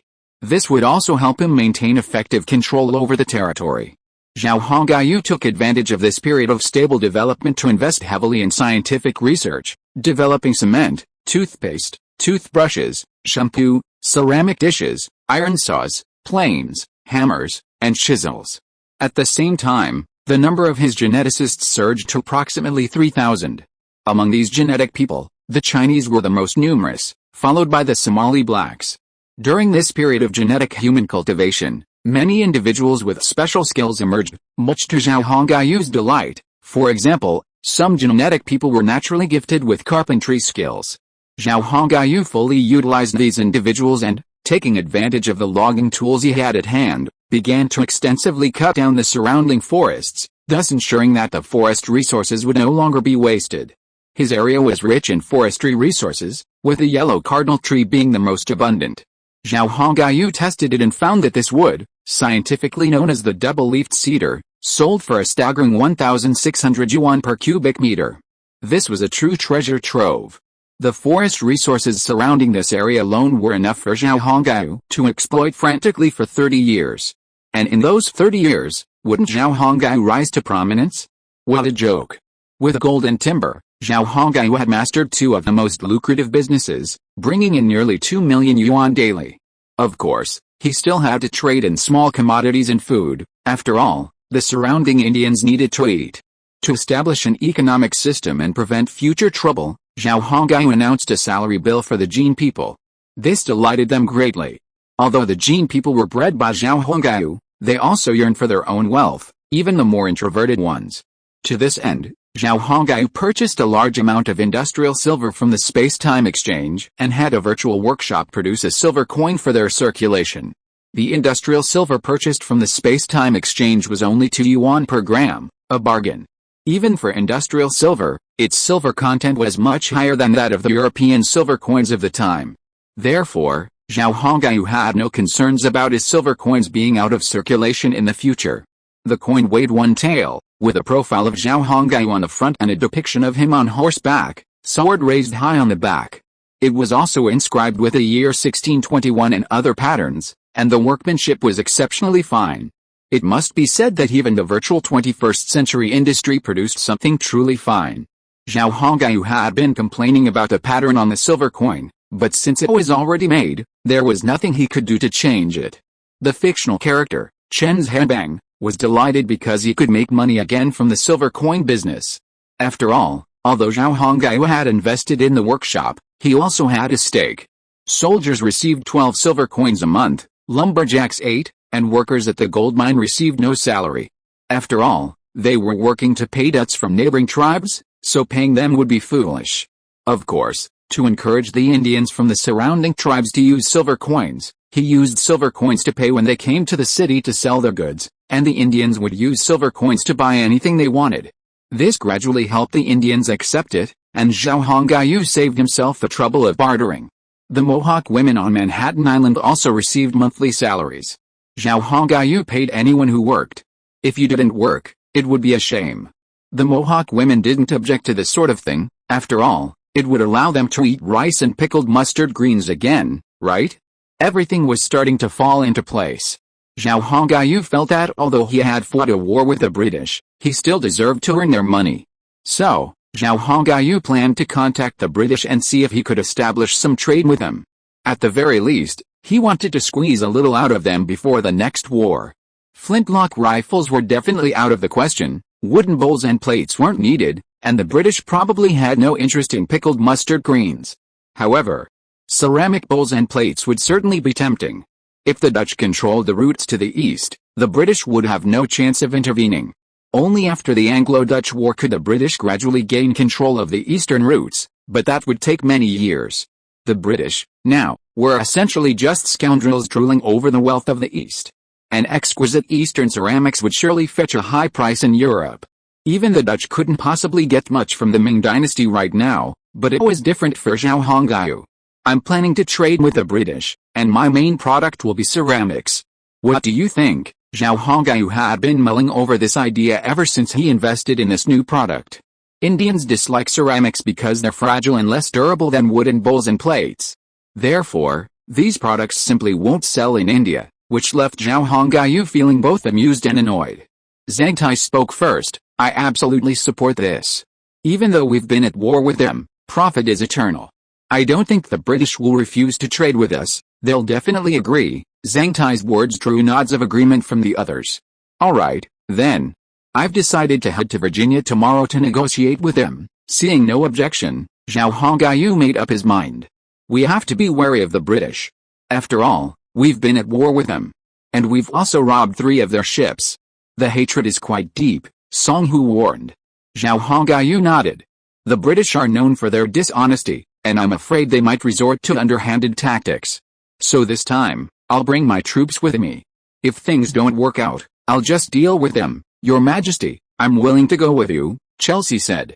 He smiled at her and said, don't go. Stay and defend the town with Song Hu and Lamour. I have Wang Shan with me, and another 200 warriors will be more than enough. Zhao Hongyu was quite pleased with Chelsea's unwavering loyalty. Chief, remember, scarcity makes things valuable. Don't bring so many ceramics. We have to rip off the British on price, or we'll be doing ourselves a disservice, Zhang Tai reminded Zhao Hongyu. Haha, don't worry. How could I not know that? If I can't even cheat the British, what's the point of living? Zhao Hongyu replied with a grin. So, Chief, what identity will you use? Wang Shan asked. Zhao Hongyu was silent for a moment after Wang Shan's question. Emperor of the Song Empire, right?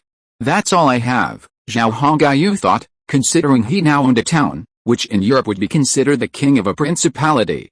It's a fitting title. We'll use it against the governor of Virginia, Zhang Tai said with a nod.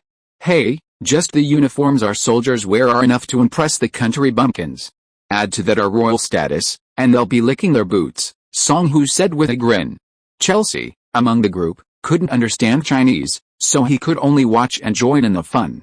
Lamour did understand a bit, but it required them to slowly speak.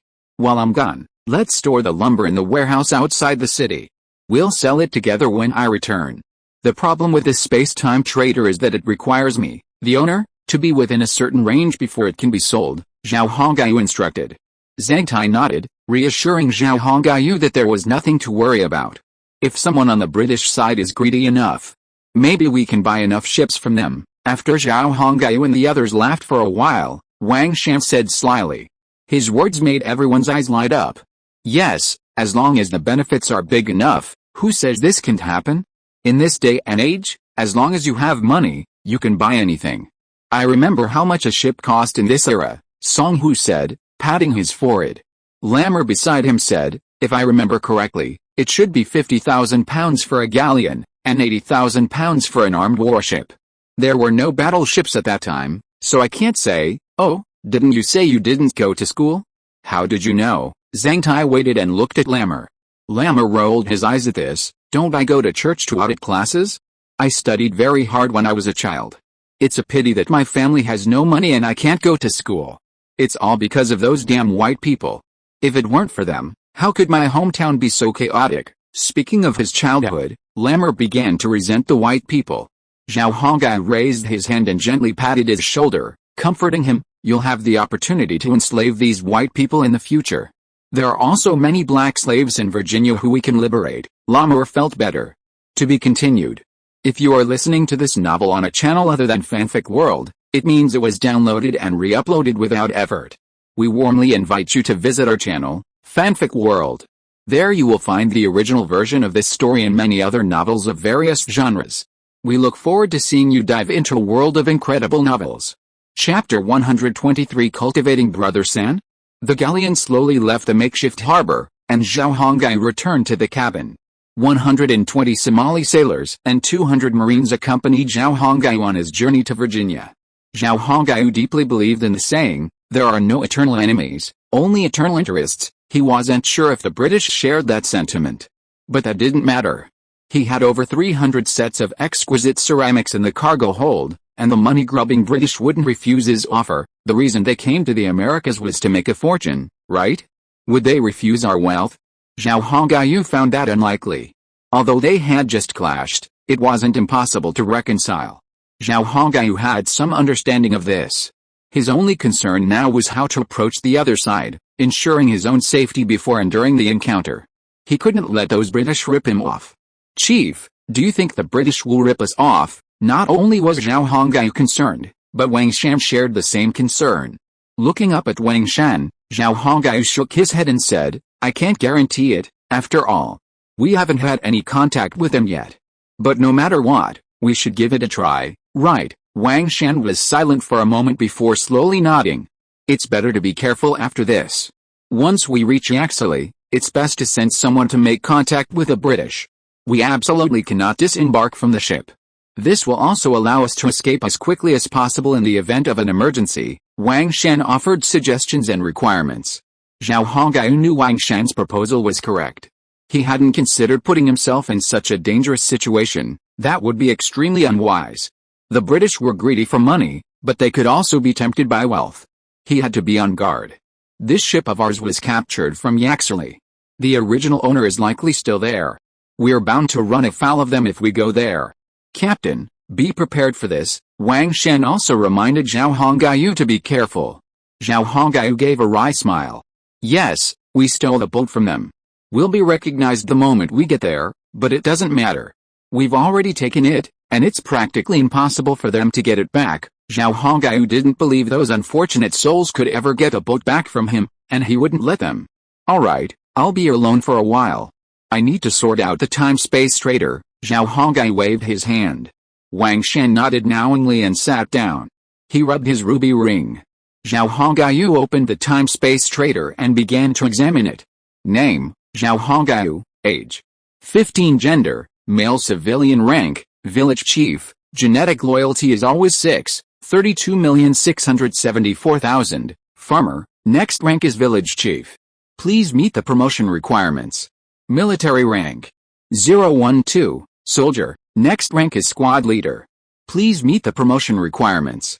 Copycat Technology Research Center, matches, wooden dishes, cast iron axe, cast iron kitchen knife, cast iron pot, cast iron dagger, cast iron machete, penicillin, salt water, isidus root, beijiahui, Z lighting, effervescent tablets, fruit flavor, fueling pickled mustard tuber, red star or guo tao, bulk rice, aged rice, cotton military coat and pants, leather-covered cotton boots, green canvas messenger bag, 17th century matchlock rifle, flintlock musket, paper medicine, 24-pounder cannon and cannon, toothpaste, low quality, toothbrush, low quality, shampoo, paste, bricks, cement, ceramic dishes, low quality, iron saw, hammer, plane, chisel, customizable 18th century copycat clothing, cattle, sheep. There are a lot more goods, and the civil affairs rank has also been upgraded. Because of the upgrade, the virtual character Chen Xianbang has become much more polite than before. But Zhao Hongyu can't figure it out. How can military rank be promoted, and what are the benefits of promotion? He asked the space-time trader about this, but the trader's response was, civilian level too low, unable to answer, every time Zhao Hongyu checked his stats. He was puzzled by his military rank, but he couldn't figure it out, and it bothered him greatly. So, Zhao Hongyu stopped looking at his stats. This time, he had made up his mind. He had to negotiate with the British. They would definitely not refuse the ceramics deal, and considering the good grain prices in Europe, he could also try selling his rice. As for other goods, Zhao Hongyu had to consider carefully. Bricks and cement, that sort of thing? He wasn't going to sell them to the British, they could strengthen their city defenses. And weapons, that was out of the question. Zhao Hongyu wasn't that foolish. He could sell them or guo tao, but the Europeans weren't used to it, so there probably wouldn't be much of a market for it. Zhake might be an option, but he'd have to wait and see. He checked his virtual account again. There was still a balance of over 2 million. When he left, he'd purchased a large quantity of bricks and cement to keep construction moving. The town walls at the original Mohican campsite weren't yet complete, and the West Point and Manhattan Island forts needed raw materials. And the town roads needed paving with cement. Zhao Hongyu knew how difficult it was to build a city, every aspect had to be considered, this wasn't like playing a game. After logging out of his virtual account, Zhao Hongyu looked at the genetics breeding options. He was currently breeding Chinese and Somali genetics, but there were so many other races he hadn't encountered. He needed to carefully consider which other races he could afford. Wang Shan sat quietly by his side, watching his leader. Zhao Hongyu focused his attention on the space-time trader. At Wang Shan felt something furry and wet. He tilted his head to look down and smiled. A black local dog came in, squatted down beside him, licked his palm, and wagged its tail. This was one of the 8 local dogs Zhao Hongyu had received as a comfort after his failed investment. This time, Zhao Hongyu had taken all 8 of them aboard his ship to Virginia. He'd chat with them, and having pets would help him escape boredom. Most importantly, these 8 local dogs seemed a bit strange. They weren't as dumb as other local dogs, but rather quite intelligent. They were also much larger.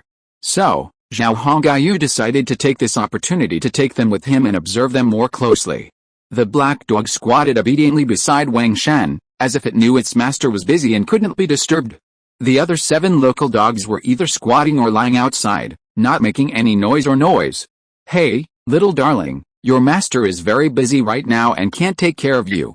So just play by yourself. If you don't want to play, just stay here and don't make a fuss. Wang Shan smiled and reached out to gently stroke the black dog's forehead. As if understanding what Wang Shan said, the black dog tilted its head to look at him, then stuck out its big red tongue and panted for a few seconds before lying on the ground, very obedient. Why do I feel like this guy is a hunting dog? Only hunting dogs can be so human-like. Ordinary local dogs are so stupid that they only know how to eat. Wang Shan thought to himself, looking at the well-behaved black dog. But then he shook his head, feeling that it was unlikely. After all, hunting dogs are almost extinct in China. Who goes hunting anymore? Nowadays, all farm dogs have become Chinese pastoral dogs. Note, my grandfather bought a puppy in 1949, a hunting dog. It looked like a local dog, but it was incredibly large. It was gifted with many skills and was very humane and could understand human language. I've only seen a photo, but my parents would always talk about this dog during the Lunar New Year, which shows how deeply they were impressed. The black dog's bright eyes stared at Zhao Hongyu, as if trying to figure out what its owner was doing.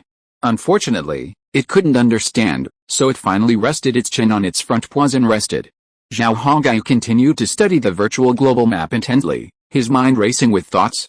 He stared at the virtual map for a moment, then closed his eyes. After a long moment, Zhao Hongyu opened his eyes and focused on Western Asia. India, Tibet, ASEAN are good candidates for training. They're obedient and resistant to training. If you're tougher than them, they'll accept their fate. In the early 20th century, there were many ASEAN in Shanghai, China. And it's said that ASEAN women often prepare lavish dowries when they marry. Zhao Hongyu blinked. But soon, he gave up the idea. In theory, the Indians are indeed a good choice, but they are not suitable for the time being. Because the Indians' combat effectiveness is really disgraceful. You can let them hold a weird military parade or something, or they are suitable for urban management, but as a soldier, they are really not good. And Zhao Hongyu thought that it is good for the Indian sisters to have a dowry, but the dowry is usually a cow or 2 cows, which he has no shortage of. Besides, Zhao Hongyu really can't stand girls who smell of a curry. So, he temporarily gave up the idea of training Indians. If he becomes strong and has enough elite warriors, he can hold a military parade in front of those European nobles and emperors, and train Indians to let them shock the Europeans. What human pyramids, horseback human frames. Chapter 124 Gurkha Genetic People. Zhao Hongyu temporarily dismissed the idea of cultivating an Indian warrior and shifted his gaze to the right. Tibet? He shook his head. The people there believed in Buddhism, and he didn't have a living Buddha here, so it wasn't an option. Suddenly, an idea flashed through his mind, and he set his sights on the border between Tibet and India. It seemed there was a more cost-effective race there. Zhao Hongyu used his mind to communicate with a space-time trader, expanding the map. The Khalkha people of Nepal, in the Himalayas, were known for producing the famous Gurkha mercenaries. Zhao Hongyu's brows slowly grew brighter. Affordable, yet fiercely loyal to their employers, they believed in giving their lives for money. This was the perfect race for cultivating genetically modified warriors. While not a Chinese lineage, their inherent loyalty might be compromised. But Zhao Hongyu reasoned that with a silver coin offensive, these Gurkha geneticists shouldn't be too difficult to subjugate. Aren't the Somali blacks already working for me? If I can't do it, then you Gurkhas can't. Zhao Hongyu licked his dry lips. Gurkhas also have black hair and black eyes, similar in appearance to Chinese, though perhaps with a darker complexion. If one of these genetically engineered humans were around, no one would likely notice anything. Most importantly, these individuals are highly skilled in the use of cold weapons. In this era, they are simply the best warriors. But I wonder how much it would cost to train a single Gurkha warrior? Zhao Hongyu frowned again as he considered the cost. Wang Shan, standing nearby, saw his frown and knew his leader was facing another dilemma.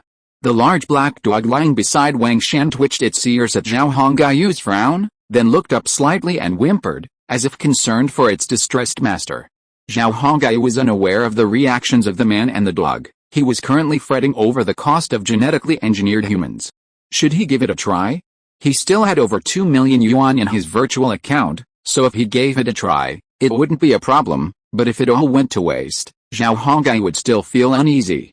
After pondering it for a while, Zhao Hongyu gritted his teeth and decided to give it a try.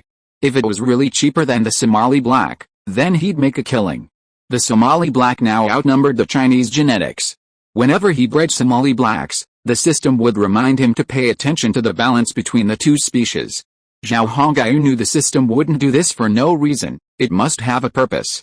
Although he'd bred many more Chinese genetics, he still hadn't reached a balance. For this reason, Zhao Hongyu worried that an overabundance of blacks might lead to some unexpected consequences. While nothing could be seen right now, if you waited until it happened to address it, it would be too late. With a massive construction projects constantly draining his cash, Zhao Hongyu truly didn't have the money to breed Chinese genetics. Blacks only cost 60,000 yuan each. But a Huaxia gene-producing individual costs over 420,000 yuan. With Zhao Hongyu's current income, he could only produce 5 Huaxia gene-producing individuals per day, at best. That's only about 150 per month. The current ratio of Huaxia to black people is 1:2. This means it'll take a year to even things out. Therefore, finding another, more affordable gene-producing species to cultivate would help suppress the black people. This is a temporary solution to this problem. He chose the Nepalese Gurkha lineage. Confirmed. A 3D animation appeared, and a familiar yet different storyline unfolded before Zhao Hongai's eyes. Sharma was a farmer in the mountains of Nepal. His father's father was a farmer, so his father's generation also became farmers. Sharma himself inherited the Sharma family's glorious tradition, a typical third-generation loser, no inspirational moments. No cries of "I'm going to defy the heavens." Sharma married and had a child, and little Sharma was born. Zhao Hongaiu only paid a single fee until little Sharma was born, 1,000 yuan. Nepal's economy is very low, with a per capita income of only 2,000 yuan per year. Therefore, raising little Sharma from birth to adulthood didn't cost much. 10,000 yuan is the maximum, and that's in RMB, not US dollars. When little Sharma turned 18, a dialog box popped up asking Zhao Hongaiu if he wanted to accept Sharma. Faced with this option, Zhao Hongaiu knew what to do. Yes. Even with the acceleration fee, it would only be 20,000 yuan. Compared to the Somali black, it was 40,000 yuan cheaper. It must be said that the Gurkha breed is incredibly cheap. However, before Zhao Hongaiu could even open his mouth, another option box appeared. Sharma asked, "Can you offer a commission for hiring him to fight?" 1. 5 silver coins. Choose this commission. Sharma has a high chance of rejecting you. 2. 7 silver coins. Choose this commission. Sharma has a small chance of rejecting you. 3. 12 silver coins. Choose this commission. Sharma will fight for you. Note, if you have better conditions, please add them. The system actually used his current salary to determine the offer, which wasn't too far-fetched. After looking at the options, Zhao Hongaiu felt he could accept it. It wasn't a difficult feat. After all, in his army, the average soldier earned 12 silver coins a month. However, the system's inclusion of this option made Zhao Hongaiu wonder if there must be some tricky setup behind it. Otherwise, the system wouldn't have bothered to include such an option. Sure enough, after reviewing each option, the parenthetical note, Zhao Hongaiu pondered and added his own conditions: room and board, a wife, and housing. After completing the form, Zhao Hongaiu chose the 12 silver coins monthly salary. Sharma will fight for you to the last drop of blood. A naked young man appeared out of nowhere, his face stern. He looked at Zhao Hongaiu with deep reverence and swore his allegiance. Fuck. He'll provide his wife with food and lodging, and a place to live. And he'll fight for me until his death. Zhao Hongaiu's eyelids twitched. He had no idea. Nepal might be struggling economically, but girls there demanded hefty dowries. The social conditions young Sharma would grow up in were completely different from those of his father's time. His father could find a wife with a little money, but not in his time. Without money, you're screwed. This was why Sharma had pledged to fight for you until your death when Zhao Hongaiu asked him to find him a wife. Zhao Hongaiu didn't know, didn't understand. But anyway, a Gurkha genetics person for 20,000 yuan had been bred. Finding a wife was easy. There were plenty of women among the Mohicans. They were more than willing to marry one of Zhao Hongaiu's soldiers. As long as Sharma didn't mind, everything would be fine. And after Sharma showed up, Zhao Hongaiu was surprised to discover that he could actually speak Chinese. While not fluently, communication was still possible. However, Zhao Hongaiu soon felt relieved. Nepal sits on the border between China and India, so it's likely they could travel between both sides. Therefore, knowing Chinese wasn't surprising. Sharma, do you speak Hindi in addition to Chinese? Zhao Hongaiu asked curiously. Sharma nodded, yes, Your Majesty. Oh. Zhao Hongaiu nodded slowly, then bought a uniform and tossed it to Sharma. Put on some clothes. It's not good to be naked. Zhao Hongaiu tossed the clothes to Sharma. The template was set. The Gurkhas, resident in mountainous areas, are skilled at running and climbing in the mountains. They possess immense endurance, allowing them to maintain their combat effectiveness even during long raids. They are known for their tough, silent nature, but when they erupt, they can be like a blazing fire. They are the most elite and brave warriors. As long as they are given enough benefits, they can fight even God, the enemy of their employer. Zhao Hongaiu felt happy when he saw the prompt given by the system. Oh my God. This is the warrior I have always dreamed of. The black dog stared at Sharma, with a vigilant light in its eyes, but it did not get agitated and seemed very calm. But Sharma could feel that if he showed even a little bit of hostility, this seemingly dangerous dog would suddenly attack and hurt people. This is exactly in line with the saying that a dog that bites does not bark, and a dog that barks loudly is useless. Sharma quickly put on his clothes. He was wearing an 18th century parade uniform, which gave him a very handsome aura. Sharma was not very old, just 18 years old, and had just reached adulthood. Although his face looked a little childish, Zhao Hongyu could still sense the fierce aura from him. He was like a Himalayan snow leopard, all his ferocity hidden. He might seem brutish on the surface, but if he really came to blows, he'd definitely give you a scare. Zhao Hongyu pulled 12 silver coins from his pocket and handed them over. This is your salary for this month. You'll get this much every month from now on. If you fight bravely, you'll get an extra silver coin for every kill. Zhao Hongyu had plenty of silver coins on hand. How could he possibly have over 10 million of them in New City? Sharma, expressionless, finally smiled after accepting the coins. Giver of money, Zhao Hongyu muttered inwardly. Ding dong.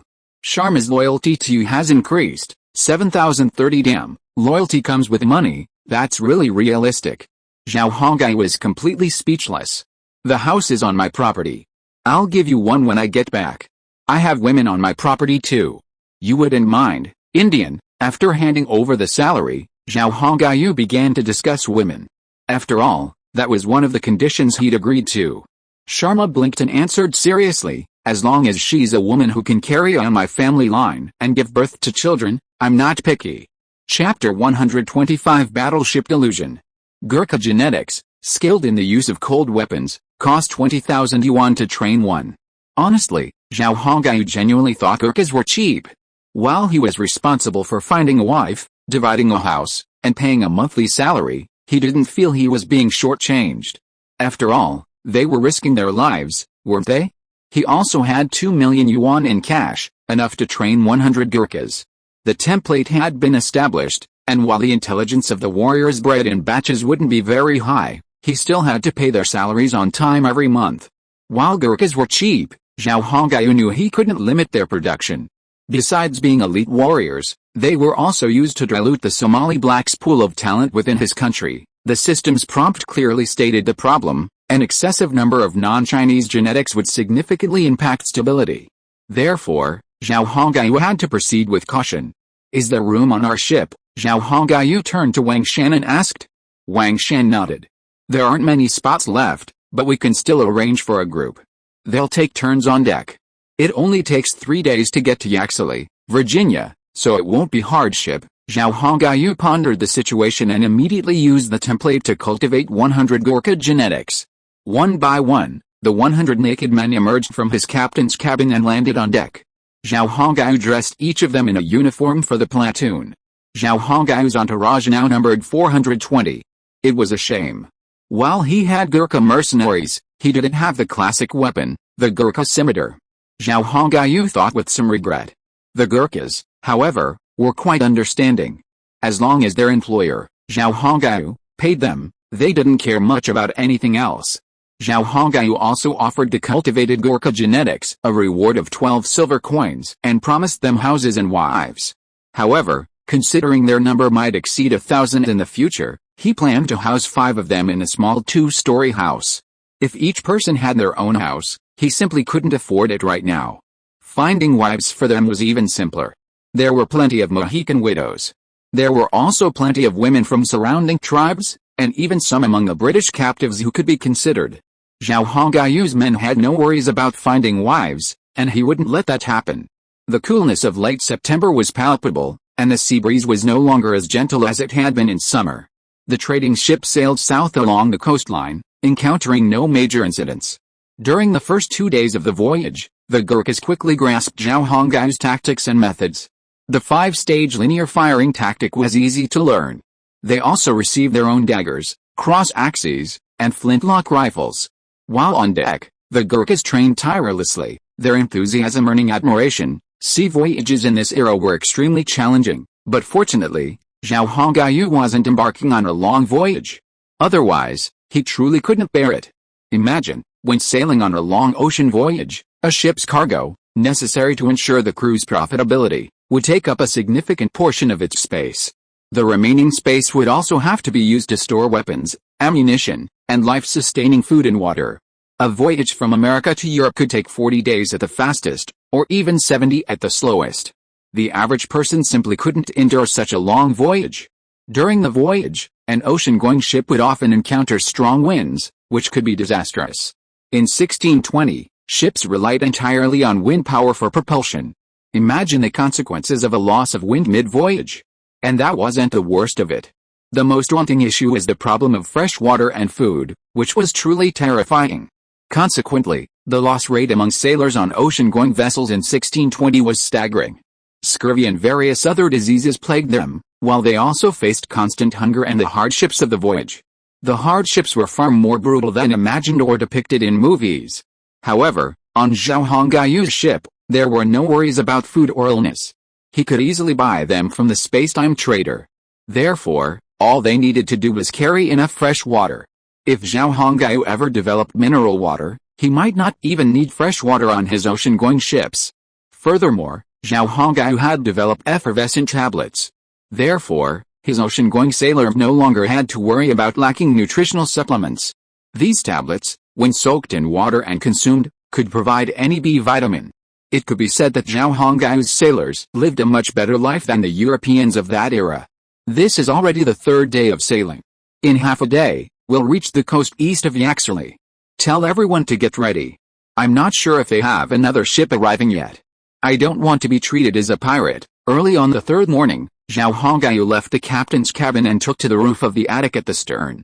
Blown by the sea breeze, he watched the crimson sun slowly rise, painting the horizon in the sea a hue of orange. Because they were sailing along the coastline, not far from land, there were always numerous seabirds flying around the galleon. When these birds tired of flying, they would rest on the top of the fishing pole. Once rested, they would rush out to catch fish. Everyone, be alert.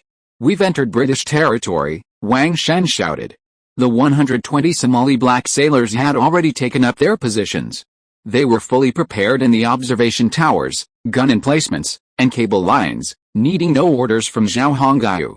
The remaining 300 Marines, composed of Chinese, Somalis, and Gurkhas, were also on standby in the lounge and on the decks. Manhattan City is under construction, and there are many carpenters among the genetic people. Do you think they could try to build a battleship? The sea breeze caressed Zhao Hongguyu's face, stirring the ends of his hair. He hadn't had a haircut in 6 months, and his hair had already reached his shoulders. And as it grew longer, it had some natural waves, which made it less unattractive. His once handsome face was now marred by a long scar, which gave him a hint of ferocity. After more than 6 months in the Americas, Zhao Hongguyu's excess fat had disappeared, replaced by well-defined muscles. Of course, these muscles didn't make him look out of place, but rather gave him an unspoken aura of toughness. Add to that his black hair and eyes, and the uniform of a platoon leader. If you were on the European continent, he would definitely draw screams and invitations from countless ladies and young ladies. Unfortunately, the people on the ship were all grown men. Although they were all genetic humans, their sexual orientation was normal. So no one would notice Zhao Hongguyu's appearance, and there wouldn't be any gay friends. Upon hearing this, Wang Shan responded, "That's quite true.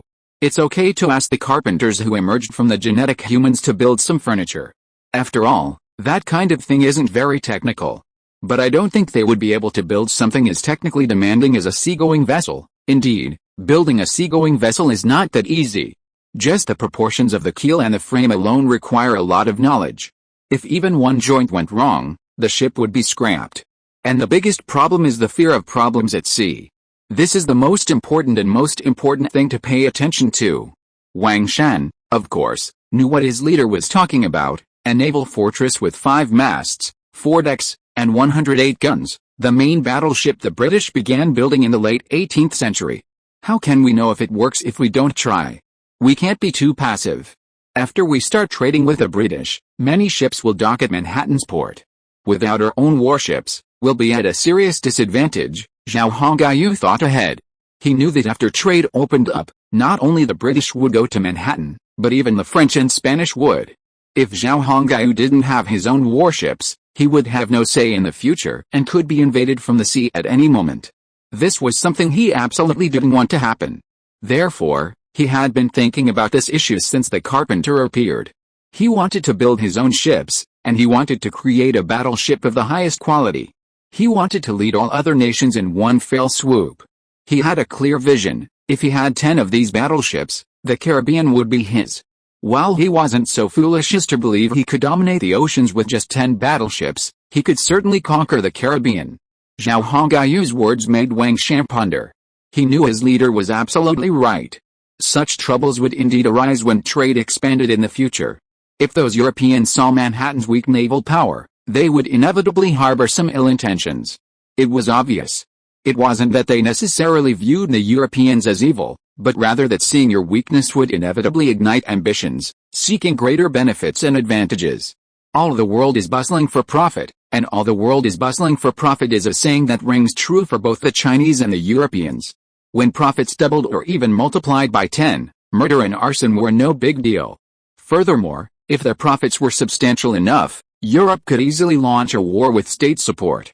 If you destroyed one of their ships, they would build 2. If you destroyed 2, they would build 3.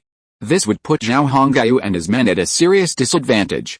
The gold mines in Manhattan's forests are a surefire draw for wolves, a truly fatal attraction for Europeans.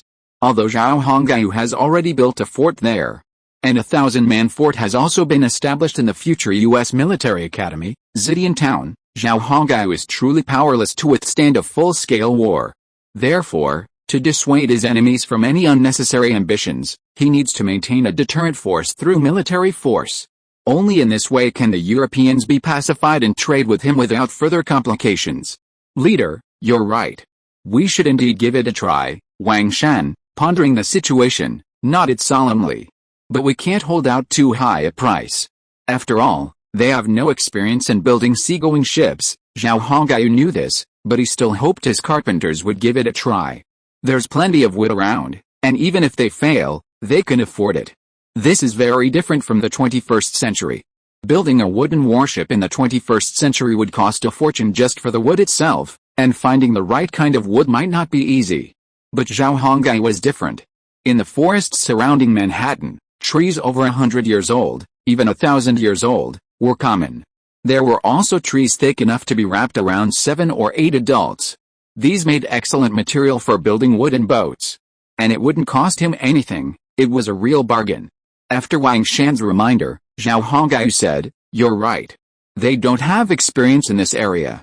But even if they fail, there's no need to regret it. Wood is free, and there's plenty around Manhattan." Zhao Hongyu smiled. "Captain, have some water." Wang Shan prepared a cup of water with an effervescent tablet and handed it to him. The cup frothed and sizzled. The once clear water had now turned a pale yellow. Zhao Hongyu glanced down and realized it tasted like lemon. Dividing line. Half a day passed quickly, and in a blink of an eye, Zhao Hongyu and his companions could see the city of Yaxili not far away. Zhao Hongyu lowered his monocular and said to Wang Shan behind him, "There are no ships at the harbor. It seems no ships have been here since we left." He tossed the telescope to Wang Shan. "Captain, we can't get any closer. If we get any closer, we'll be within range of the enemy's artillery, which is extremely dangerous," Wang Shan warned. Zhao Hongyu nodded. "Launch a small boat, and have a few people scout the way." The galleon slowed down, lowered a small boat, and sent 3 genetics as envoys. Although it had been a month since Zhao Hongyu and his men left, the city still bore traces of the ruins and evidence of the battle a month earlier. The boat quickly docked at the harbor. Upon learning of their purpose, the British officials at the port immediately brought them before the Governor-General. The Governor of Virginia's eyes gleamed with greed as he gazed at the exquisite blue-patterned tableware in the envoy's hands. End of this chapter. Thank you so much for reading until the end. Don't forget to give it a like. Looking for more exclusive content and immediate access? Subscribe to our Patreon. Remember, every like, subscription or donation encourages us to continue. Thank you all. See you in the next video.